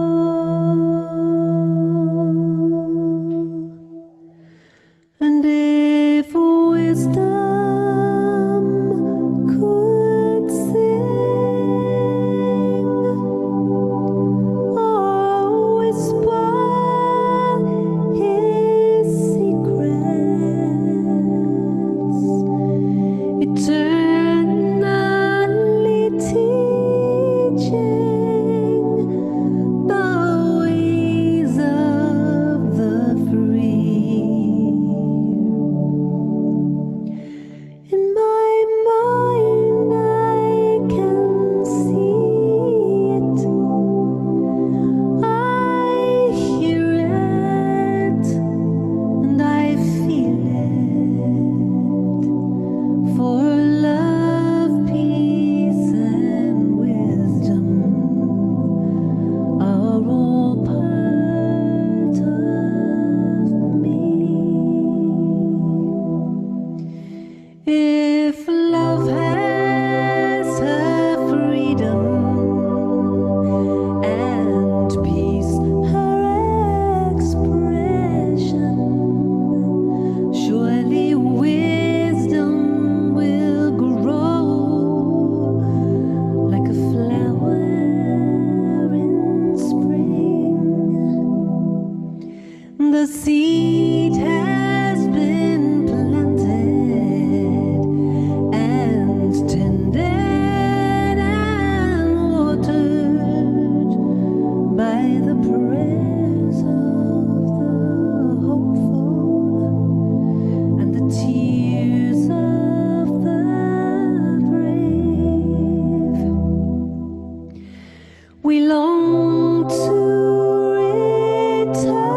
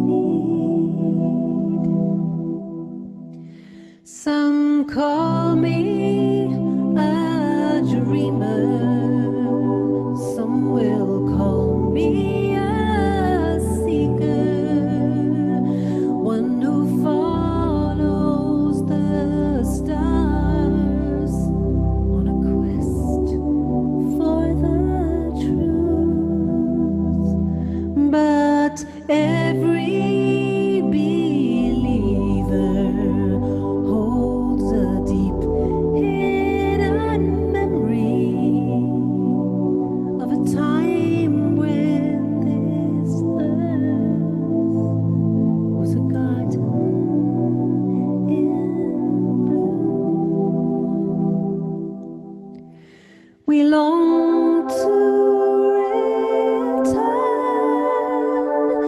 to that place of still waters and sit on the banks under some shady tree.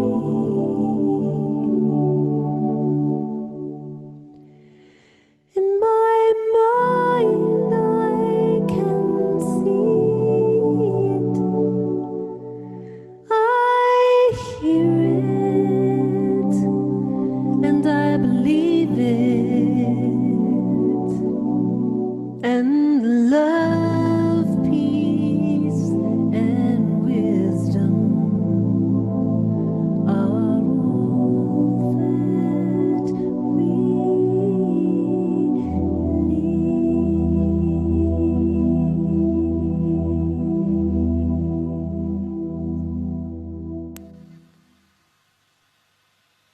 Simply beautiful, Lucinda and Marcus. Thank you. That was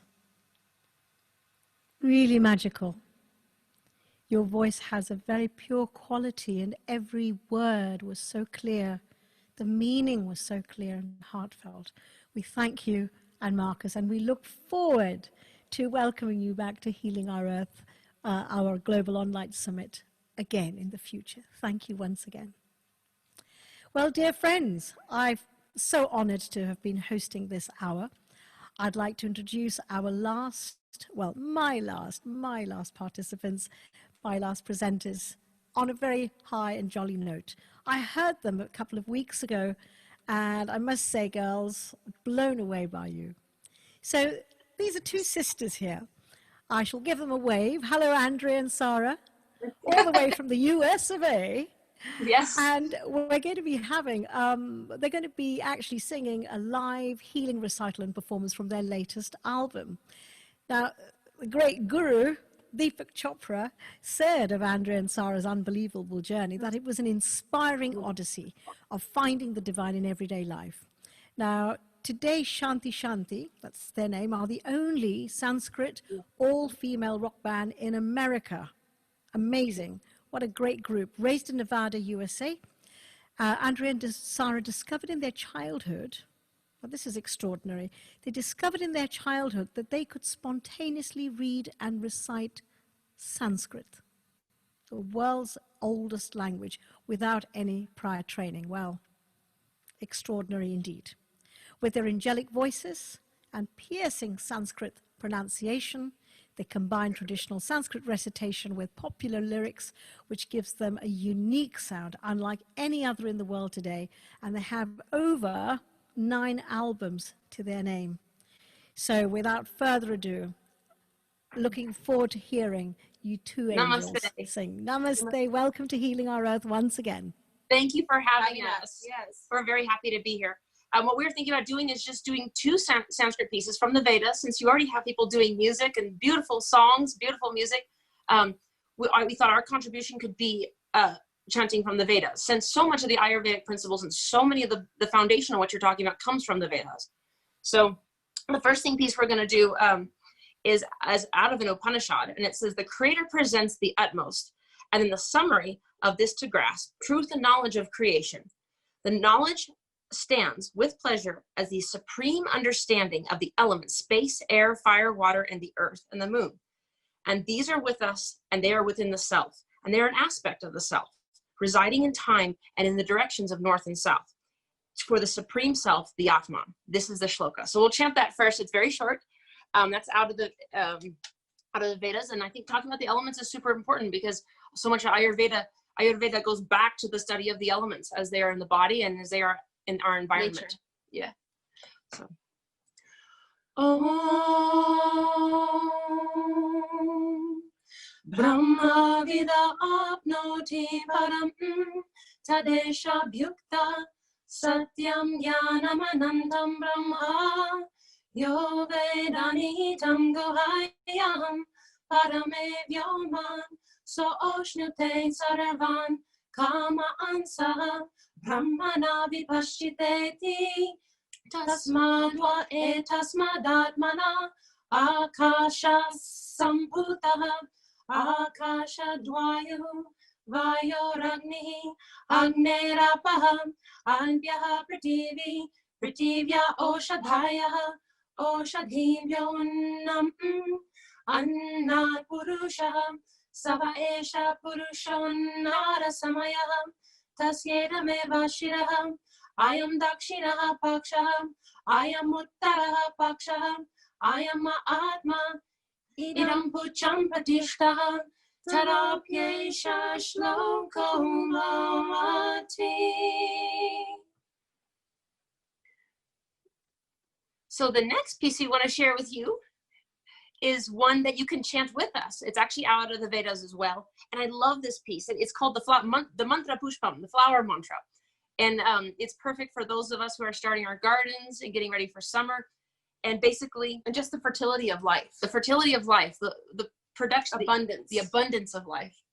And it goes through the different elements. It says, may we be endowed with this element. And I'll name air or fire or the moon or the constellations and say, may we be endowed with this and with all the knowledge that it contains and all of those properties. So it's asking for a blessing from all of those different properties in the universe. But the line that you'll hear repeated over and over is Ayatanavan Bhavati. Ayatanavan Bhavati. And that's where everyone can actually chant with us, just because this is a good time to put some really good vibes out in the world. And this is a wonderful piece. So Ayatanavan Bhavati. That means, yes, bring those elements. Please endow me with that knowledge and those properties. And we do actually have to read it because it's a little long. It's a little long, but we are reading it in the Devanagari. I don't know if that makes any difference, but it is the Devanagari. That's wonderful. We're going to be muted. We'll be chanting with you, but we'll be muted so we can hear you and not disturb it. Oh, thank you. Yes, because we do get distracted. We do, really. We do. Okay. Om Yopam Pushpam Veda Pushpavan Prajalavan Pashiman Bhavati Chandramava Apam Pushpam Pushpavan Prajalavan Pashiman Bhavati Ya Evam Veda Yopam Ayatanam Veda Ayatanavan Bhavati Agnirva Apam Ayatanam Ayatanavan Bhavati Yo Agneraayatanam Veda Ayatanavan Bhavati Apova Agneraayatanam Ayatanavan Bhavati Ya Evam Veda Yopamayatanam Veda Ayatanavan Bhavati Vayorva Apamayatanam Ayatanavan Bhavati Yo Vayorayatanam Veda Ayatanavan Bhavati Apo Vayorayatanam Ayatanavan Bhavati Ya Evam Veda Yopamayatanam Veda Ayatanavan Bhavati Asau Vaitapanna Pamayatanam Ayatanavan Bhavati Yoma Shatapata Ayatanam Veda Ayatanavan Bhavati Apova Amashatapata Ayatanam Ayatanavan Bhavati Ya Evam Veda Yopamayatanam Veda Ayatanavan Bhavati Chandramava Apamayatanam Ayatanavan Bhavati Yas Chandramasa Ayatanam Veda Ayatanavan Bhavati Apo Vai Chandramasa Ayatanam Ayatanavan Bhavati Ya Evam Veda Yopamayatanam Veda Ayatanavan Bhavati Nakshatrani Va Apamayatanam Ayatanavan Bhavati Yo Nakshatranam Ayatanam Veda Ayatanavan Bhavati Apo Vai Nakshatranam Ayatanam Ayatanavan Bhavati Ya Evam Veda Yopamayatanam Veda Ayatanavan Bhavati Parjanyo Va Apamayatanam Ayatanavan Bhavati ya parajanyasya yatanam veda ayatanavan bhavati apo vai parajanyasya yatanam ayatanavan bhavati ya evam veda yopamayathanam veda ayatanavan bhavati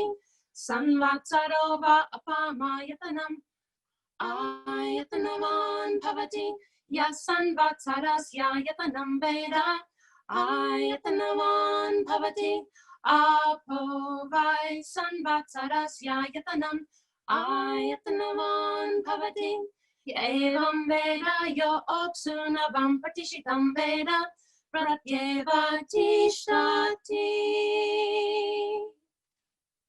Wonderful. Om Shanti, Shanti, Shanti, Hari Om. Beautiful to have the Yopa mantra, the Pushpa mantra.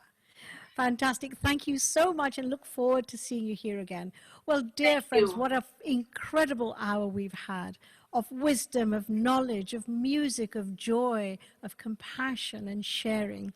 I would like to say thank you very much to Healing Our Earth in connection with the Brahma Kumaris today who've so kindly been supporting us. And I would like to say bye-bye to you all. See you again next time, and love to introduce now my dear colleague and your next host. So this is a warm welcome to dear Sarita Menon. Sarita is the managing director of Indus, a printing company based in Elstree, London. And prior to that, she ran a training business which followed a career in the travel sector. Now, Sarita is an NLP master practitioner, starting her spiritual journey several years ago when she joined the Art of Living Foundation. She's also an Art of Living teacher, conducting various well-being courses, including breathing techniques, meditation, and yoga. So, dear friends, thank you again, and warm, loving welcome to you. Sarita, namaste. Namaste, Renuji. Thank you very much for your very kind introduction. Do you know what, like you were saying earlier, I saw Andrea and Sarah perform as well a couple of weeks ago, and they were amazing. So, you know, my expectation level for this week was quite high as it is. But do you know what? They exceeded my expectation once again. They were absolutely amazing. What energy they have. That was incredible. And Namaste Globe. Like I said, my name is Sarita, and I'm part of the Healing Our Earth team. I've been watching all these beautiful programs that we've had so far, and I've enjoyed it thoroughly. I hope all of you who are watching are also enjoying it. Now, of course, you know that you can watch us live on healingourearth.com and on our Facebook page, which is Facebook.com/Healing Our Earth. We're also streaming live on Enrich TV, our associate internet TV. Now, before we go any further, let me tell you about our very special session scheduled for next week, which is Sunday, the 7th of June. And it's called Pure Thoughts, Pure Melodies. It will run from 1:30 p.m. till 6 p.m. and give you the opportunity to come, share, chant, sing with us. So obviously a very interactive session once again. And let's not forget, today's session, we celebrate World Environment Day, which is on the 5th of June. Climate change and us humans, how we can help. So happy mind, happy planet, and is powered by Brahma Kumaris. So without wasting much time, let's just go straight on to our next facilitator. That is Luciana Marque de Souza Ferraz from Brazil, who is the national coordinator for the Brahma Kumaris in Brazil and a sociologist and teacher with a wide experience in the field of training individuals looking for a better life. Her special interest is in social and environmental issues, which has taken her to various international conferences, for example, Rio +20 and UN Climate Change Conference, COP16 in Mexico. She also cooperates with interreligious dialogues such as United Religion Initiative, that is URI, and lectures on several topics such as human values in life, integral health, positive consciousness, and meditation. Namaste and Om Shanti, Luciana. Thank you so much to have invited me. I'm so honored to be part of this wonderful global online summit, Healthy Mind, Healthy Planet. And I want to share some ideas of how we can reach this very high goal of having a healthy mind and healthy planet. I think that the most precious feeling that we need at the present moment is that we must take care of our home. I think that a caring nature is so essential at this present time when, with this pandemic of coronavirus that we are facing, it seems that the whole immense subject of the whole question of the planet in terms of the environment and everything has gone through a little bit of being not so talked nowadays, because it seems that health issues and economical issues are being more like the central aspect of our life now. So I think that this attitude of caring, especially when we take love and respect for our Mother Earth, it's the most important thing. And for that, we have to create this feeling of love and respect. I know that many religions, they create in children this feeling of respecting the animals, the plants, and I think that we should go back for this kind of education when from our homes, from our religions, from our schools, we have to get back this feeling of honoring the earth as we used to do in the past. I think that another aspect that it's essential at the moment that we are living is to have a simplicity in our lives. People say that to have a minimalist attitude, you don't need to have more than 100 items in your life. It's sufficient for your very comfortable living. And I think that 100 items is already a lot. So we can consider that a very important aspect of caring for the planet is to have a simple lifestyle. And simple lifestyle involves many aspects. Involves the aspects of your belongings, involve your aspects of the way that you dress yourself, involves the aspect of whatever you eat and the amount you eat, but also involves the aspect of your mind, to have a simple mind in the sense not of ignorance, not of being someone not very wise, but the opposite. Simple mind means not to complicate life, not to have too many attentions to problems. I think that to have a life that is more concentrated is very important when we are talking about simplicity. Simplicity also in our relationship with people. People keep many bad feelings and grudges and in the relationship with others. And it's so important that we have clean heart, clean feelings, and that we don't keep any negative feelings in our hearts, even when situations are not so easy, or even when situations are not so pleasant. So I think that together with caring for the planet, we need to have an attitude of simplicity towards life, towards relationships, and towards the planet that we live in. The third aspect that it's very much a very dear aspect for the Brahma Kumaris that we advocate in the lifestyle of the members of the Brahma Kumaris is a vegetarian lifestyle. We know how much the creation of animals and the consumption of animals not just creates a lot of pollution on Earth, but also takes a lot of extension of land in our planet, on our planet or from our planet. Especially for myself who live in Brazil, and I'm very close in contact with the whole idea and the way that the Amazon is being destroyed for creating fields for the creation of animals. So it's very important that we also take in consideration the importance of this vegetarian lifestyle, because it's also a more healthy lifestyle in terms of food. And many people, they have some doubts if the vegetarian menu would have all the ingredients necessary for our health. And definitely it has. Definitely, there is nothing that it's missing in the vegetarian diet if you take a very balanced diet, and if you can eat everything that it's natural. And of course, it's not just to eat lettuce and tomatoes, but if you consider all the variety that the vegetarian menu has, you would be very healthy. And it's cheapest also for our budget, and it's very wise choice in terms of our planet.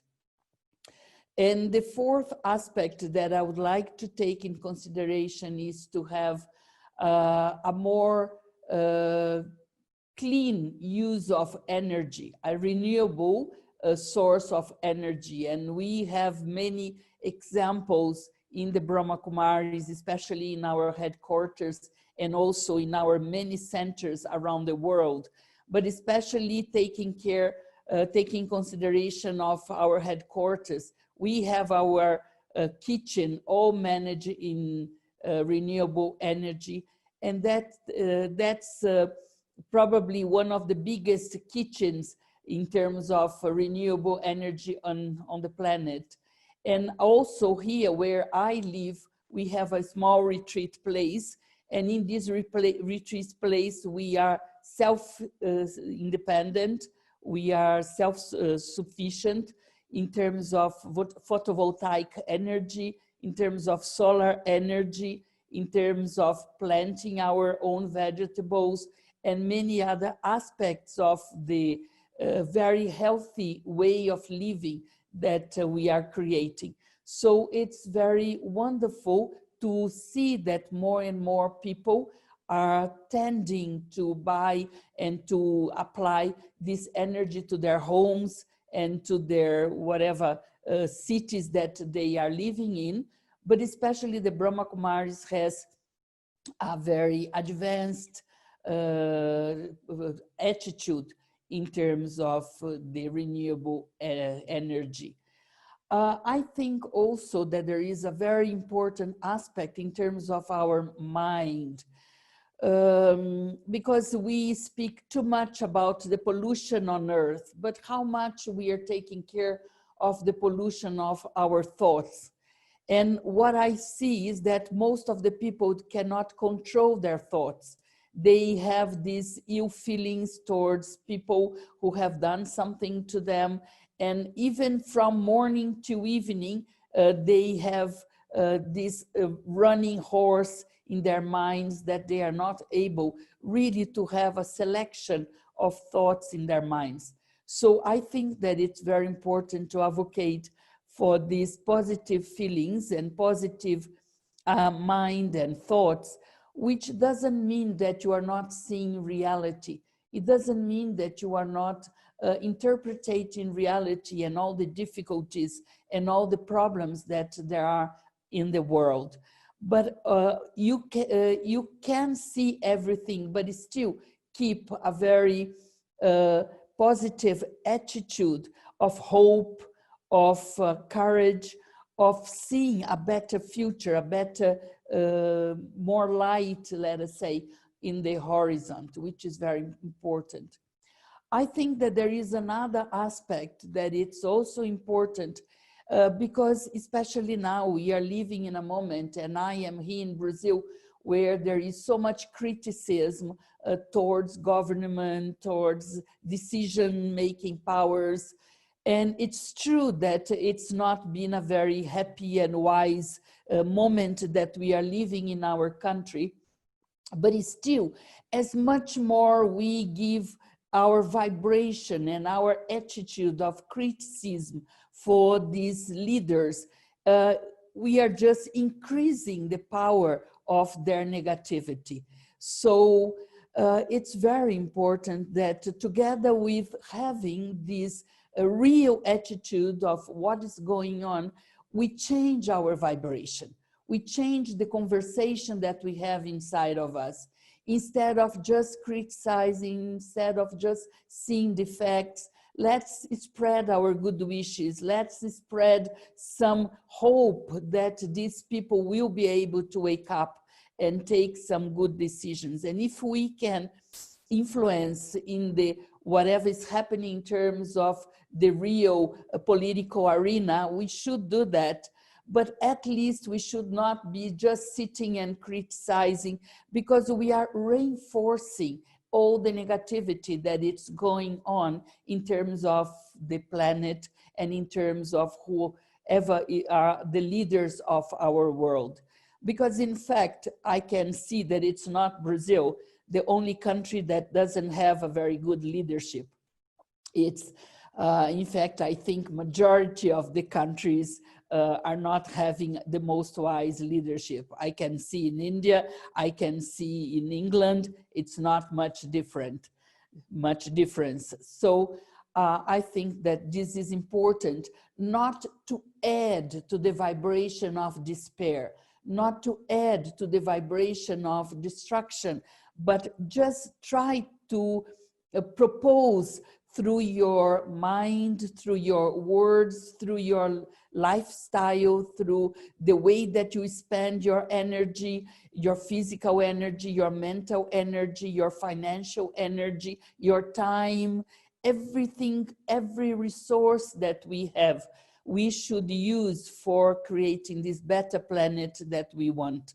And I think that a healthy planet is also a planet where people have to have this very healthy attitude towards each other, because towards each other it means that we have to live with our close ones in a situation of love and harmony.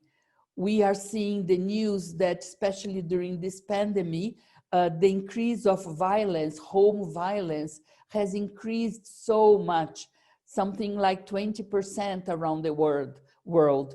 So I think that if we start to have this attitude of respecting, of accepting, of molding ourselves, of adjusting ourselves, adapting ourselves to whatever the differences in the personalities, it's very, very important, because we are different.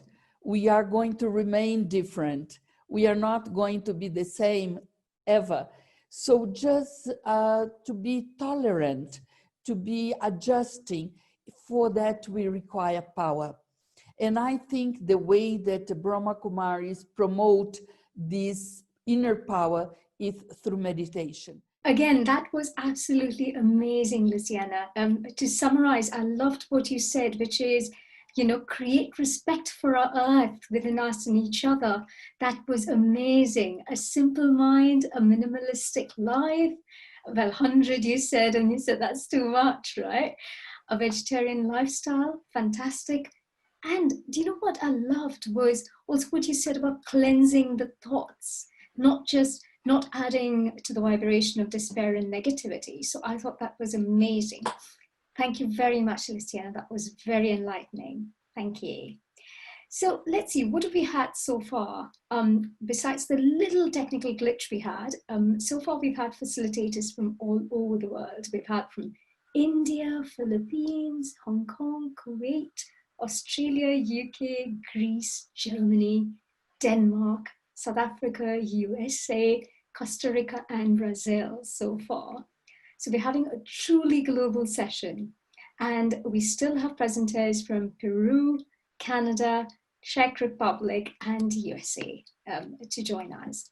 So again, let's go straight on to our next guest, Patricia Ituregi. Yeah, she's on Be Mayor. Has. Yeah. Okay, bye. Sorry about that. Patricia Ituregi has, as a former officer of the Peruvian government, been a part of many trade and climate change negotiations. She was the first climate change. She was the first climate change and air quality director of Peru. Since 2008, she worked for 7 years at the British Embassy in Peru as climate security and energy advisor. Patricia currently lectures environmental law in Lima and is an environment consultant. She has contributed to the Brahma Kumari's Environment Initiative with her expertise during the last 10 UN climate change conferences. Namaste, Patricia. Namaste. Very pleased to be with you. I just want to begin by saying that I think it was a fantastic idea to put together music with speeches because it's so inspiring. The musicians before me who were singing about love, peace, wisdom was so moving. I really like it, and I think all conferences, forums, and webinars should be like that, with a mixture of art, music, and presentations. So congratulations and many thanks for the invitation to this chat, if I may say. So we know that terrestrial and marine ecosystems of our current home, the Earth, are suffering of a climate and biodiversity crisis. Human actions threatens more species more than ever, like 25% of species is assessed in assessed animals and plants are threatened, and currently that's around 1 million species already facing extinction. So, but there is a single species that is responsible for the COVID-19 pandemic, and that is us. So it is a direct consequence of human activity. I don't want to speak about how the scientists of the world through the IPCC estimated that we have only 10 years to speed up the process to clean transportation, energy, industry, buildings, and of course, a drastic stop to deforestation. I don't want to mention how urgent it is to do this. I don't want to take out your tranquility and saying that if we do not do it, we will have a runaway climate change in the next decades to come. With good intentions, the evolution of ideas and hundreds of thousands of scientists have concentrated their minds in solutions and, of course, the analysis and the causes for this crisis.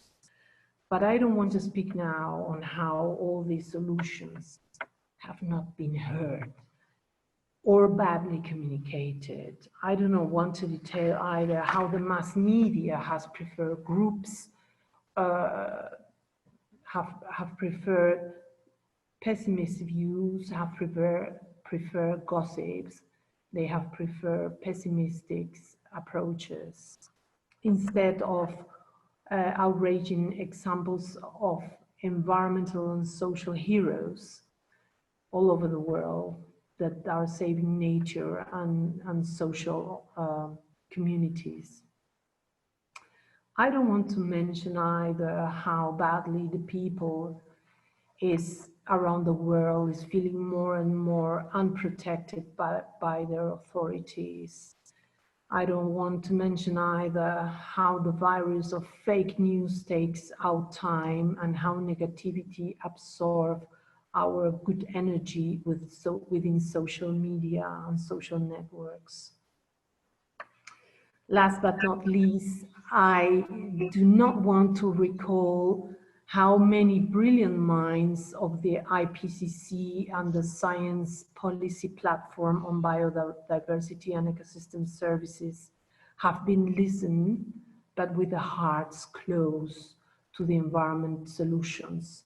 So I think that is important what Christiana Figueres said, that we have closed the doors, but we have to open our hearts.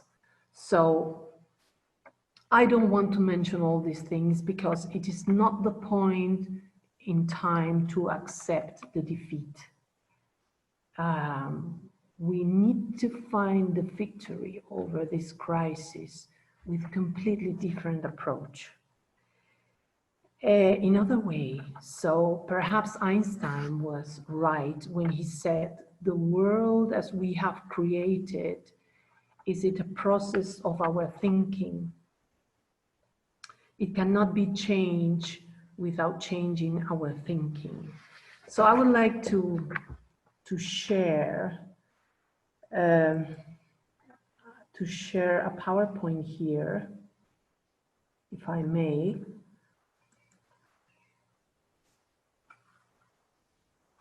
No, it's not here. I'm sorry, I cannot. It's not my computer, I'm sorry. So, yes. I've enabled sharing now. Thank you. Yeah, but I cannot find it in the desktop. So that's, oh, yes, I find it. Sorry. It's better because you don't see my face all the time. Excellent, it's here. Can you see it, please? Do you see it? No. Not yet. Not yet. Now you will see it. Yes. Yes. Okay.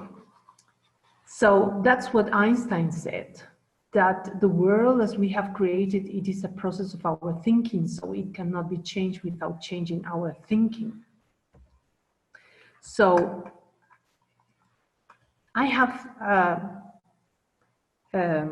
good news for you. What would happen if we decide that this pandemic will merge the best of us? So what would happen if all religious and spiritual movements stand together for concrete action on the environmental crisis? Would that be an example on how all dissenting ideologies, political parties or organizations can join together? It would be a fantastic example, isn't it? So interfaith activities is very important. And I have good news for you. The Interfaith Rainforest Initiative is a multi-faith alliance that aims to bring moral urgency and faith-based leaderships to global efforts to end tropical deforestation.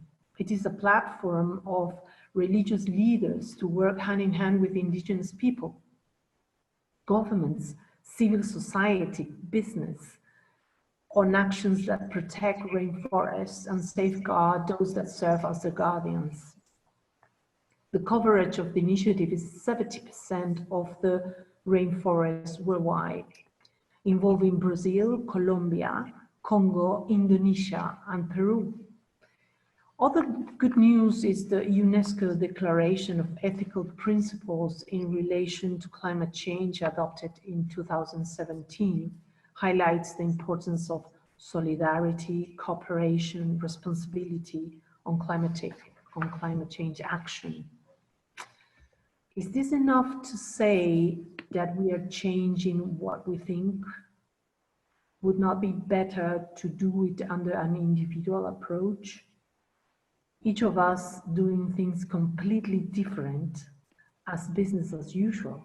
So different things as a result of new thinking, a new state of consciousness.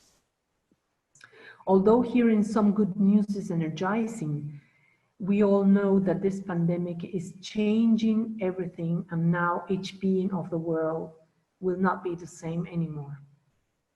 Two things are happening without any doubt. People is appreciating and recognizing the value of nature. We heard the doctor from Greece saying that we take from nature. We buy a banana, but we are not paying nor being grateful with the banana tree that is providing us such a treasure of eating a banana. We take and take from nature and we do not give back. So it's a time to pay back. So people is getting more and more spiritual. So meditation and mindfulness is everywhere. What would happen if we are the change we want to see? Exactly as Gandhi said. In that case, we would need to do things completely different. Instead of get lost on the immensity of bad news, concentrate on good news, on how to be ourselves better, loyal to ourselves, emotionally protected, with good wishes to us and others, and attached to clear goals, to our specialities, rather than tied to people or things. Of all the wisdom we receive at the World Spiritual University in Brahma Kumaris, one of them is the consistency between thoughts, words, and actions. Of course, positive and elevated thoughts. We have to ask ourselves whether we put in practice the thought I had or the thought we had. We receive the recommendations to serve with an honest heart and not only with the head. That is the key. So I just want to show you what is happening in the world today. Of all the mammals on Earth, we are like the 36%.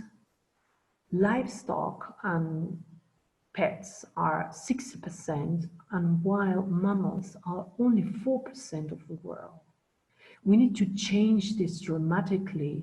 We need to pay back to nature. In other ways, we need to protect wildlife and protect ourselves as well. So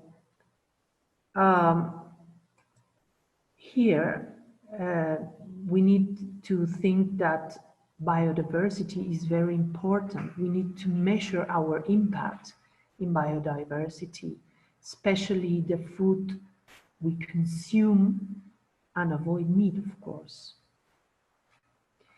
So if you may like to gather some tips, here they are. On climate change individually, we just need to do 3 things. We need to measure our personal or family carbon footprint. So 3 things: we need to measure our carbon footprint.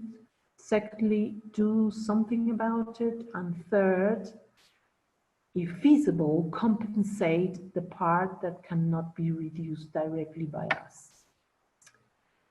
So I just want to say that as a vegetarian, I always say to my friends that, yes, I don't want to be the intellectual author of a murder. So if I'm going to buy meat in the supermarket, I am the intellectual author of a murder. So that's like a thing I say to my friends, but I just want to say that, as we know, planet Earth is immense, but our being is also immense.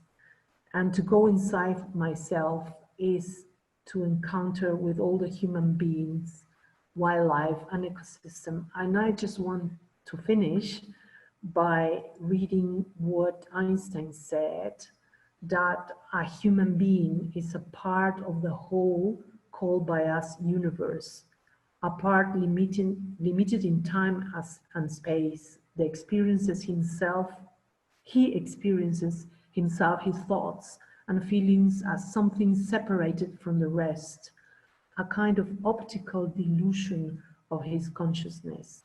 Is a kind of prison. Our task must be to free ourselves from this prison by widening our circle of compassion to embrace all living creatures and the whole of nature in its beauty. Namaste.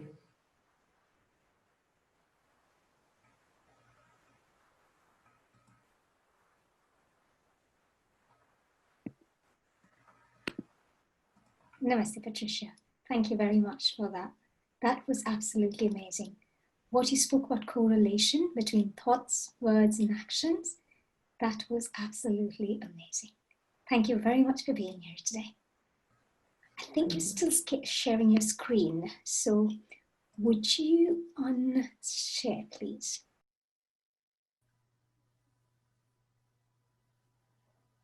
Admin, would you be able to unshare the screen? Hello?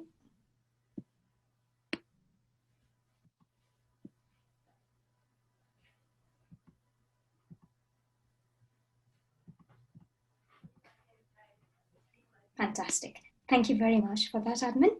Right, so let's go on to our next facilitator, all the way from Brazil. Alex Pochard is a composer, performer, researcher, and music producer from Salvador in Bahia, Brazil. PhD in music composition, Universidade Federal da Bahia, Brazil. Raj Yoga teacher at the Brahma Kumaris for 17 years. Namaste and welcome, Alex. Sarita, thank you so much. It's really a privilege to be invited here by the Healing Our Earth team on this summit, Healthy Mind, Healthy Planet. I really feel honored and very happy to be part of this gathering, such an auspicious gathering. And talking about happiness, I'd like to contribute playing a song and that talks about happiness. You know, I come from this city. In fact, I am here now in Salvador de Bahia, in Brazil, that it's known as the land of happiness. So I thought the whole theme of healing the mind, healing the planet, I think happiness, we all think that happiness is a very important ingredient. And this song talks about this time to come that not only a few will be happy, but everybody together will be happy. It's like a picture of this world that we all want. The name of the song is A Era do Sol, something like the Sun Era or Sun Dynasty. I will sing in Portuguese. I hope you don't mind, but you can get the vibes. I hope so. And it's like that. It's like a picture, very few words, in fact. Okay?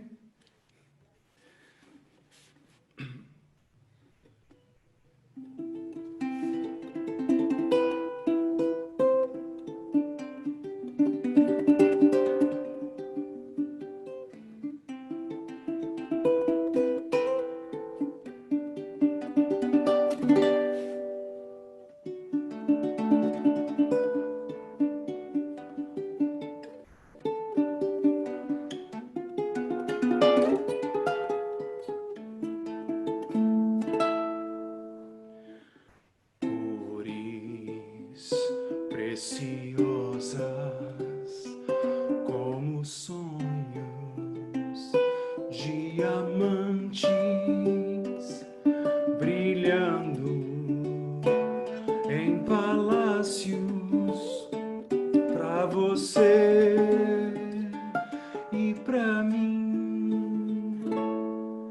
O tempo nos traz novas vibrações em cores e som e em carruagem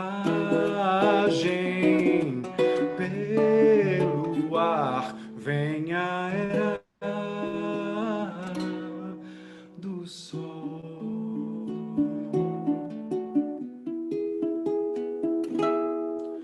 Danças tão divinas flutuando como um sonho em linda harmonia. Vem a terra de paz.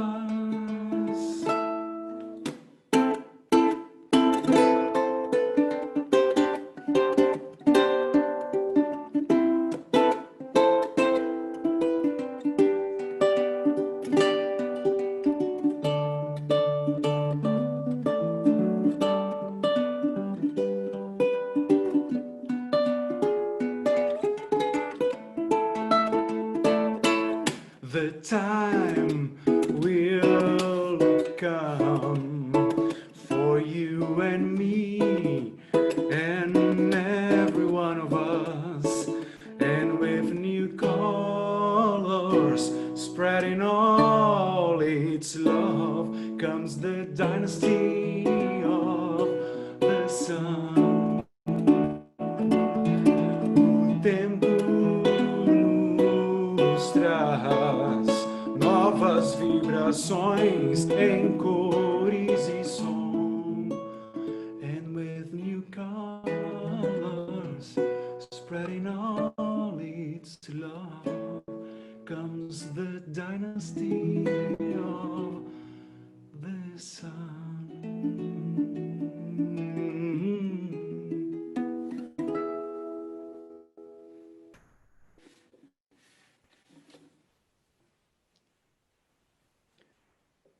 Okay, thank you.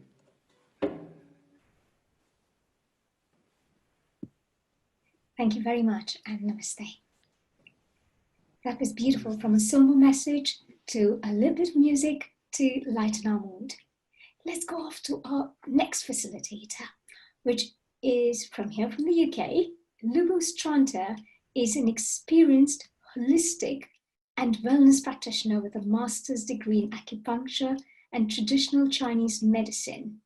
Being a practitioner of massage therapy as well, Lubo Stranta skillfully weaves a balance of acupressure, Chinese herbs, the 5 elements theory, and postural corrections with joy and focus in every treatment session. He exudes a never-ending enthusiasm for health and harmony, bringing together the unity of body, mind, and soul. So let's welcome Lubo Stranta. Namaste. Hello, everyone. I want to thank you very much for my introduction to Sarita. Namaste. Thank you. Yeah. What a privilege it is to be invited. Could you bring up your volume a bit, please? Sorry. Okay. Your volume, we can't hear you very well. Oh. The output speaker. Louder? Can you hear me now? Better. Better. Admin? Hello, everyone. Again, I want to thank you very much for my introduction to Sarita. Namaste. Namaste. What a privilege it is to be invited by the Healing Our Health team on this global online summit, Healthy Mind and Healthy Planet. My name is Lubos, and I am an acupuncture practitioner in London.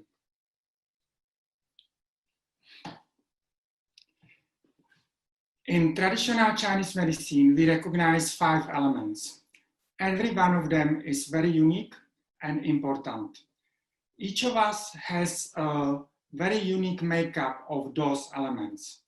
Practitioners of Chinese medicine should know how to balance all elements so the harmony and energy flow is natural and holistically established. Practitioners have tools to do this. They can use Chinese herbs, acupuncture, acupressure, massage, which is called tuina. They can use dietary and lifestyle advice, or exercises Qigong. Because today we are celebrating World Environmental Day, I would like to introduce for you one particular element, which is very specific and very unique. This element is all about nourishment, vitality, and harmony. Today, we will talk about earth element.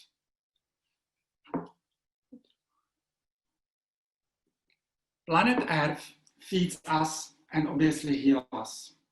The ancient Chinese understood the human being are part of the web of life, and Earth is the source of all nourishment and vitality.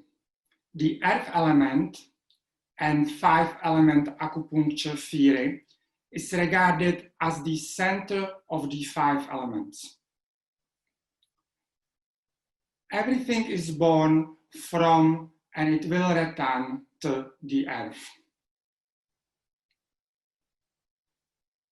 Proper nourishment of body, mind, and spirit is vital to internal harmony and well-being. By understanding how the earth element works within us and around us, we can learn to cultivate physical, emotional, and spiritual health in challenging and often toxic environment or in the toxic world around us. The body contains a circulatory system of vital energy flow. In the Chinese medicine, it is called the acupuncture meridians. Each of the 5 elements governs a pair of meridians which relate to different systems of the body, mind, and spirit. The meridians of the earth elements which governs digestion are the stomach and the spleen. It is important to understand that those don't relate one-on-one to the organs of the same name in Western medicine, but rather we can understand them as the energetical value of a particular organ. A robust earth element brings nourishment to each and every part of body, mind, and spirit. The work of the earth meridians and related organs in receiving, transforming, and transporting nourishment is indeed at the center of our well-being. Stability, security, and harmony depend on the nourishment that we receive through the earth element. Earth is the foundation on which everything rests. Tending the earth element is a cornerstone of all physical, mental, and emotional healing. In the earth element is imbalance or weak, if the earth element is imbalanced or weak, every part of our being will suffer for lack of proper nourishment. Fortunately, there are many things we can do to support the earth element and ensure that we have the best possible chance to heal. So what can we do? How can we heal and balance the earth element within us? I will give you some tips now, which you can use for yourself to heal earth element within you. We can eat a nutrient-dense whole foods diet that provides all the nutrients we need for physical and mental health.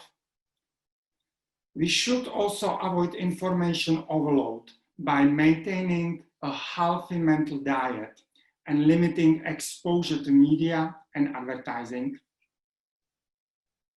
The other thing what we can do is it will help if we shift our consciousness and if we give the critical thinking mind a bit of a break by taking up a creative hobby, for example, such as dance, music, or arts and crafts.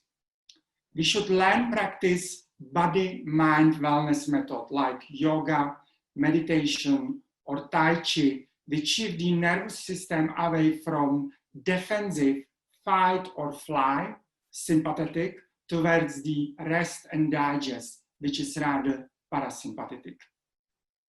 And mainly then exercise outdoor and spend time in natural green spaces.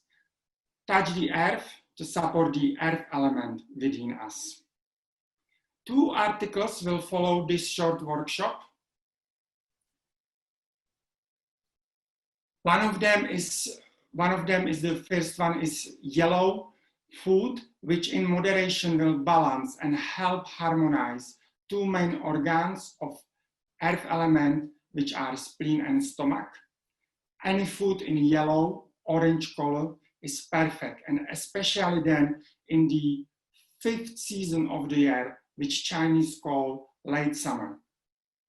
If you are interested in the food for other 4 seasons, please email me and I will send you the rest of the cards. In the second article, I would love to share with you one very special acupuncture point, which is called spleen 6, which you can actually stimulate for and by yourself. The point is spleen 6. In Chinese, it's called San Yin Jiao. It's located on the inside of your leg, just above your ankle. To find this point, you have to locate the highest peak of the ankle. From the highest point, then 4 finger wave up on your leg. We should apply intense pressure slightly behind the bone, which is called tibia, and massage the area for about 4 to 5 seconds on both legs. That was my advice, how to heal earth element within us. Thank you very much. Namaste. Thank you. Namaste. That was absolutely amazing. Thank you very much for your acupuncture tips, and we'll certainly be trying all of that out. Our next guest is from the Czech Republic. I understand it's a video we're going to play. And his name is Peter Krotter and is one of the most distinctive and charismatic musicians in the Czech Republic. Peter is the founder and heartbeat of a big band, Ožno Vintage Orchestra, where he acts as band leader, soloist, singer, and music ranger. He was the only Czech musician to play at the opening festival of the Olympics in London. So let's go over to our video. Well, good afternoon, dear ladies and gentlemen, dear friends all around the planet. It's a great pleasure to be part of this lovely program, of this activity. And my name is Petr Kroutil. I'm from the Czech Republic, and this is my house close to Prague. I really appreciate that I can take part of this afternoon, and I would love to say something wise and intellectual, but I'm not that kind of guy. I'm not that smart.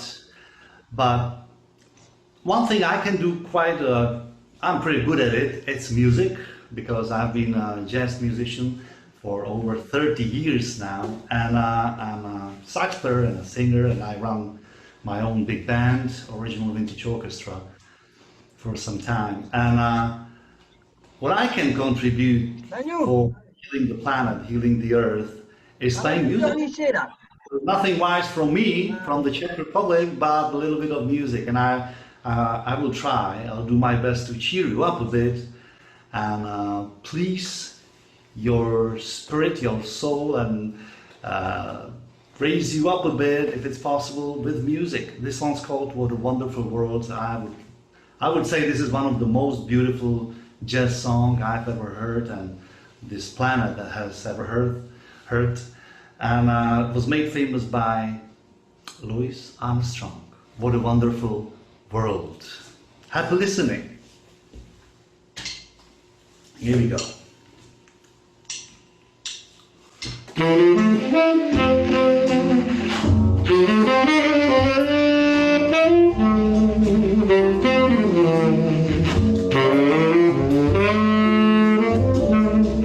I see trees so green, red roses too. I see them bloom for me and for you. And I say to myself, what a wonderful world, what a wonderful.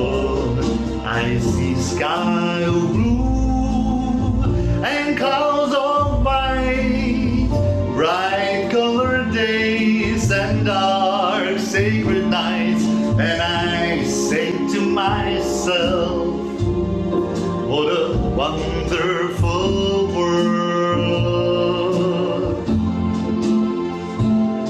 And the colors of the rainbow, so pretty in the sky, are also on the faces of people sitting by. I see friends shaking hands, saying, how do you do? But they're only saying, trees cry, our buds then grow. They learn much more than I'll ever know. And I say to myself, what a wonderful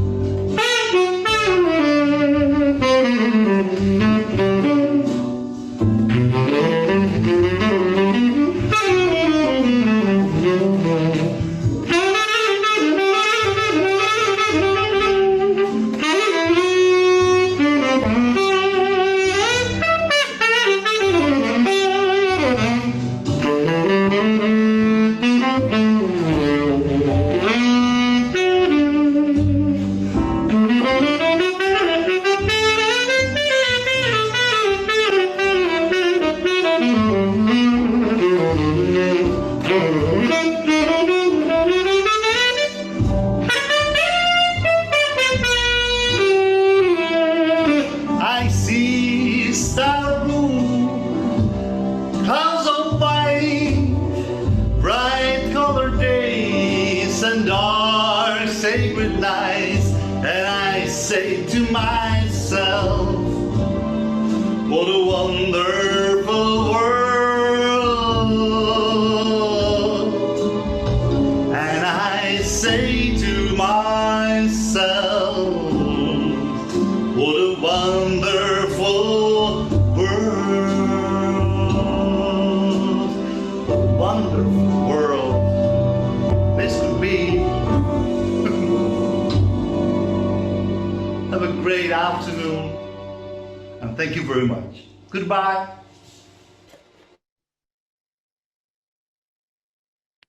Wow, that was amazing. Do you know what? That's one of my best, most favorite songs. What a wonderful world this is. And let's all get together and make sure this world stays as wonderful by taking responsibility for everything around us. Right, so let's go on to our next facilitator. His name is Johan Vasquez. I hope I pronounced his surname properly. Johan is a homeopath, naturopath, member of the Sustainable Development Group of the National Bank of Canada, the BK's representative to the UN, and former candidate for the Green Party of Canada, with 10 years of experience.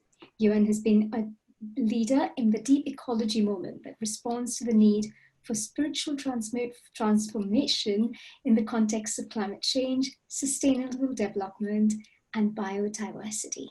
Namaste, Johan, and welcome. Om Shanti. Om Shanti, everyone, and thank you. Namaste. Greetings to everyone, and first of all, thank you to Healing Our Earth for putting this wonderful program together, an online summit. I think that technology is now a wonderful tool for making these events happening across the world and lowering our carbon emissions, which is a great thing. I think that that's also has a very big potential for us in the future. So thank you for the presentation. And yes, I'm Juan. I live in Montreal, and as she mentioned, Sarita, I am the Brahma Kumaris representative, one of the Brahma Kumaris representatives at the UN. And I've been, since very young age, very interested in ecology. I have, with my dad, with my mom, they really taught me how to love nature, to love the planet. And since very young, I started to get involved or be very curious about healing. I remember my grandmother going to the homeopath, naturopath. So since then, I always had this interesting curiosity about healing. So today I'm going to speak to you from that perspective as a homeopath, as a naturopath, and also as a yogi from the Brahma Kumaris, how this wonderful experiences have taught me throughout the last 10 years by going to the UN conferences, by teaching meditation, how we can transform our inner ecology and therefore transform the ecology of the planet. As you know, I want to start saying that the planet is alive, and it's not only the planet that is alive, the universe is also part of this human project that is now taking place. So we are a project of the universe, we are a project in a way of Mother Earth. And as we know, we evolve as a species, as spiritual organisms. And as a whole, we have a duty to become our guardians and custodians of the planet. And by resonating and by tuning into the signs of nature and the universe, we can be in tune with the transformation that is taking place. So I guess in my own beliefs that pandemics has their own good things too, because as any disease is, they're here to taught us about ourselves, about how we think, about how we feel, how we behave. So disease is not just something negative. They have their own positive side of things if we understand the why disease and these kind of events happen as human beings. So I wanted to share today about the process of homeostasis, the universe, the earth, the body, the soul, everything. There is a power within this reality that we call homeostasis. And homeostasis is a power that works through our consciousness. So, and it's a power that unifies and tries to bring wholeness and healing to the planet, to the universe, to communities, to ecosystems, to animals. So one of the aims for this event was to remember that 5th of June is the International Day of the Environment, with the theme of biodiversity. So homeostasis works also for us. So I'm inviting you to reflect on this concept of homeostasis, because it's something that is very hopeful. Homeostasis is something that happens within us. So to give you an example, when the body is sick, when you cut yourself, there's always the tendency of the body to heal naturally. So if you cut, there's always going to be something trying to, your cells, all your healing energy of the body activates that, the mechanism activates to heal, to make you feel good, to make you feel happy again, to make you feel ready to do and enjoy life and work and all the things that we do in life. So by meditating, we can tap into the deeper aspect of homeostasis, and homeostasis is something that begins in our soul. So if we understand the soul as the most sacred and the most profound aspect of the human being, we can therefore understand that the soul, with the mind, with the intellect, and with the memories that we carry deep in the soul, that's what homeostasis begins. And I think meditation, and for those who know Brahma Kumaris, we teach meditation, and we try to invite people to go within and find the inner treasures that are deep down within the soul, the virtues, the powers, virtues such as peace, such as love, healing, happiness, and also the powers that helps us to live in our everyday life, like power to face, the power to cooperate, the power to let go. So there are many beautiful treasures inside the soul that we can tap into when we meditate, and bring this beautiful ecosystem that we have within us and share it with others. So when my inner ecology begins to flourish, also my thoughts, my ideas, my concepts, my relationship with my body, the relationship with others, with my communities. And as a politician, I have always tried to bring this power of homeostasis, of well-being within politics, because I think that we're now in a very transformative place where we can bring well-being also in society. So homeostasis is something that we can tune in and gives, it's actually a psychology of hope, because homeostasis helps us to understand that the whole universe, the whole earth, Gaia as an entire planet, and also the soul, our souls, the body, are working together to bring homeostasis to our reality. So I want to invite you to follow me in a very in a meditation that we can tap together into this power of homeostasis and begin the process of what I call eco-synthesis. Eco-synthesis is really the power of going within and find harmony within your thoughts, within your feelings, and bring this energy out to the world. So meditation is a great tool. So if you want to join me, I invite you to relax and take a few moments of relaxation, to leave behind all the things and the stress perhaps, or maybe just having a little moment for yourself now. I know we have this wonderful speaker, so we can actually maybe receive that energy, though, that wisdom from others in this moment. So you can close your eyes or you can leave your eyes open. And I invite you to breathe in and exhale. Breathe in and exhale. So we do this to bring the body into a halt, into stillness, so we can then start the journey within, going deep into our souls. So slowly, with the power of silence and peace, we can tap into our core, ourself, and just following this energy of peace. If we just let go of any sort of a stress,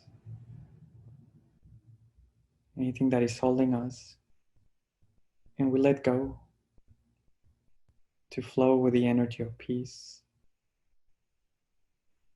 the energy of love. And there in our consciousness, we can find the power of homeostasis, a very holistic power that heals the mind and can heal the planet as well. Feeling the energy of peace is healing the body, healing the mind, healing everything that is around us. That power allows us to let go of any anxiety, fear, frustration, and actually tap into the hope, to the energy of hope. Because hope is the energy that would lead our way into the future. It allows us to connect with God, the divine. Allow us to give energy to the planet and to Gaia. So we become transmitters of peace and love to ourselves, our thoughts, all our organs and systems. And by feeling good, by feeling well, we can contribute to the healing and the well-being of the planet. So slowly coming back by breathing in, breathing out. So meditation is a wonderful opportunity for us to enrich ourselves, to nourish our inner ecosystem, like our spiritual ecosystem, but also our cells and organs. So again, this is the power of homeostasis, the power of finding peace at the core of ourselves, but also understanding that that power flows throughout the universe, throughout Earth, throughout people, and that if we tap into it, if we can connect with the divine, there's no limitations to the things that we can achieve. And I just want to end my session by quoting Thomas Berry, which is one of wonderful wise persons from the United States that I ever heard. And he says that we must first have a vision of the future sufficiently entrancing that it will sustain us in the transformation of the human process. He says such an entrancing vision of the future that we propose here is the Ecozoic era, a period when humans will become a mutually beneficial presence on Earth. So I leave you with that to reflect. How can we become a mutual beneficial presence on Earth from now on? And how we can do that on our daily lives. So thank you, and Namaste, Om Shanti. Namaste. That was beautiful, Yvonne. The meditation was absolutely amazing, and everything you said is so, so true. Mutually beneficial. So let's all strive to do that. So from Yuan in Canada to Jim in the USA. Jim Paymer is the president of Paymer Communications Group, a leading edge media company consulting Fortune 500 executives. He is a 4-time Emmy Award-winning journalist, previously SVP Corporate Communication PepsiCo, Professor of Business Communications Molloy College, and an advocate of environmental issues. Namaste, Jim Paymer. Namaste. Namaste, Sarita. Can everyone hear me?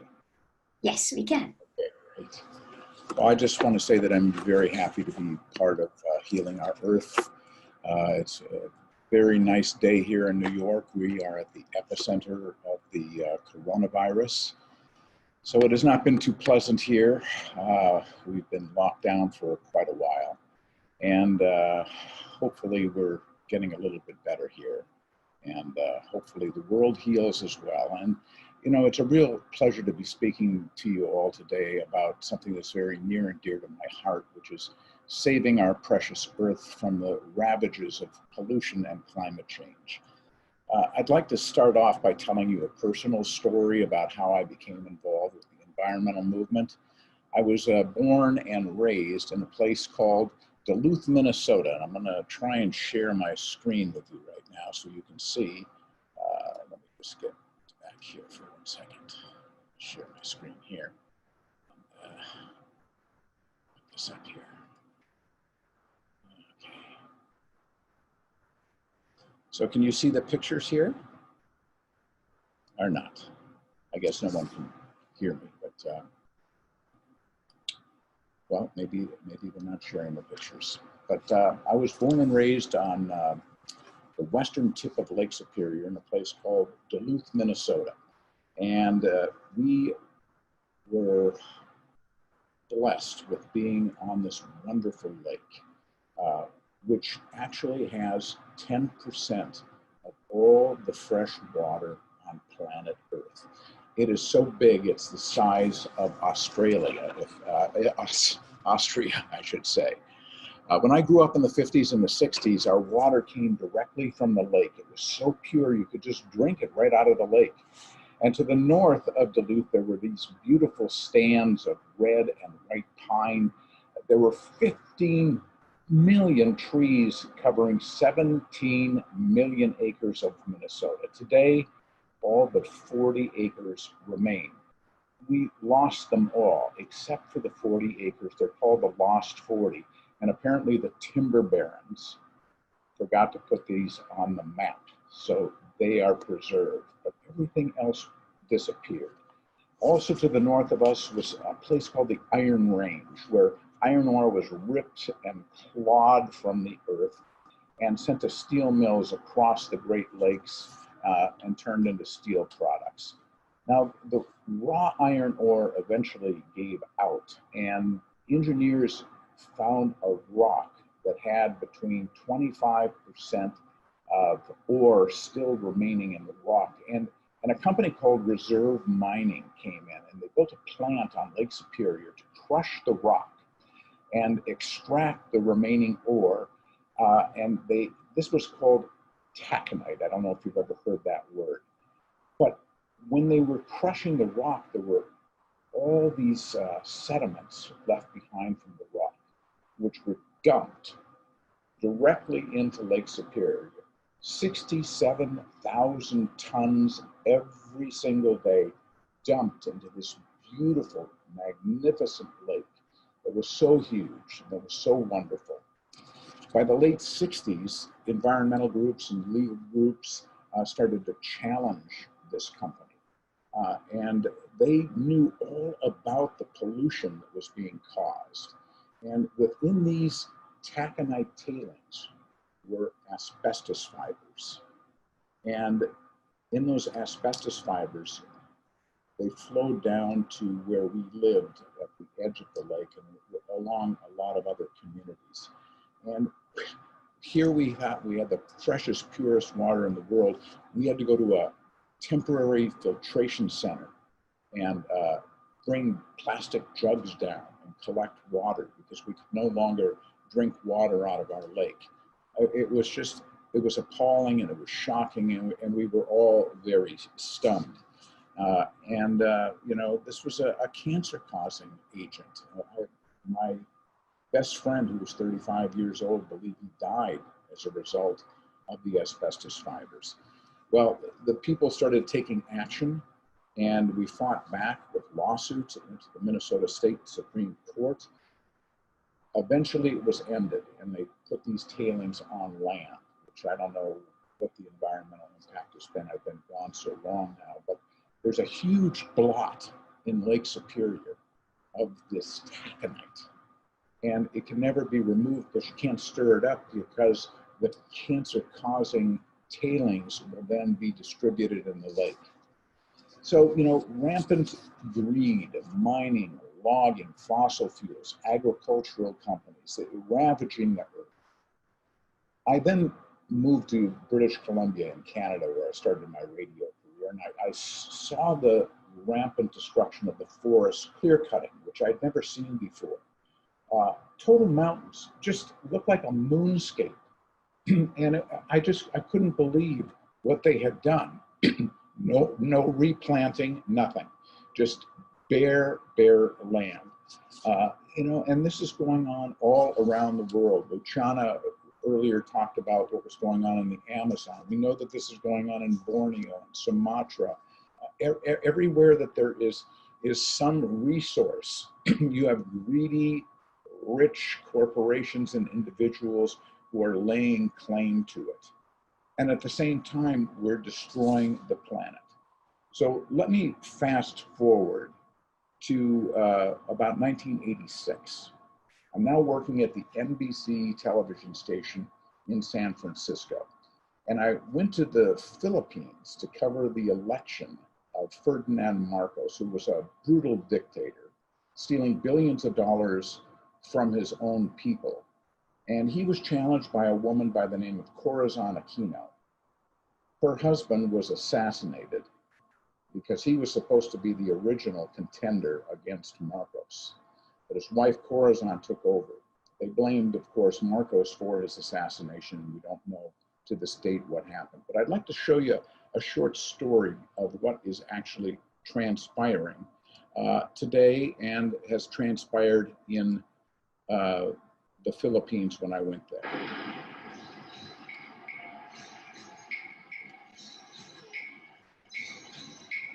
Manila, capital city of the Philippines, where 1 out of every 7 Filipinos lives.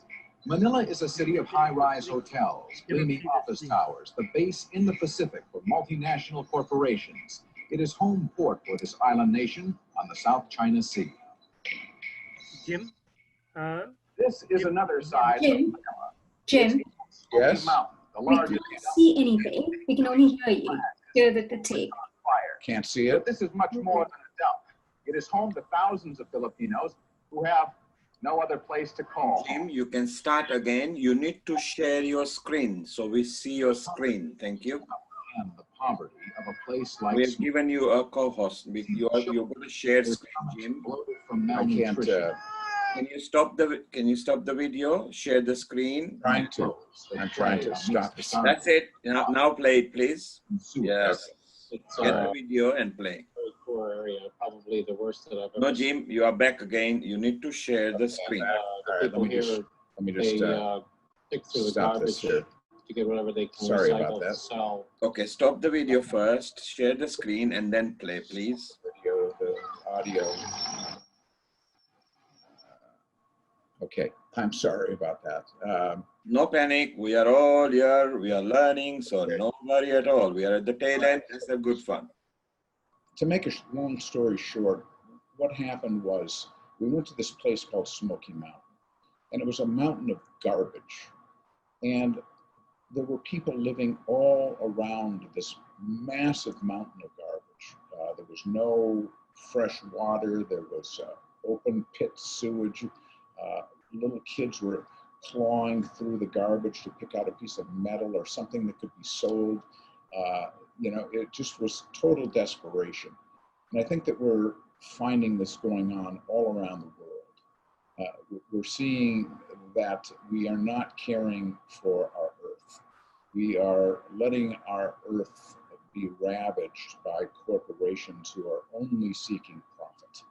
And we've got to stop this, because we're running into a situation where we are into an unsustainable period of time. We have 7.2 billion people on planet Earth today. This is going to grow to 10 billion people by the year 2050. If we can't support ourselves today, what is the world going to look like when we have another 2 to 3 billion people on it? We're using, as Luciano was talking about in the Amazon, with the raising of cattle.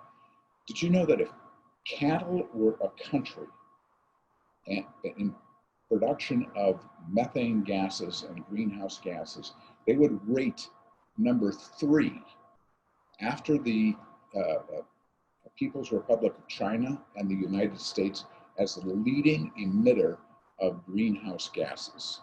We're cutting down the Amazon so that we can have more grazing land for cattle. We're giving them feed full of antibiotics, meaning that if we get sick and go to a hospital, that we have less of a chance of getting cured because we already have all these antibiotics in our system if we're eating beef. We're also seeing on an almost daily basis some kind of demise of the ice caps, whether it's in the Arctic or in the Antarctic, whether it's Greenland. Huge ice sheets falling into the sea. 10 to 15 of these sheets have already fallen into the sea. If we have sea rise of 5, 10, 15, 20 feet in the future, what is going to happen to the people who live in the coastal regions of our world? Because right now, 2.4 billion people, about 40% of the world's population, live within 60 miles or 100 kilometers of the coast. There's going to be mass dislocation of people from places like New York, like London, like Mumbai, like Buenos Aires, like Los Angeles. Where are they going to go? They're going to go inland. And who is going to pay the price? Poor people who don't have any resources, who will be pushed out by rich people. I was thinking about this since we are at the epicenter of the coronavirus, how this pandemic, in a way, in the way that I think anyway, comes from kind of a higher power, a higher source. The way that we were living our lives, the way that we have been destroying our environment, it's almost like the pandemic went, boom, stop it, or you will not survive. And so what happened? We stopped driving. All the planes were grounded. Factories came to a halt. And what did we find? Pollution was reduced 50 to 60% in places like New Delhi during the lockdown. in Beijing, in Los Angeles, and London, they could finally see a blue sky, which, you know, usually they're covered by fog and pollution. We have the means and the capability of changing the way that we live in order for us to thrive and survive as a people. We can get rid of fossil fuels, except that there is so much money involved. Our politicians, you know, they look the other way because campaign contributions are coming to them, and they are able to get reelected into office because the oil companies have tremendous financial resources. But at the same time, we know that we can transform and we can have a metamorphosis of the way that we put together our energy resources. We can use wind, we can use solar, we can use tidal, and get rid of natural gas, and get rid of coal, and get rid of oil as the way that we heat our houses, our buildings, what we use to electrify our systems. We must do this. It's an imperative, because I'll tell you, I have 5 children, and I have 3 grandchildren. And I really would love to see them grow up in a verdant world of greenery. Outside, I can see a lot of big trees. And I grew up, as I mentioned, in Duluth, Minnesota, a beautiful, beautiful, gorgeous lake, 42 streams flowing into that lake. To the south of me, I have the Atlantic Ocean. To the north of me, I have Long Island Sound. But will my kids and my grandkids be able to enjoy these resources like I have? Now, somehow, we have these beautiful conversations at Brahma Kumari, and I've been involved with the Brahma Kumari for, 35 years, since I met Sister Chandru in San Francisco, and Sister Elizabeth at Anubhuti Center in Marin, and met Dadi Janki a couple of times, once in London and once in Reykjavik. And I just feel that if we as a people, as a community, cannot find a way to collectively work together, nations of the world, governments of the world, that we are not going to survive. We cannot be in competition with the Chinese and the Russians and the Europeans and the Latin Americans over who is going to control the resources and the industrialization and the manufacturing of the globe. We really have to figure out a way to work together collectively as a human species, or, you know, I think that very bad things are going to come in the future. If you have dislocation of so many millions of people from coastal regions, if you continue to take away the lungs of our earth, which are in the rainforests of Borneo and Sumatra and the Amazon and British Columbia, what air are we going to breathe? Right now, they know for a fact that with coronavirus, the people whose lungs are already compromised by pollution, they are 15 to 20% more likely to get coronavirus. And so, you know, there is a dynamic at work here with the disease and the way that we've been living our lives, globalization, a collapsing economy. I don't know if you folks around the world have been seeing what's been going on in America. We've had 4 nights of rioting in the city where I went to, the University of Minnesota, in Minneapolis, Minnesota. They've been burning down buildings because there's been yet another police killing. We have autocrats that are controlling many of our countries, from here in the United States, Donald Trump, Bolsonaro in Brazil, El-Sisi in Egypt, Duterte in the Philippines, in Indonesia. These people are not thinking about the common man. They're thinking about how they can enrich the already rich. And we just cannot go on in this direction. And while it's very nice I love hearing the music. I love Lucinda. I've been listening to Bliss for many, many years. I love the meditation. I love going to the Brahma Kumari centers. I've been to Oxford and London and all of the ones here in New York and up to the Catskill Mountains. But is it enough? We have got to start putting pressure on governments, on manufacturing enterprises, on executives to change the way that we operate in this world. Or I really believe that my children and my grandchildren are going to suffer. And I feel really bad. You know, my heart aches. But this is, you know, I'm 69 years old right now. And this is the legacy that my generation is leaving the next generation. I mean, we are just a tiny speck in the universe. And I have this, I don't know if you can see it, but this is, it's a paperweight.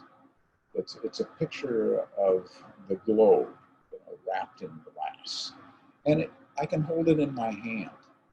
But if any of you have ever been out into a starlit night, and you look out at the cosmos, at the universe, we are as tiny as this when it comes to the cosmos and the universe. And somehow we have got to collectively come together and protect this small blue orb that we all live on. 7.2 billion people today, 10 billion people by the year 2050. We've got to figure out a way of providing enough food, of stopping the pollution, of stopping the conflict between peoples. I mean, it's absolutely imperative. The wars that are going on endlessly throughout my lifetime. I have a picture over in the corner here. My wife got it for my birthday.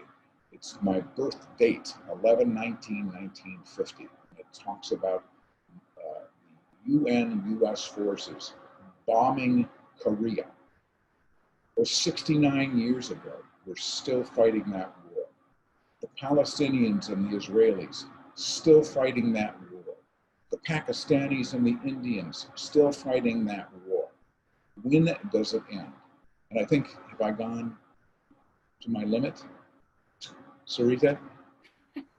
Thank you very much, Jim. That was amazing. That was absolutely amazing. Sorry about the video. I had two great videos and lots of pictures to show you, and I shared the screen before and it just didn't work. No worries at all.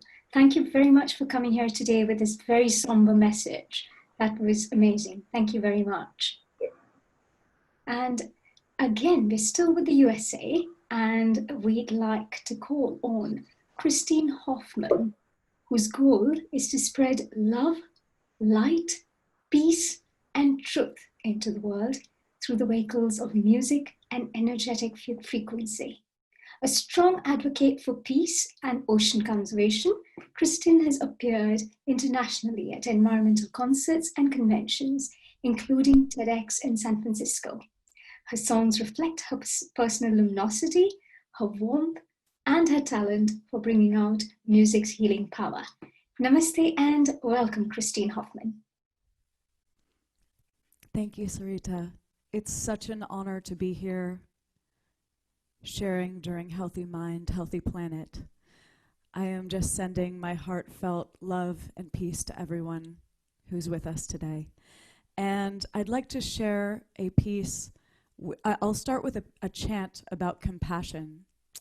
And then I'm going to go into a free flow improvisation. And I'd like to feel like we are all, send your heartfelt intention. We're all going to be singing together. And may I just be a pure vehicle for the divine and for all of our voices to come through. Much love. Karuna Nayam.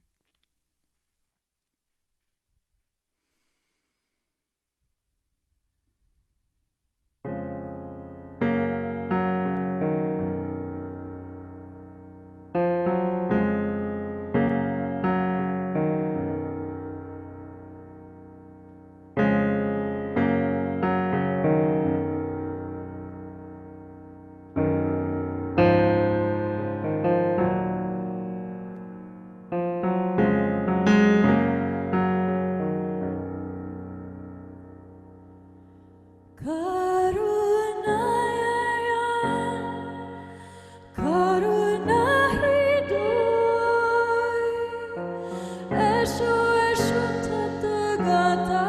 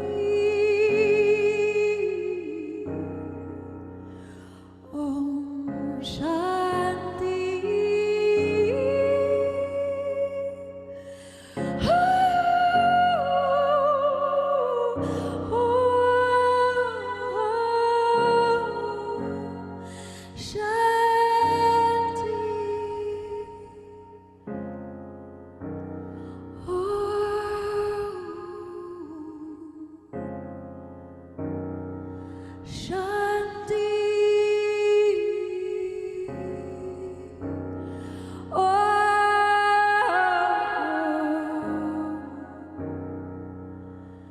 Shanti.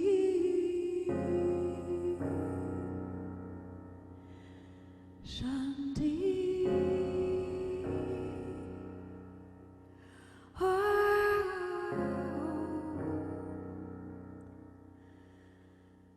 Karuna. Shanti.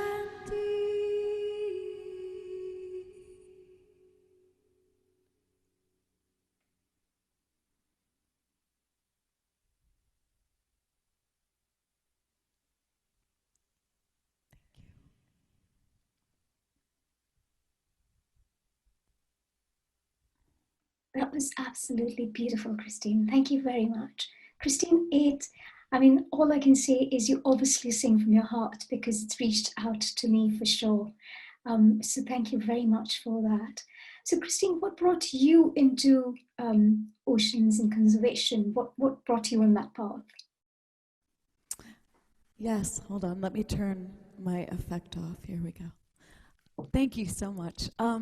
Ocean work and conservation has always been so important to me in my life. I grew up living in the woods and hiking, and nature really, I think, was my first connection to meditation. When I would go into nature, I would feel immediately in connection with divine creator energy and closest with my soul path and my spirit.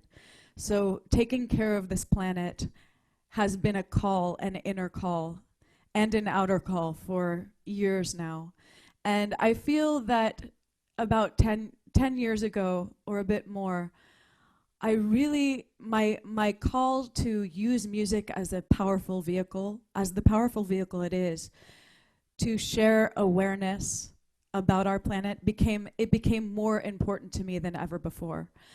I think that it's beautiful to be a performer and whatnot, although I'm feeling at this point in my life the utmost importance to use my gifts and encourage everyone. Everyone has unique gifts that we are born with. And may we all just remember in this moment that we can use our gifts as a powerful way to share our passion and our caretaking for this planet and for each other. So that is my mission, and I try my best to be fully embodied in it every day. That is amazing. Thank you very much, Christine. That was beautiful. And honestly, like I said, I could feel that. I could feel the energy. I could feel the luminosity. So absolutely well done. And thank you very much. Oh, thank you so much. And I'm excited. I believe my dear brother, Paul Luftenegger, is coming on next. And I just want to send him my biggest hug. And I'm very excited to hear his wonderful music. Oh. Thank you for having me. Nice. Thank you very much for that, Christine. So you've actually very beautifully brought that forward as well, which is we're off to Canada next, online, of course. And we've got Paul Luftenegger next. And Paul is an international multi-award singer. And he's a songwriter and a composer who writes conscious music to inspire and promote global love and kindness from within. Paul's focus is growing and nurturing self-worth within the listener. Paul is a leader in his new genre of music he calls conscious healing music to empower the listener's heart and soul to thrive. Now, Paul's song Diamond Light won the Honorable Mention Award from the USA songwriting competition in 2013, and the album of the same name won the top 10 awards in London by the London Free Press as well. So Paul is in the process of releasing his 7th album titled Seeds of Peace, funded by his worldwide fans, and his music is being used in classrooms to help children understand the importance of self-love and self-kindness. That is so beautiful. Namaste, Paul, and welcome to our forum. Global Namaste. I'm so grateful to be here. there, I don't know if you can you hear me? Sorry, the video was just popping up there, but there we are. So I wanted to just say thank you and a global namaste to everyone joining in together. I'm so grateful to be here today. And I just want to say thank you from Canada. I know that the pandemic right now has influenced all of us, and it's a global event. And I pre-recorded this video so that the sound quality could be intimate. I always struggle a little bit with online. I think just the clarity through online. Kristen, who just sang, I need to learn from Kristen how she managed to do that live, because my expertise in that particular way is not as sort of effective. So I wanted to record this so that it could be the best sound quality. So I've done that, and you have the video to play. Fantastic. Admin, would you be playing that for us, please? And then we'll come back to you if you don't mind. So please don't go away, Paul. Okay. Hi, everyone. My name is Paul Leftenegger. I'm a multi-award winning singer, songwriter, and composer, and I'm coming to you live today from Canada. And I was asked to be a part of this wonderful day to honor the world ultimately, and in particular, the environment. And one of the things that I know to be very true is that ultimately the world changes when we change. And this truth is very important to sort of, I think, recognize right now during these huge shifts that are happening on the planet, especially during the pandemic. So we're in this new space, this uncharted territory. And the thing that I decided to do is, I have a lot of music, I have 7 albums, but I wanted to sing a song that honors you and your soul and your heart, and to just say thank you. So to really give a moment for you to feel your divinity within, your sacredness within, and to honor the space of that beauty that actually can change the world. So this is my song, Thank You. I hope you like it. And with the environment that we're in, I have to do this at home. So this is my home studio, so welcome. And I hope you like it. Here we go.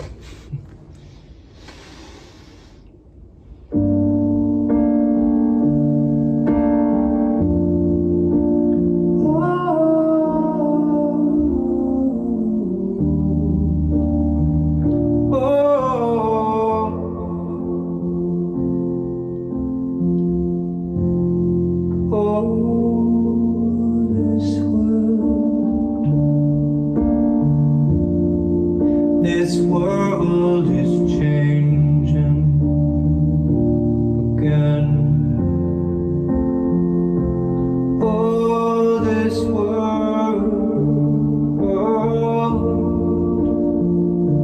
will evolve, because this world is destined to be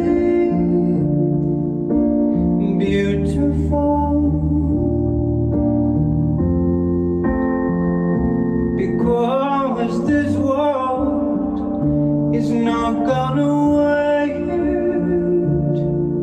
any longer.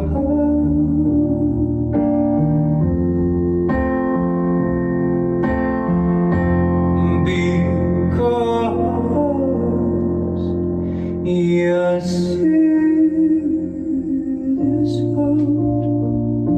it's gonna be good, so good this time.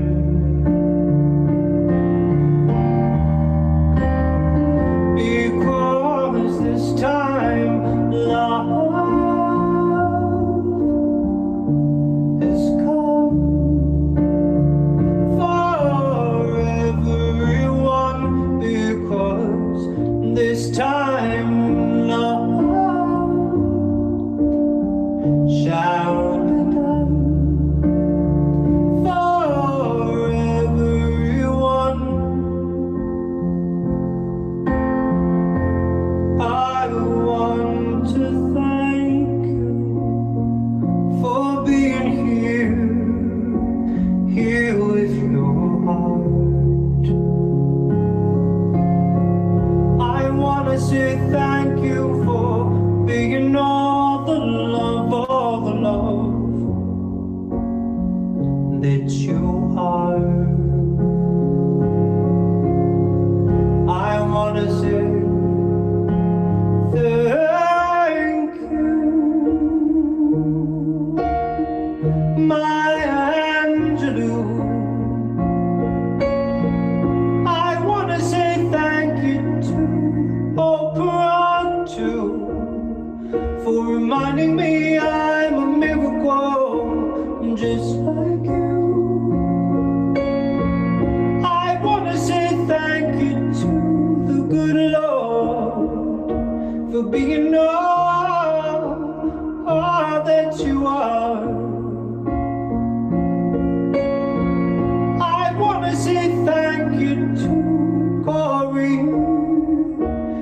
be my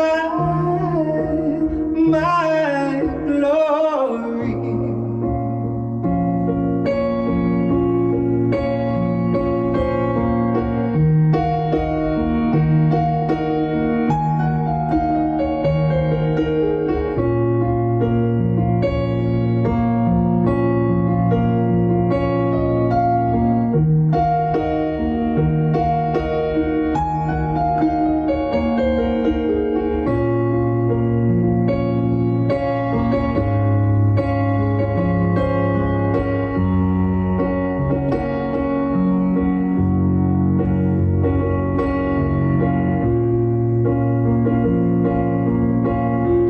And if you listen to this song, I want to thank you for coming along and being all the love, all the love, all the love that you are.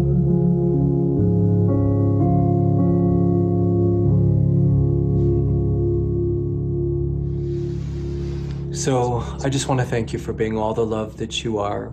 And from my heart and soul to your heart and soul, again, the world changes when we change. And I just want to hold your hand from my heart and my soul and honor you for being the miracle that you are.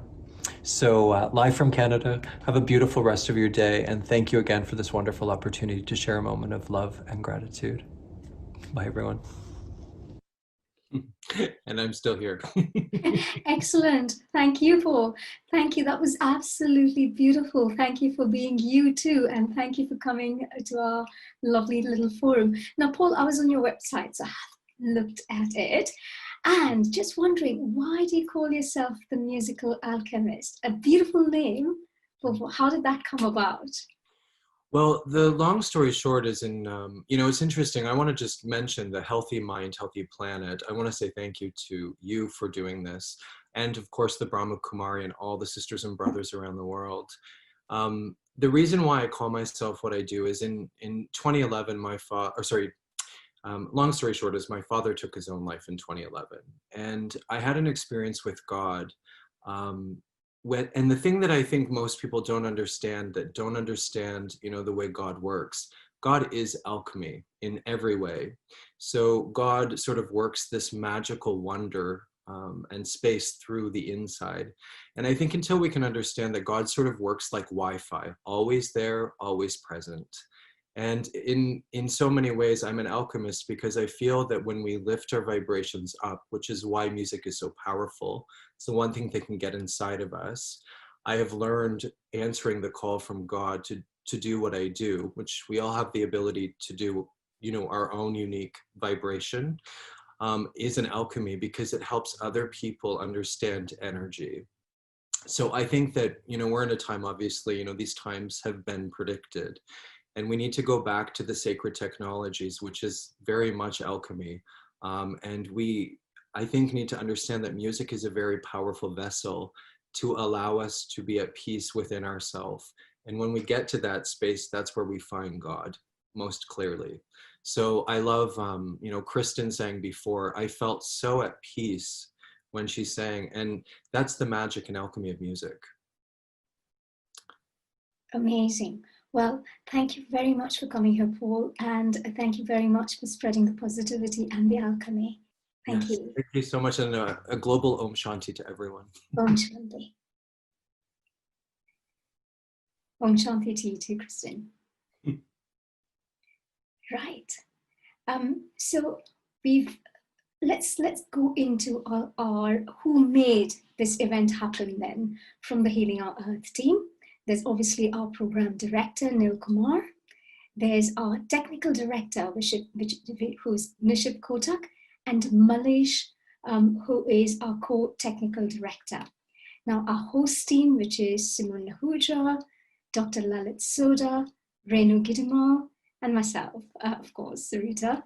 Media team, Kesh Majaria, Varsha Mistry, Anita Nomila. And our backup team, Dr. Milan Shah, Deepa Vithlani, Prash Kotecha, and Nitin Bhai Palan. Now, let's really, I'm mentioning them the last, but certainly not the least, a very, very sincere thank you to our Brahmakumari team of Brahmakumaris for all their support in putting this beautiful program together. We would probably not have been able to do it without their help and support. Thank you very much.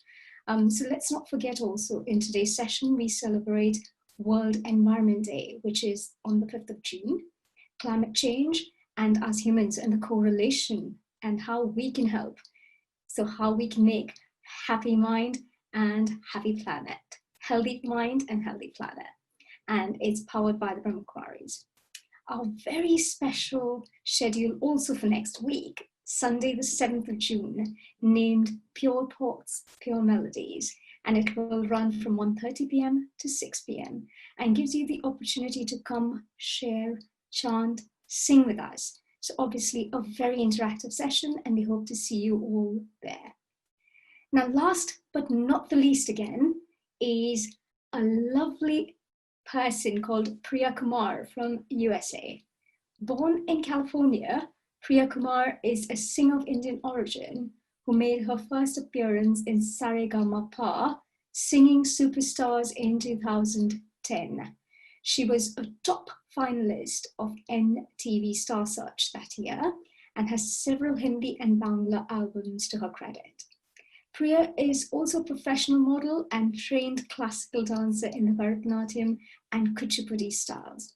Her recent accomplishment is winning the runner-up crown of Mrs. Bharat New England and title holder of Mrs. Bharat USA Classic. She believes in passing inspiration to the younger generation by encouraging them to be the best versions of themselves. The causes she supports includes animal rights and support of the girl child.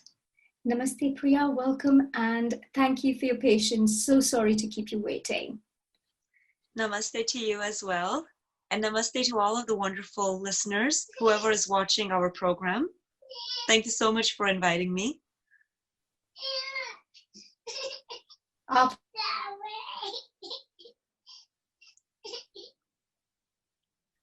Yes. Pleasure, over to you.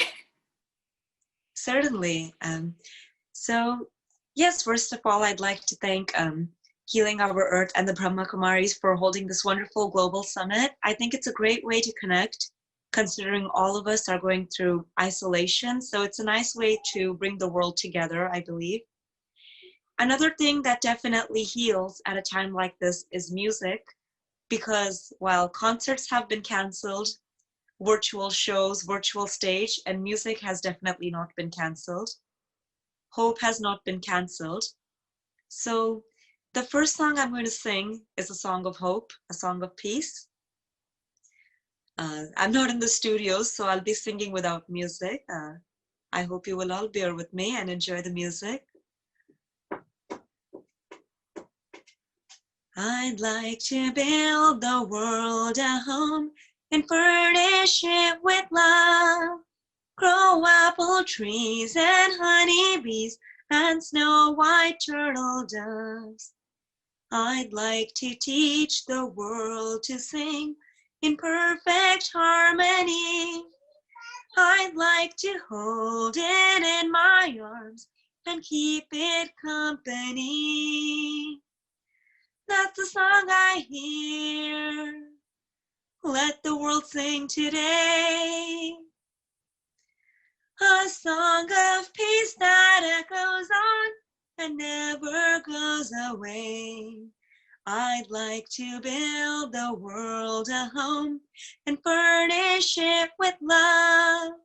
Grow apple trees and honeybees and snow white turtle doves.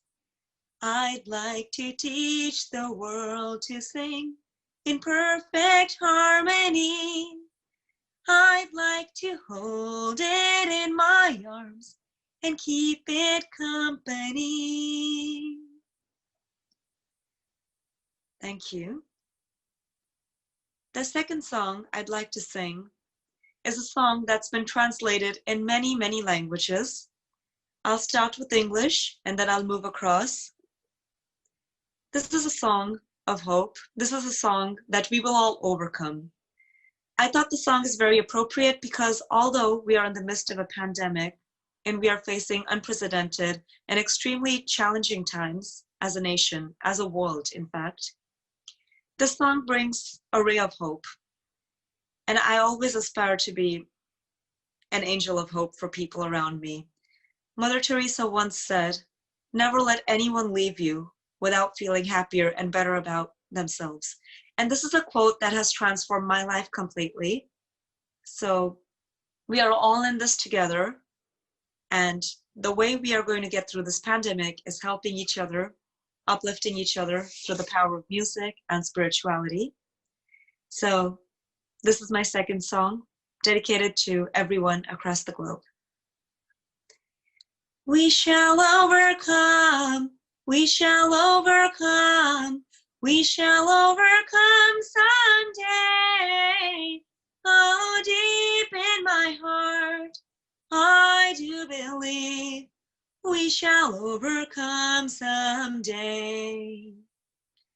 We shall overcome, we shall overcome, we shall overcome someday. Oh, deep in my heart, I do believe we shall overcome someday. Amra korbo joy, amra korbo joy, amra korbo joy ekdin. O buker gobhire, amra jenechi, amra korbo joy ekdin. हम होंगे कामयाब, हम होंगे कामयाब, हम होंगे कामयाब एक दिन. हो मन में है विश्वास, पूरा है विश्वास, हम होंगे कामयाब एक दिन. We are not afraid, we are not afraid, we are not afraid today. Oh, deep in my heart, I do believe we shall overcome someday. আমাদের নেই কোনো ভয়, আমাদের নেই কোনো ভয়, আমাদের নেই কোনো ভয় আজকে.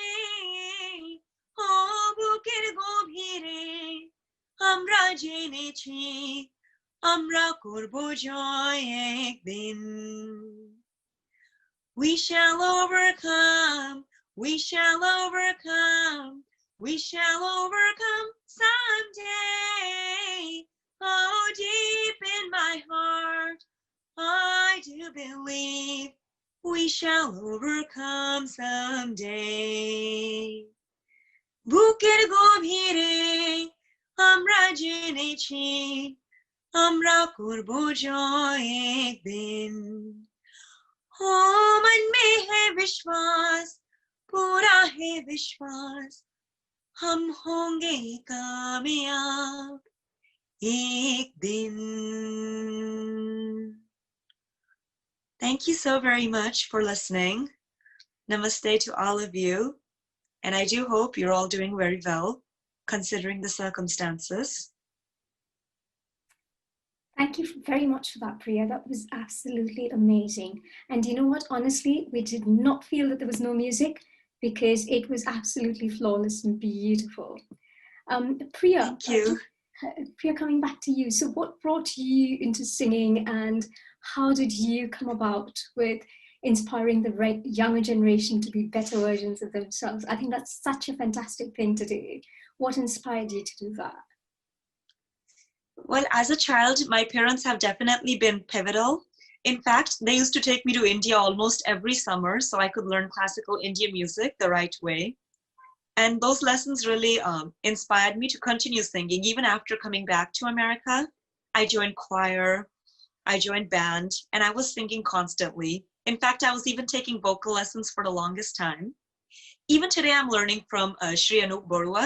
He's my teacher because I feel that music has no end to learning. And the more I learn, the better I feel about myself. Music definitely is food for the soul. And I was able to inspire others because I myself participated in a reality show. And after securing a position in Saregama, I later went on in a Bengali talent show called NTV Star Search. I got to top 10 over there. And then my husband and I decided to launch a show called Bangla Idol New England for the younger generation because Asif and I, my husband, we wanted to give them a platform to shine because so many children have the urge in them and the surge to do something, but they need a platform and they need the confidence and the grooming.